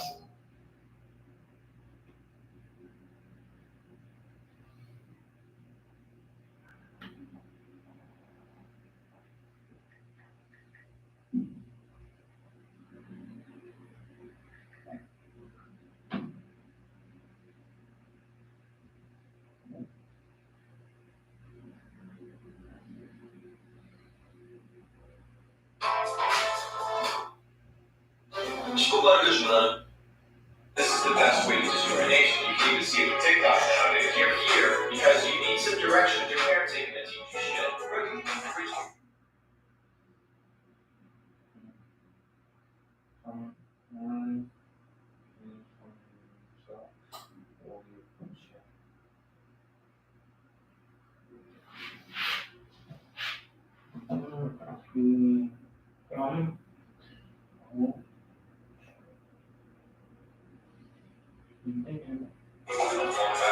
If you're printing fucking money, inflation doesn't matter. What do you think this dude's about to talk about? Thank you so much. I'm about to convince you guys to get jabbed. Did you say free fries when you get jabbed? free fries when you get vaccinated? Sit right in front of your fucking face, crap. I got vaccinated. Think I could get this a burger element? There's a burger element to the scam. Let me check this Billy. Is it too early in the day to eat a burger? No. This can be breakfast. You're good to go. The guy in the back of it ain't good to go. I want you to look at this. I want you to look at this cheeseburger, you peasant, and imagine getting jabbed with a chemical composition that you know nothing about, right? That only we can promote, and in return, we're gonna feed you a fucking hamburger and some curly fries. Some people love hamburgers, some don't. Really want to respect all. I want to respect the fucking vegans. If this is appealing, just think of this. Is the COVID vaccine bad for you?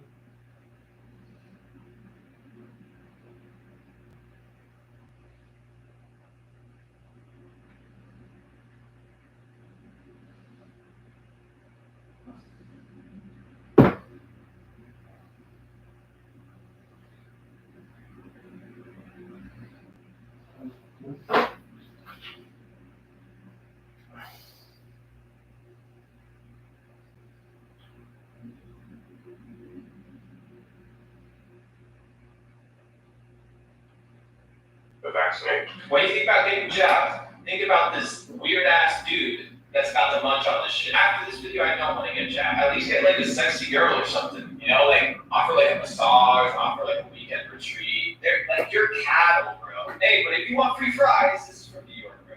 Free Shake Shack. Get a voucher for a burger and sandwich if you're get your shot at an NYC mobile vaccine clinic. Guys, I am not making this up. This is real. This is real life. No, I'm getting a very good feeling. I'm getting a good feeling. About vaccination right this moment. Yeah, I am too. Thank you, too. Randy Garuti, and of course Sandy Meyer for doing so much to help us with the recovery. Yeah, thank you so much for helping us. You gotta stay healthy, right? Look, I could like this is a go on and debate any other or to guess. Like this shit is as obvious as it gets. They have a 1 in 9 chance of winning a prize, like if you're in some sort of carnival. How many?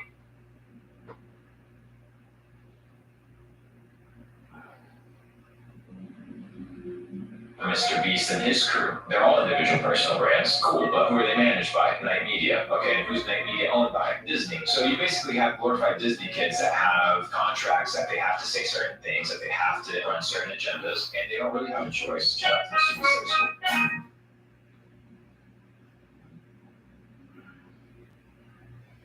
school. Chris makes sense now. Everyone except showers with this weekend.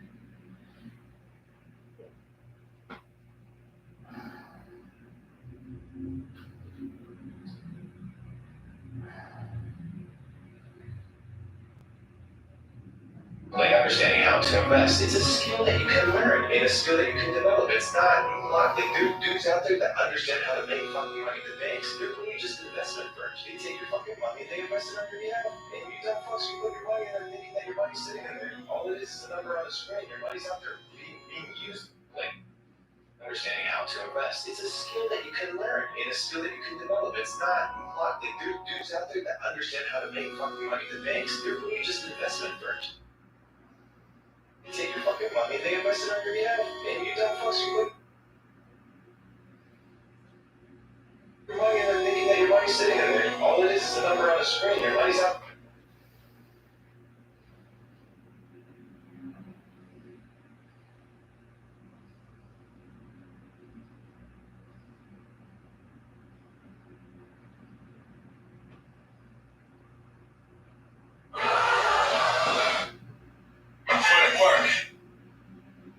These comments, bro. Clear your bag. You gotta do what you gotta do. But just because you have to do it now doesn't mean you have to do it for 40 years. There's a new generation that is rising. It's the new generation, and it's the generation of freedom.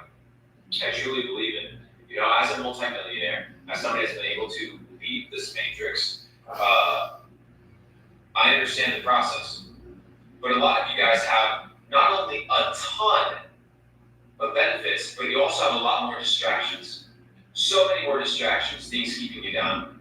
When I got my first phone, my first phone was a little fucking flip phone that had no internet, no Wi-Fi, none of that shit. When I was like 16 years of age. Now kids are exposed to cellular devices, Wi-Fi, porn, social media, YouTube, by the time they're 6. Parents, instead of raising their kids to be absolute legends, they give them a fucking iPad and then they go watch the football game.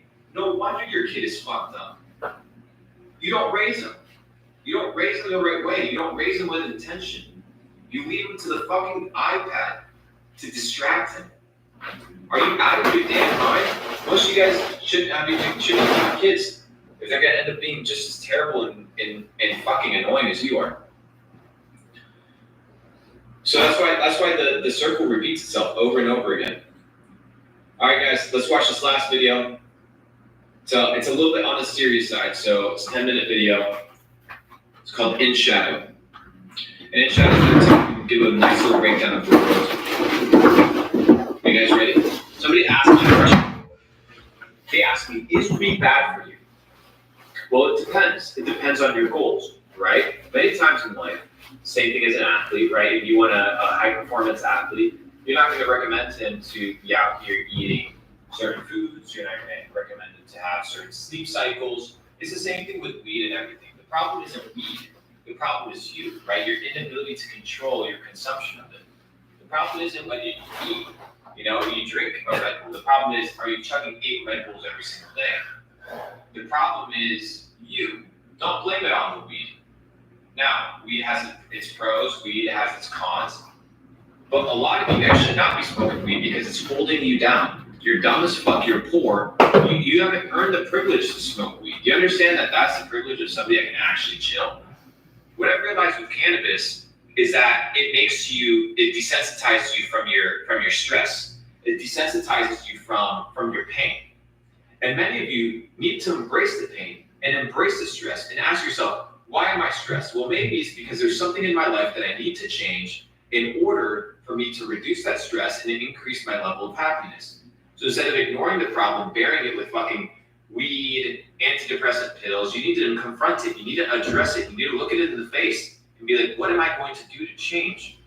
So the problem isn't weed, the problem is you. And the moment you understand that you are responsible, you take control for your life, you put down the fucking weed, you pick up a damn book, right? And live a life of balance. That is true winning. Can't pay attention to something, you need to start cutting out the dopamine, the bullshit fucking scroll. Look at this shit. Like this, all fucking day. All fucking day, this is what you do. 24/7. Bam, bam, bam, bam, this is what you do. All day. All day, bro. All fucking day, this is what you do. It's annoying. Alright, let's run this shit. I need it. This guy rolling nonsense. Get on with the money. Get on with the video. Get on.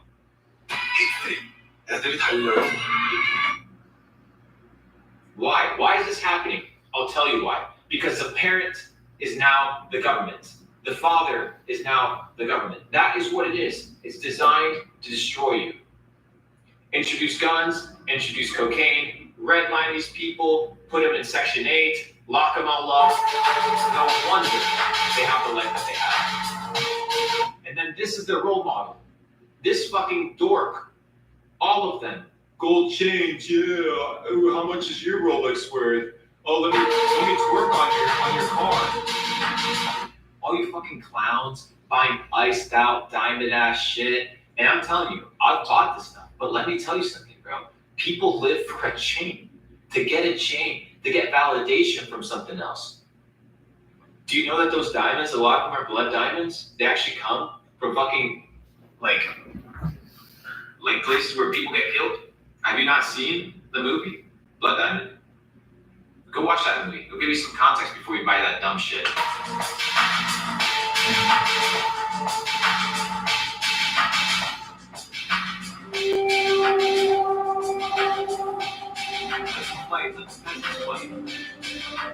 This is what's happening right now on social media.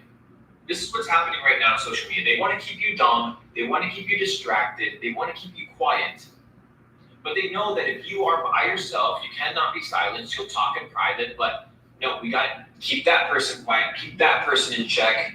Everybody's trying to keep each other in check. Every single person. It's absolutely insane. This is how people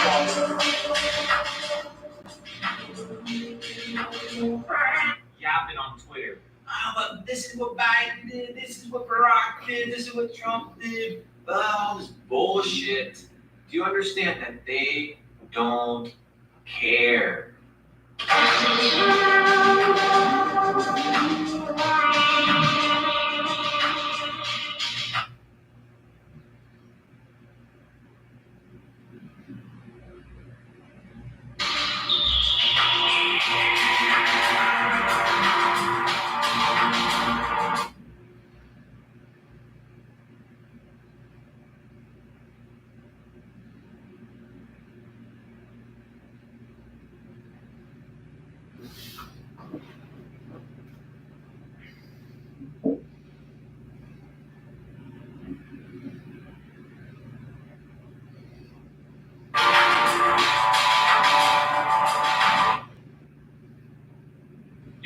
You guys want me to go heavy? Look up this guy. I can't say his name, but you guys know what he looks like, right? He sits in an office. Okay, sits in an office. He used to. And look up how many times he bombed the Middle East. Look it up, and then look up what pedophiles call pizza and hot dogs. And then look at who was on Epstein's island. Just do your own research. But we don't want to tap into that too much because it might get a little bit too heavy for you. Why? Why is this happening? I'll tell you why. Because the parent is now the government. The father is now the government. That is what it is. It's designed to destroy you. Introduce guns, introduce cocaine, redline these people, put them in Section 8, lock them all up. No wonder they have the life that they have. And then this is their role model. This fucking dork. All of them. Gold chains, yeah. Ooh, how much is your Rolex worth?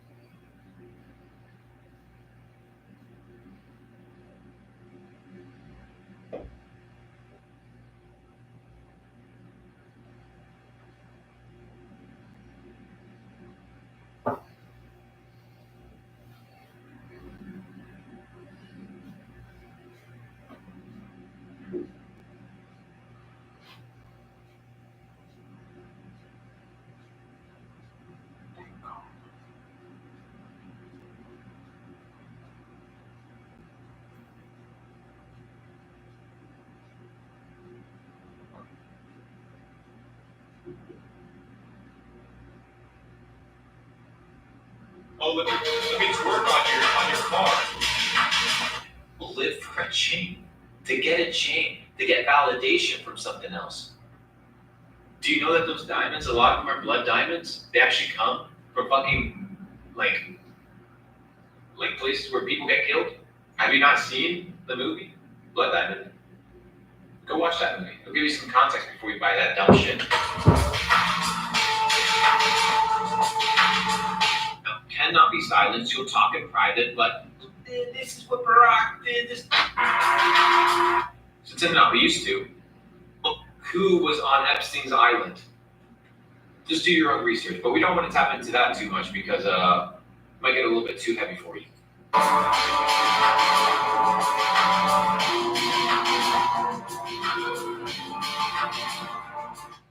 Two political parties, two wings of the same bird, the same brain, they swap them out, it's all in control, it's all controlled, it's the same bullshit over and over and over and over again. You don't make it to these places in power without compromising yourself. It doesn't work that way, guys.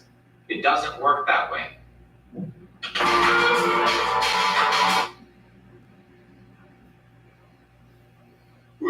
Yeah, yell at each other, get butt fucked by the politicians. Nothing changes. They'll tell you it changes, nothing changes.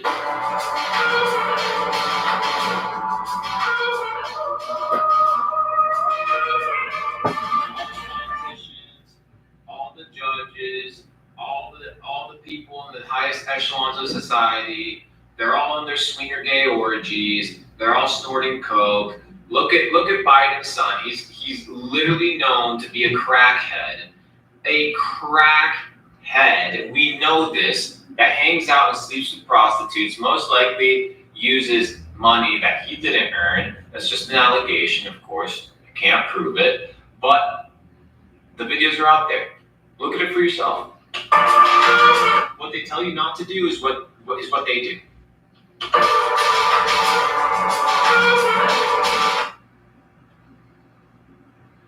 Ten years ago, most people would not have believed you. Things had to get so bad. Things had to get so bad, okay? So bad that they had to put one dude in prison, cap him in prison, and then the other bitch, Ghislaine, got 20 years in prison. Who else? Where's the damn list? I've been waiting for that list for a long ass time. I don't know where that list is. Where's the list? Can somebody tell me where the list is? I'm looking for the list of all the people that were on that island. I'm going to find that list tomorrow. We're going to talk about that list, all right? On that shit.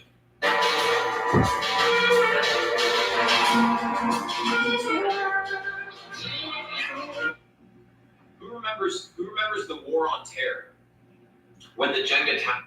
That's how delusional these people live. That's the world that these guys live in. So don't come to me with no conspiracy bullshit when all I'm saying is I'm covering things that are publicly out there. I'm not making these things up. These things are publicly out there. And when you understand these things, then you can start making money. Because you're going to understand how the system is and how the system is played. Let's continue, guys. We're almost done here with the video. I hope you guys leave better today than you were yesterday. I truly do. I put in some serious effort into getting not only educated for myself, guys, but I'm in a place now, like I said before, I am financially independent, and I'm in a place where I can say these things. I don't give a fuck. Subscribe if you haven't already. We're doing this on a regular basis. I don't see enough people subscribed. Make sure you subscribe. If you're not logged in, make sure you log in. We're putting in massive amounts of effort into this. So let's run it up.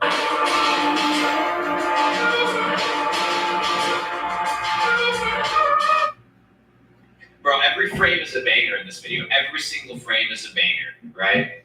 We know we're in a surveillance state, keep you in the phones, keep you locked up in your little fucking room, keep you guys enslaved, and don't bother us while we take over.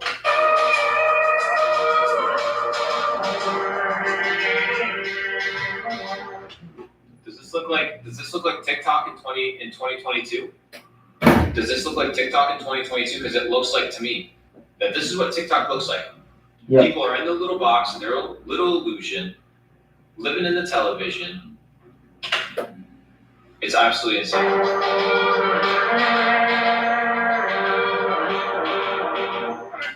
I want you to notice something.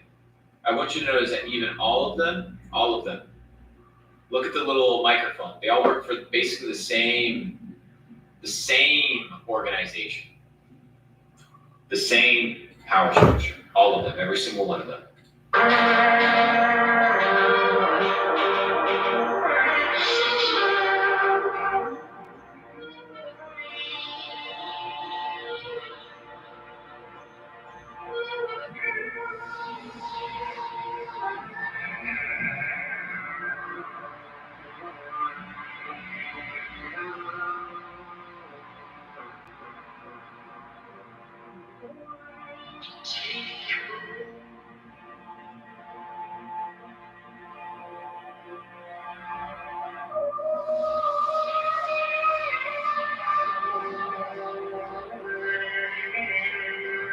Where do you think you are here? Where do you think you are? I can tell you where you are. You're at the bottom, at the very bottom, at all times at the very bottom, at the echelon of society. You're not going to be found there. You'll be at the bottom. And they'll protect it with surveillance, with weapons, with guards, with everything.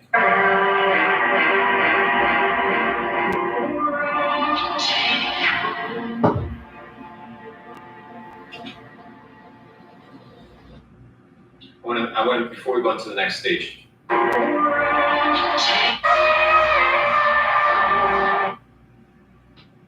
This is the structure of the world that we live in right now. You're at the bottom. I need you to understand that. And unless you understand that you're at the bottom, you're not going to get out. You're at the fucking bottom.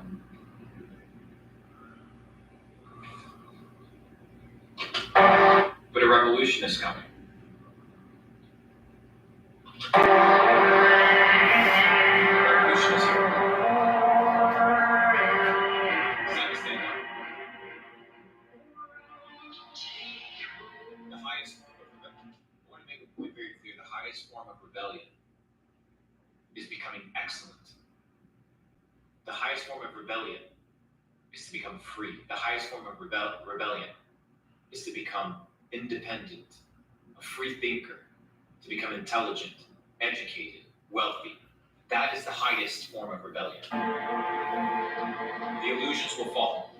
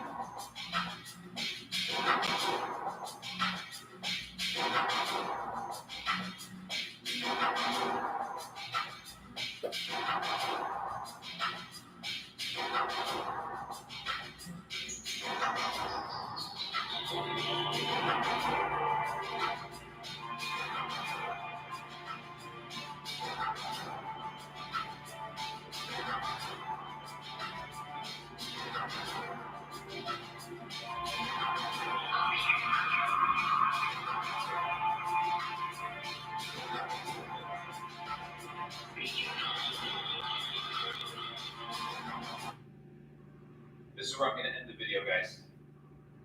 This is the frame that I need you to remember. People wear a mask in everything that they do. That's why having real ones is not only rare, but it's special. Because it's extremely important to understand that living a life where you need to take off the mask, because acting, guys, acting is a very tiring thing to do. Be who you say you are, elevate at a deeper level, and time to blow up the mask, baby. Take it off. Take it off. A lot of you guys are wearing masks. You say you are who you're not. Become that which you want to become and push hard. Living in the fucking box on your phone ain't gonna cut it. It ain't gonna cut it, baby. So I hope that this was valuable to you guys as much as it was to me. I'm here to continue. Look, understand, can be top caliber, but you gotta be awake. The revolution has begun. The journey's just beginning. Not going anywhere.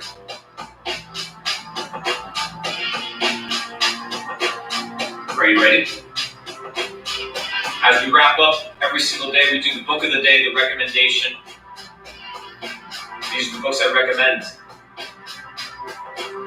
Yesterday's book was about In War, which is understanding war.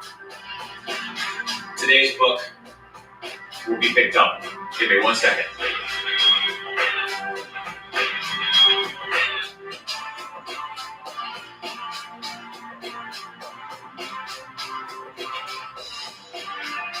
All right. The book of the day, ladies and gentlemen, it's a very small book. It's a booklet by Grant Cardone. The Millionaire Booklet. And in this little booklet, he breaks down how to make $1 million, because I know a lot of you guys are here to make money. And when Capital Club launches next month, you'll be able to. Right here, you won't be able to see it. Right? It's a formula to making $1 million. You can't see it, that's okay. You might have to change the saturation. But this is your book. It's a small little booklet. You can probably find it online for free. It's called The Millionaire Booklet.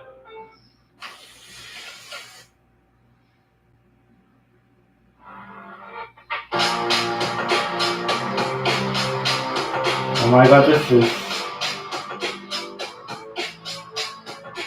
I will skip the movie.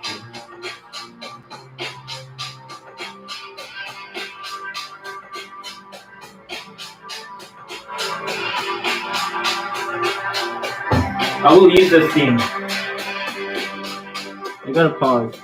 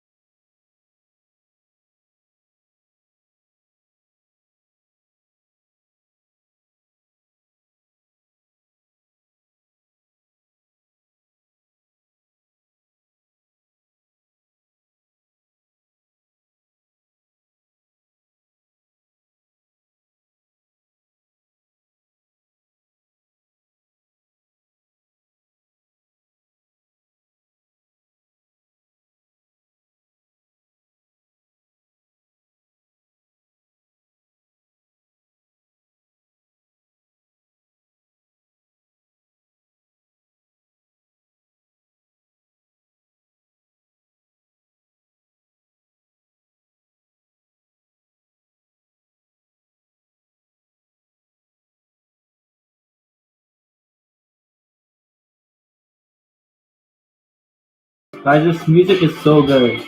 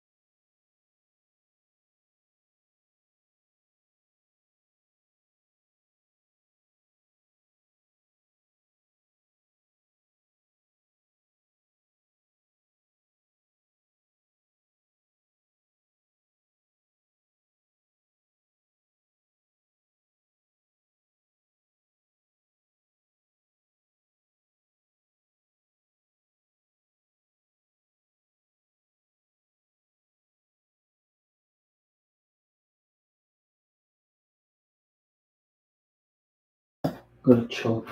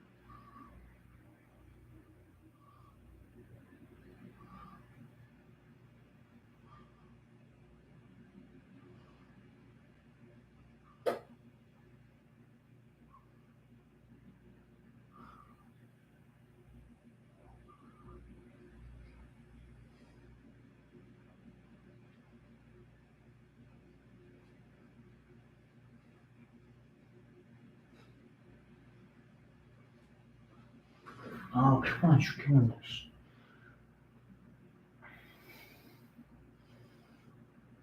I need to listen to this again, Matrix theme.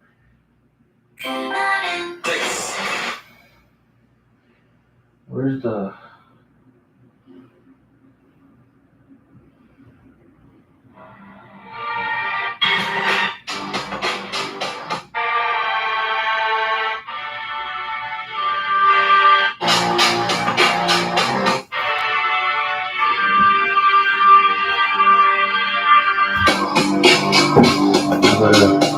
Now take a shower.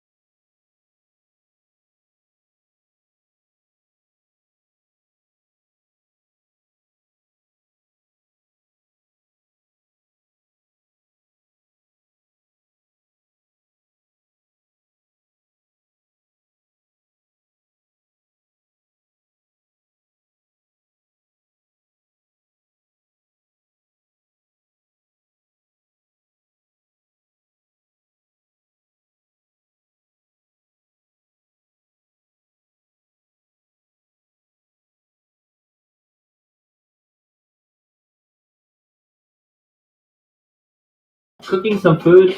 I have videos, some video ideas, like short ideas. I'll probably head out for a walk after I eat, and then take a shower, and film some shorts.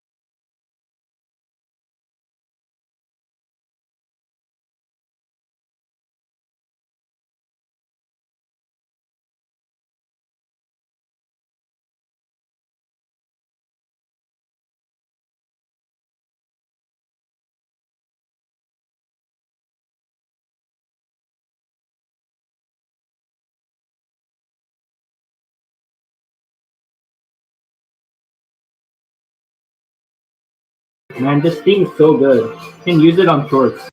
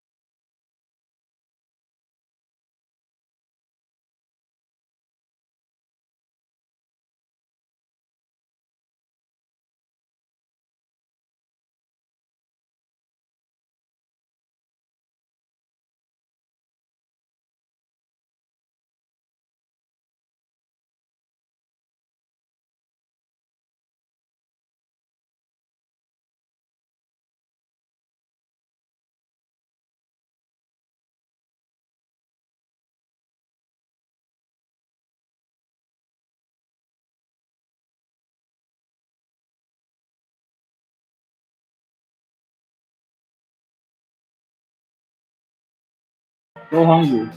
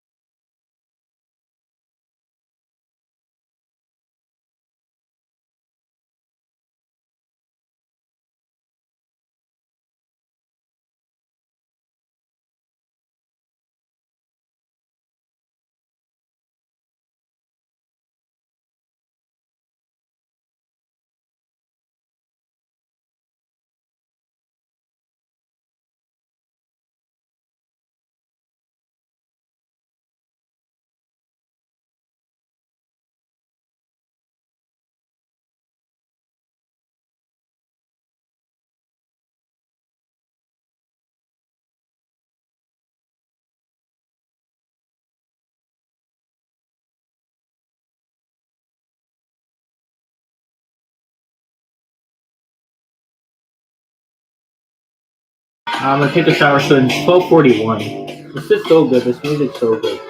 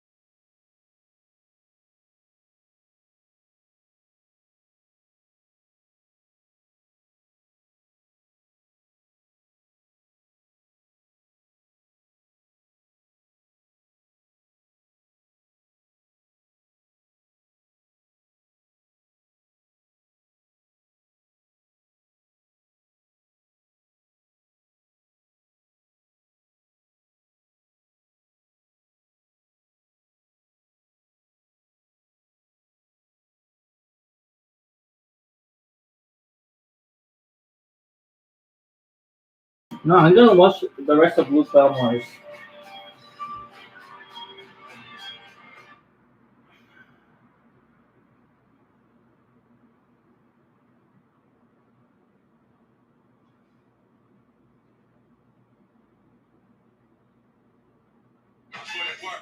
You guys fucking in these comments, bro. Imagine being in a situation where a boss tells you when you can clock in, when you clock out, when you can have your lunch break, when you can go potty, when you can take a piss, when you can do all your shit. Have you done your calls today, Jeff? Did you answer the email chain? Imagine that's the extent of your fucking life. It's horrible. Now, I understand sometimes people got to do what people got to do, and it's all good. You know, sometimes you got to go secure your bag. You got to do what you got to do. But just because you have to do it now doesn't mean you have to do it for 40 years. There's a new generation that is rising. It's the new generation, and this is a generation of freedom. I truly believe it. You know, as a multimillionaire, as somebody that's been able to leave this matrix, I understand the process. But a lot of you guys have not only a ton of benefits, but you also have a lot more distractions. So many more distractions, things keeping you down. When I got my first phone, my first phone was a little fucking flip phone that had no internet, no Wi-Fi, no none of that shit. It's fucking annoying as you are. Many times in life, same thing as an athlete, right? If you want a high performance athlete, you're not going to recommend him to be out here eating certain foods. You're not going to recommend him to have certain sleep cycles. It's the same thing with weed and everything. The problem isn't weed. The problem is you, right? Your inability to control your consumption of it.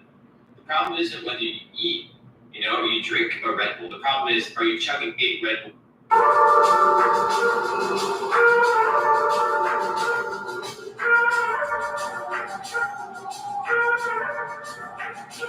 Everybody around you walks like this.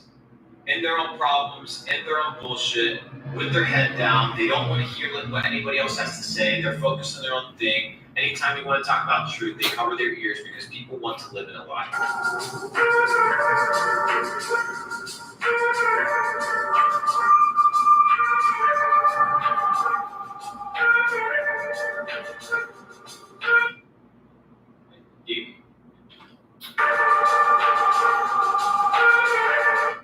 Is this anybody's parent? Comment 1 if this is what they tell you the American dream's about. If you got family members like this, you know, slaving away for a big box, imagine that the extent of your life, the extent of the value of your life is determined by the size of the box that you live in. Can you imagine? This is most people, guys. This is a sad reality that we live in. Houses, cars,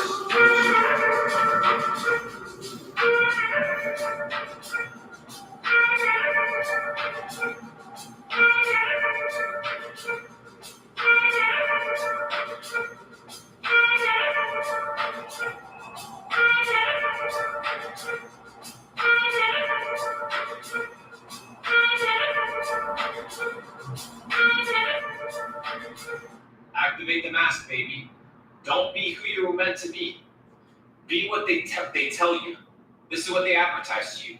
This is what they advertise. They advertise a mask. They tell you who you have to become, what you have to do, the type of life you need to live, and it's not real happiness. It's bullshit.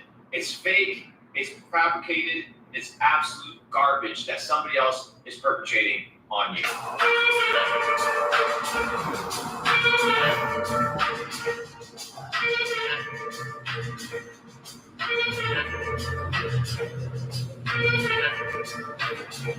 But let me go to the club, let me go party, let me have a good time. They get home back in the night, suicidal, alone. They have no purpose. It's a fucking scam.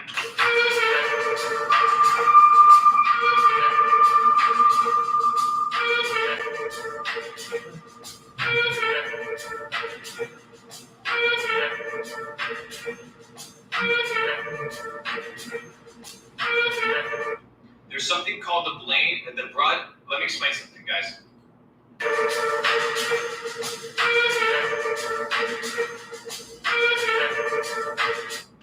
There's something called the blood-brain barrier. This is a barrier that's created, naturally inside your body as you're a baby. When you're a baby, this blood-brain barrier is not formed. The number one solvent for this thing, something called petroleum, has heavy metal toxicity. Can something pull up the recommended amounts by the GOV or by the whatever? It's like 22 of them.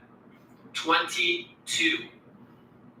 The moment you're born, you are a product.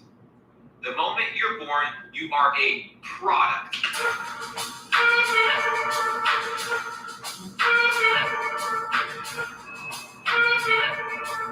They suck away your creativity, they suck away your freedom, they suck away your humanity, they suck away everything that makes you human, and they want to make you a drone. They want to make you like everybody else. They want to make you asexual, genderless, a robot, a drone. No creativity, no imagination, no freedom, no substance, no value, just a cog in the damn machine.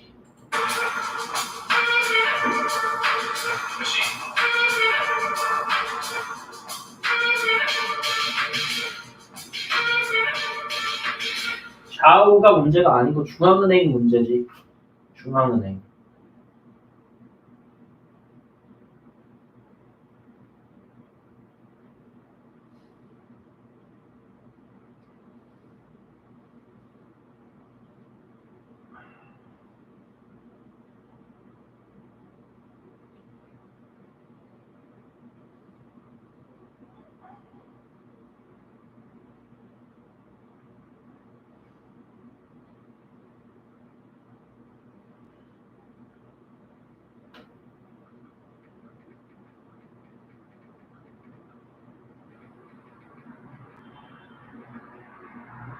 Escape the Matrix by Clogging Third. 좌우가 문제가 아니고 중앙은행이 문제다.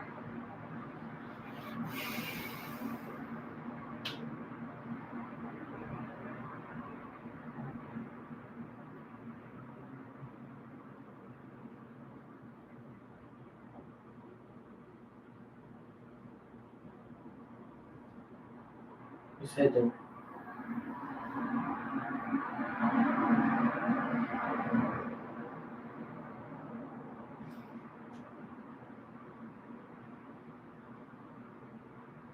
이거 어떻게 해야 되냐? 마치 it's so fake, but they're not helping anybody. They're just justifying, bro, capitalism. 이걸 어떻게 바꾸냐? Justifying capitalism. 캐피탈리즘 자본주의를 정당화시키고 있는데 모르겠어. SM이 이미 기득권이랑 싸우고 있어. I gotta expose, bro. I had a lot of thoughts.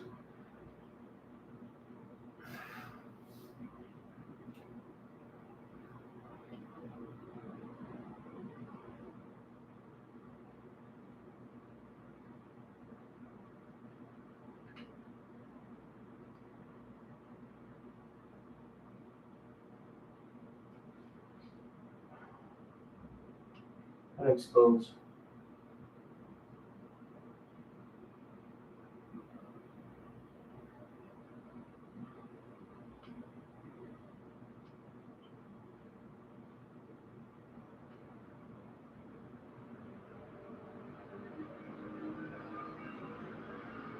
잘 기억해야 된다. 의사들 기억해야 된다. 언론을 기억해야 된다. 교육을 기억해야 된다.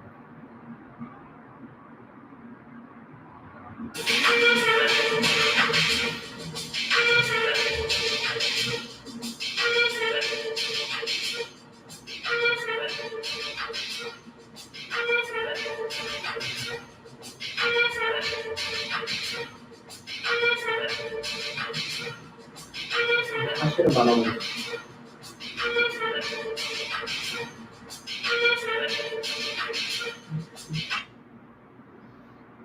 This is the bullshit now that's being propagated.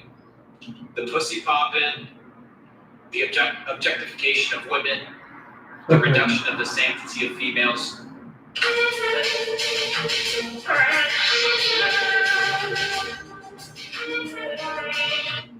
Yeah, but my idol's Brad Pitt. I want to be like Kim Kardashian because I've seen her on TV and I want to be like her. Look at the life that she lives. Puppets. Every single one of them are puppets, enslaved, part of the system, indoctrinated, dictated to be what they are told to be. They are slaves, glorified slaves. They're just given a couple houses. They're just given a couple mansions, a couple dimes. They are slaves. Every single one of them. And these are the people that you worship. These are the people that you idolize. These are the people you respect.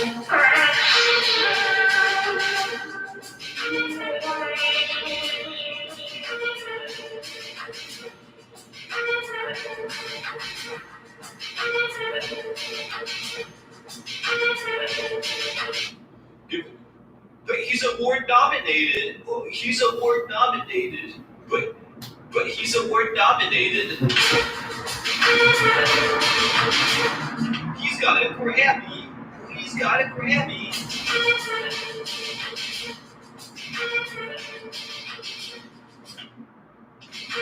People filling themselves. They try to fill themselves up with their voice. The voice that's they try to fill it up with everything, with their phone, with love, with relationships, with accolades, with work. They try to fill themselves up with everything. And what I realized when I made tens of millions of dollars, that money only solves money problems. And then you're left with problems that money cannot solve. The problems that you're actually going through, money can't solve half of that shit. Do you understand that?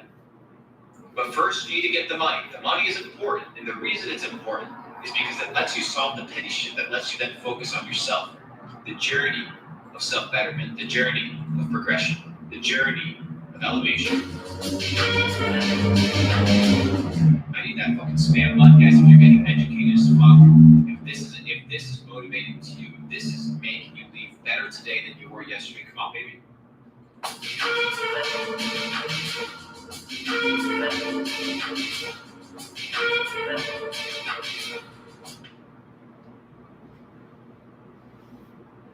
What do you guys think? What do you guys think about this? They went from having physical masks to virtual masks. Everybody lies. Everybody says who they say that they are. They're not. They're broke of the mind. They're fucked up. That's why the comments don't matter. That's why the hate doesn't matter. Because you're getting it from people that are dumb. People that are asleep.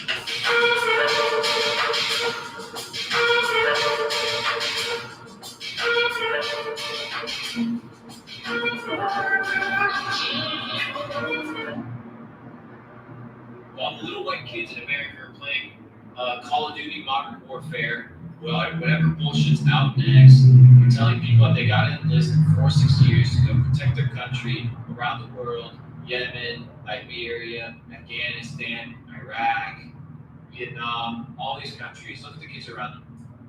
Getting bombed the fuck up. And oh yeah, we go play some shooting games. Are you a researcher, student, or Fuck off, bitch. acquire skills in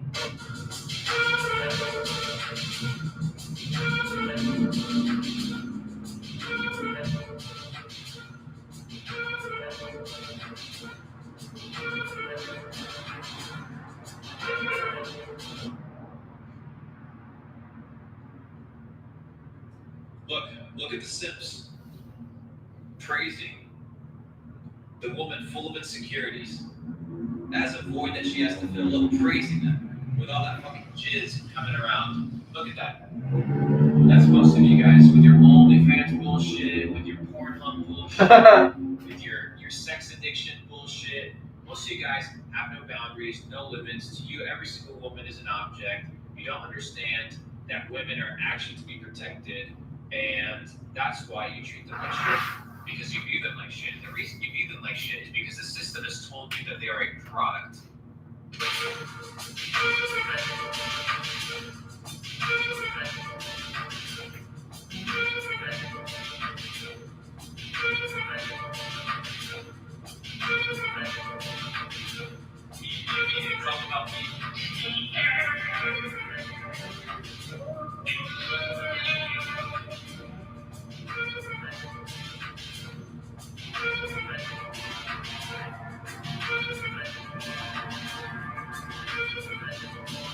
I want to talk about the meat industry. I want to talk about the food industry for a second. You guys ready? All right. So I was vegan for about a year and a half. I don't recommend it as a full diet of your entire lifespan unless you have like a moral dilemma in some way, shape, or form. But this mass industrialization of food. Look at this. This is the type of food that people consume. People consume hot dogs. People are out here consuming fucking McFlurries and bacon and all this garbage and trash that isn't good for your system, and they don't understand that what they put in their system is what they need. No, into the system, farming, food, water, clothing, education, they fucking eat all of it. Every single piece of it. I got cancer. I don't know why I got cancer, but I'm eating the fucking getting killed. All this stuff. Okay, but gun control. We need to control guns.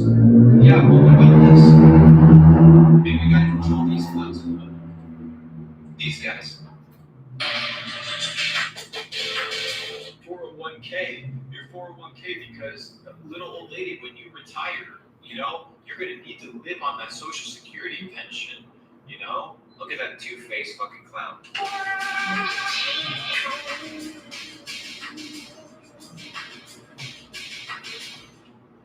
Racism. Racism exists everywhere. Oh, racism. Racism is the cause for my slavery. It's all planned.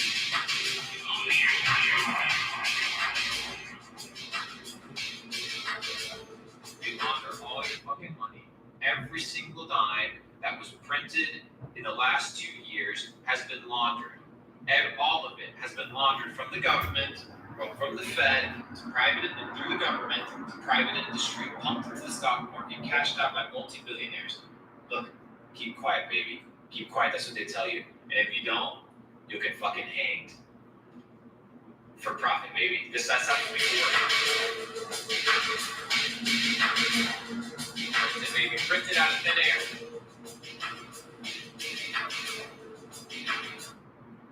Whose parents are like this? Whose parents are like this? They listen to everything. They listen to the fucking banker, they listen to the doctor, they listen to the mortgage guy, they listen to the insurance guy, they listen to the politician, they listen to everybody except using their own fucking head. Oh my gosh, yes, blindfolded. Oh, yes, lead me, tell me what I need to do. Peasants, sheep.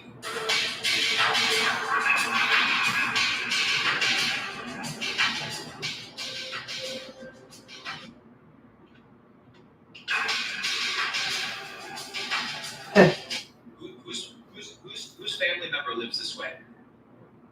They ride you around, holding this infinite money that they print. Infinite money that they print. Yeah. Infinite, unlimited. We have $31 trillion in debt, and you guys don't even comprehend what that means.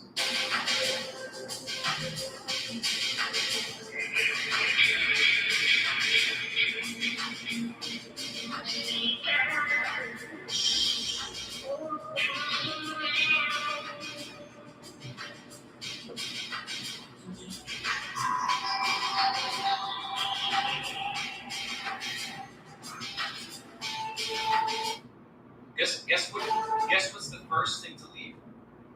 Before the guns and the coke are introduced and they have the red line, right? Their district is red line. The first thing that they take away is the father figure of the home. That is the first thing you do to fuck up a person. That is the first thing you do to fuck up an individual, is to take away the father figure. Do you know that a person is 5 times more likely to commit suicide if they don't have a father in their home? 5 times more likely. Yapping on Twitter. Look, this is what Biden did, this is what Barack did, this is what Trump did. All this bullshit. Do you understand that they don't care?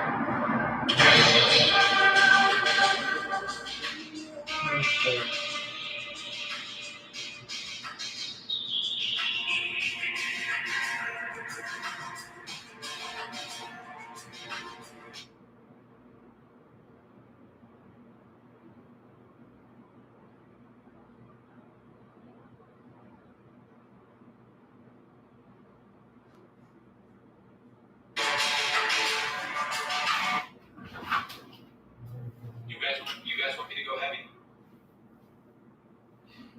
Look up this guy. I can't say his name, but you guys know what he looks like, right? He sits in an office.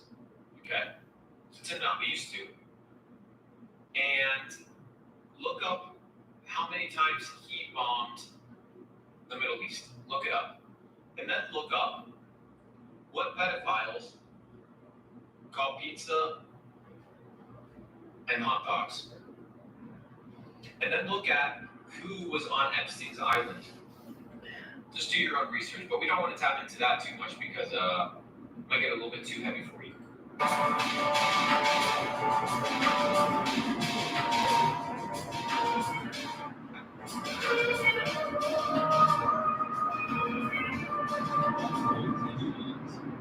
the judges, all the people in the highest echelons of society, they're all in their smear gay orgies. They're all snorting coke.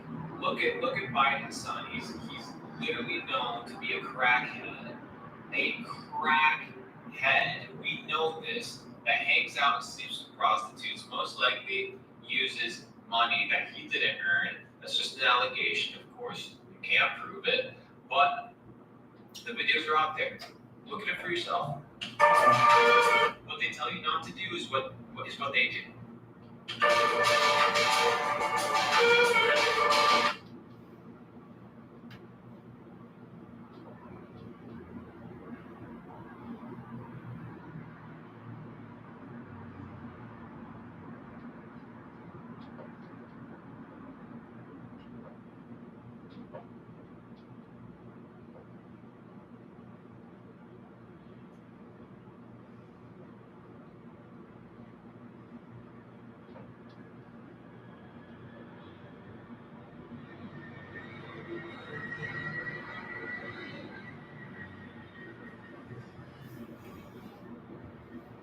10 years ago, most people would not have believed you.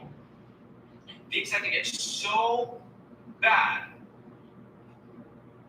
Things had to get so bad, okay? So bad that they had to put one dude in prison, cap him in prison, and then the other bitch, Ghislaine, got 20 years in prison.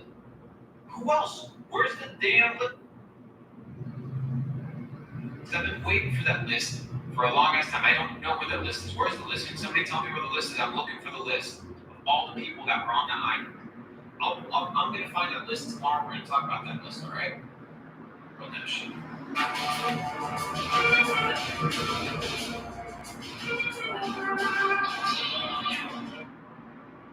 Remembers the War on Terror? When the Jenga Towers collapsed. Who remembers that? When the Jenga Towers collapsed. Do you remember? Do you remember that? Do you remember the Jenga Towers when it collapsed? Remember the Jenga Towers when they collapsed? Do you remember? What did they tell you? Oh, it's the Iraqis. It's the Iraqis. They're the ones that are at fault. They'll always blame another person, brother. Make you afraid. Make you afraid. Keep you a slave to the system. That's what they'll tell you. They're gonna keep you a slave to the system. They're gonna keep you afraid. You ready for this? Switch it over. You guys know who this guy is, right? Yeah. Ready? So, timestamp date. This was August 4th, 2002. So, not 11 months, right? 11 months after the Jenga Towers hit, right? We know this. I want you guys to watch this thing. So, we're talking about the idea, right? We're talking about the idea that we all live in, they put us in terror, an automatic terror. They tell you that the bad man is somewhere else. They're not going to tell you who the bad man is. Of course, they will never tell you that. They'll just tell you gotta be afraid of the bad man. But eventually, you realize that the bad man doesn't really exist, that the bad man's been capping you, that the bad man's the one that's telling you that the bad man, the boogeyman, is somewhere else. Watch this shit. Get started. We must not let, for the sake of humanity, for the Palestinians who suffer, for the sake of the Israelis who are under attack, we must stop the terror. I call upon all nations to do everything they can to stop these terrorist killers. Thank you. Now watch this drive. Watch this drive. This motherfucker lives in his own bubble, his own illusion, his own illusion. And watch this shit. His swing is the gayest thing I've seen in my entire life. Look at this man. Even his swing is gay. It's fake. Look at that. He finishes it for the photo. Look at that. It's the gayest thing I've seen in my entire life. Look at this man. Even his swing is gay. It's fake. Look at that. He finishes it for the photo. Look at that. Nice, man. Nice. Let's go make some money over there in Iraq. Now watch this drive. That's how delusional these people live. That's the world that these guys live in. So don't come to me with no conspiracy bullshit when all I'm saying is I'm covering things that are publicly out there. I'm not making these things up. These things are publicly out there.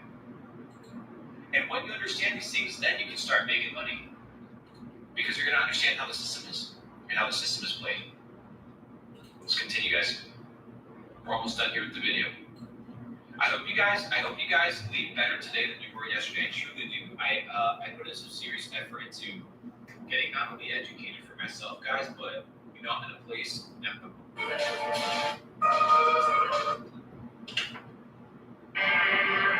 Where do you think you are here?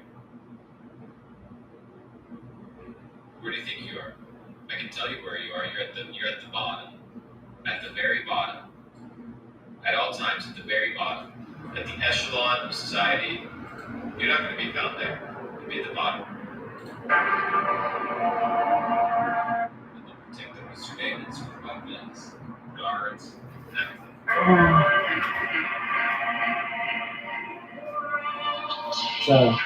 It's all a fake.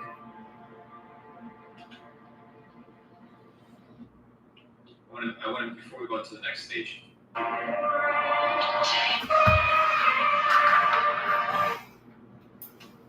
This is the structure of the world that we live in right now. You're at the bottom. I need you to understand that. And unless you understand that you're at the bottom, you're not going to get out.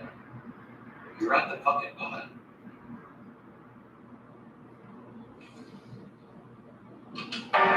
But a revolution is coming. Revolution is here. It's time to stand up. The highest form of rebellion. I want to make a point very clear. Form of rebellion. The illusions will fall.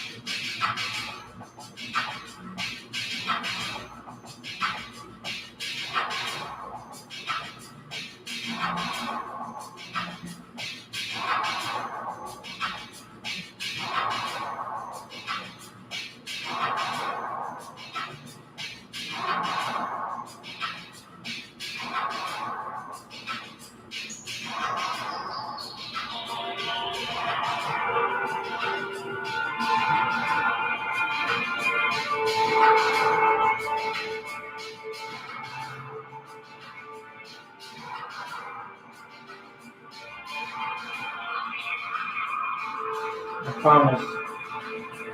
22 minutes ago, I will escape the Matrix by 2030. This is where I'm gonna end the video, guys.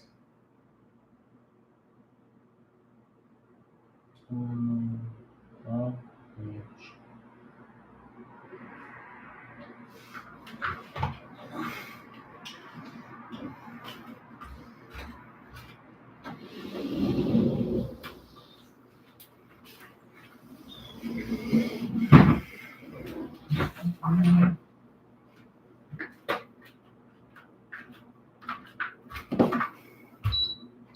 I'm gonna take a shower. I could create videos like Find Me in 2000 something.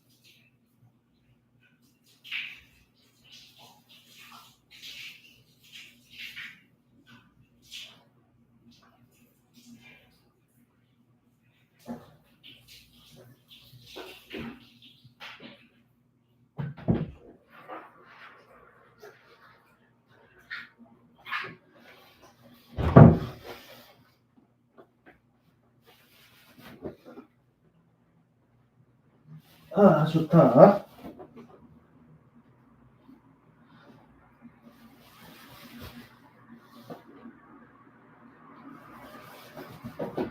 아, 좋아.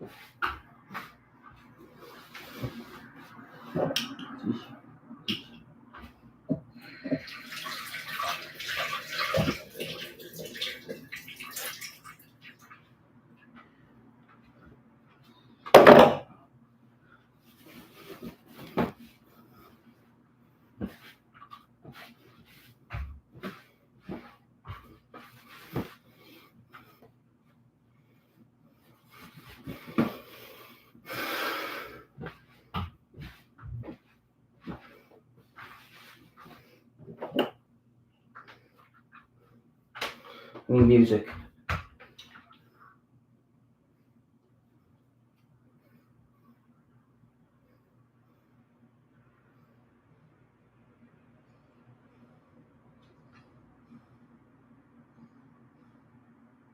Well, man,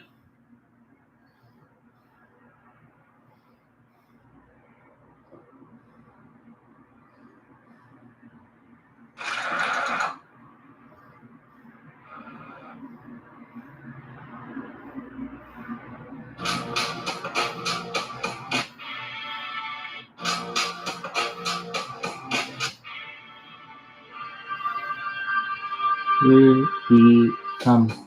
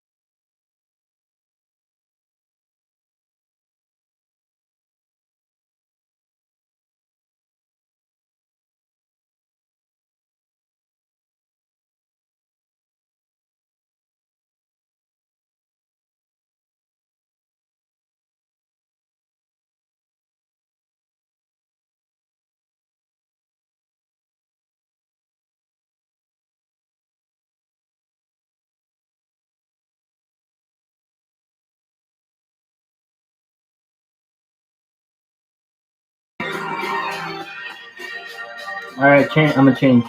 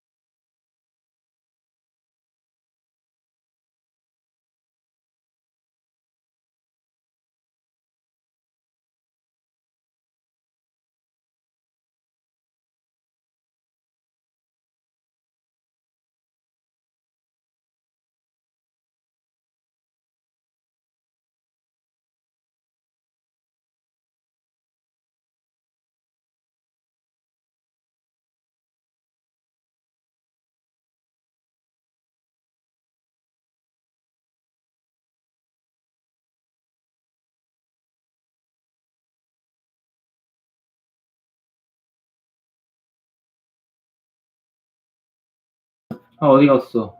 정금이에서 얘기하고 있으면 빨려 들어가는. 밑으로 가.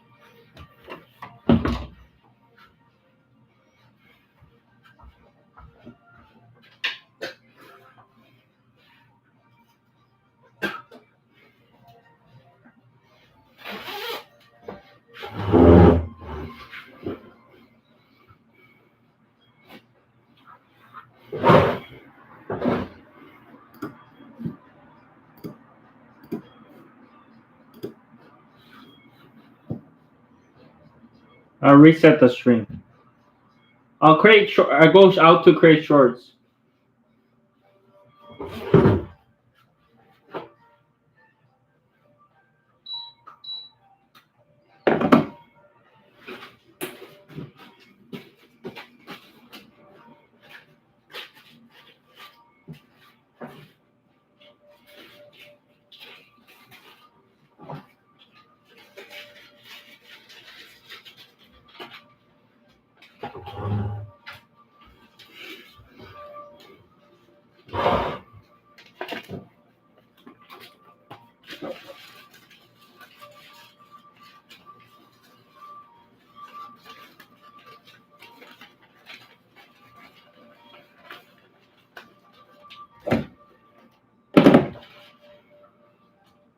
네.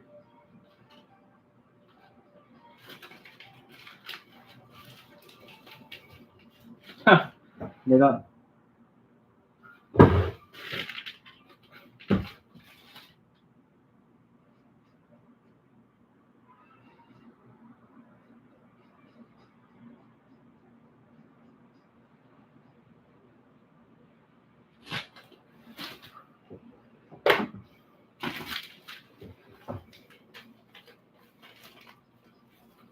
음.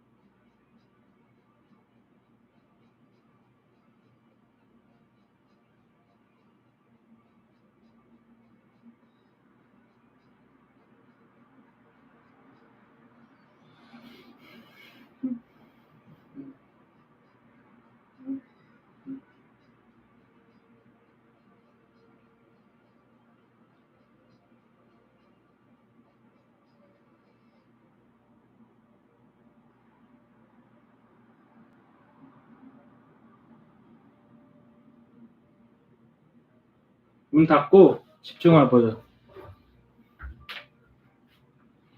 There should be more to this. 밖에 찍어볼까? 어떤? 한 번도 안 찍어봤네. 그거 생각해 보니까.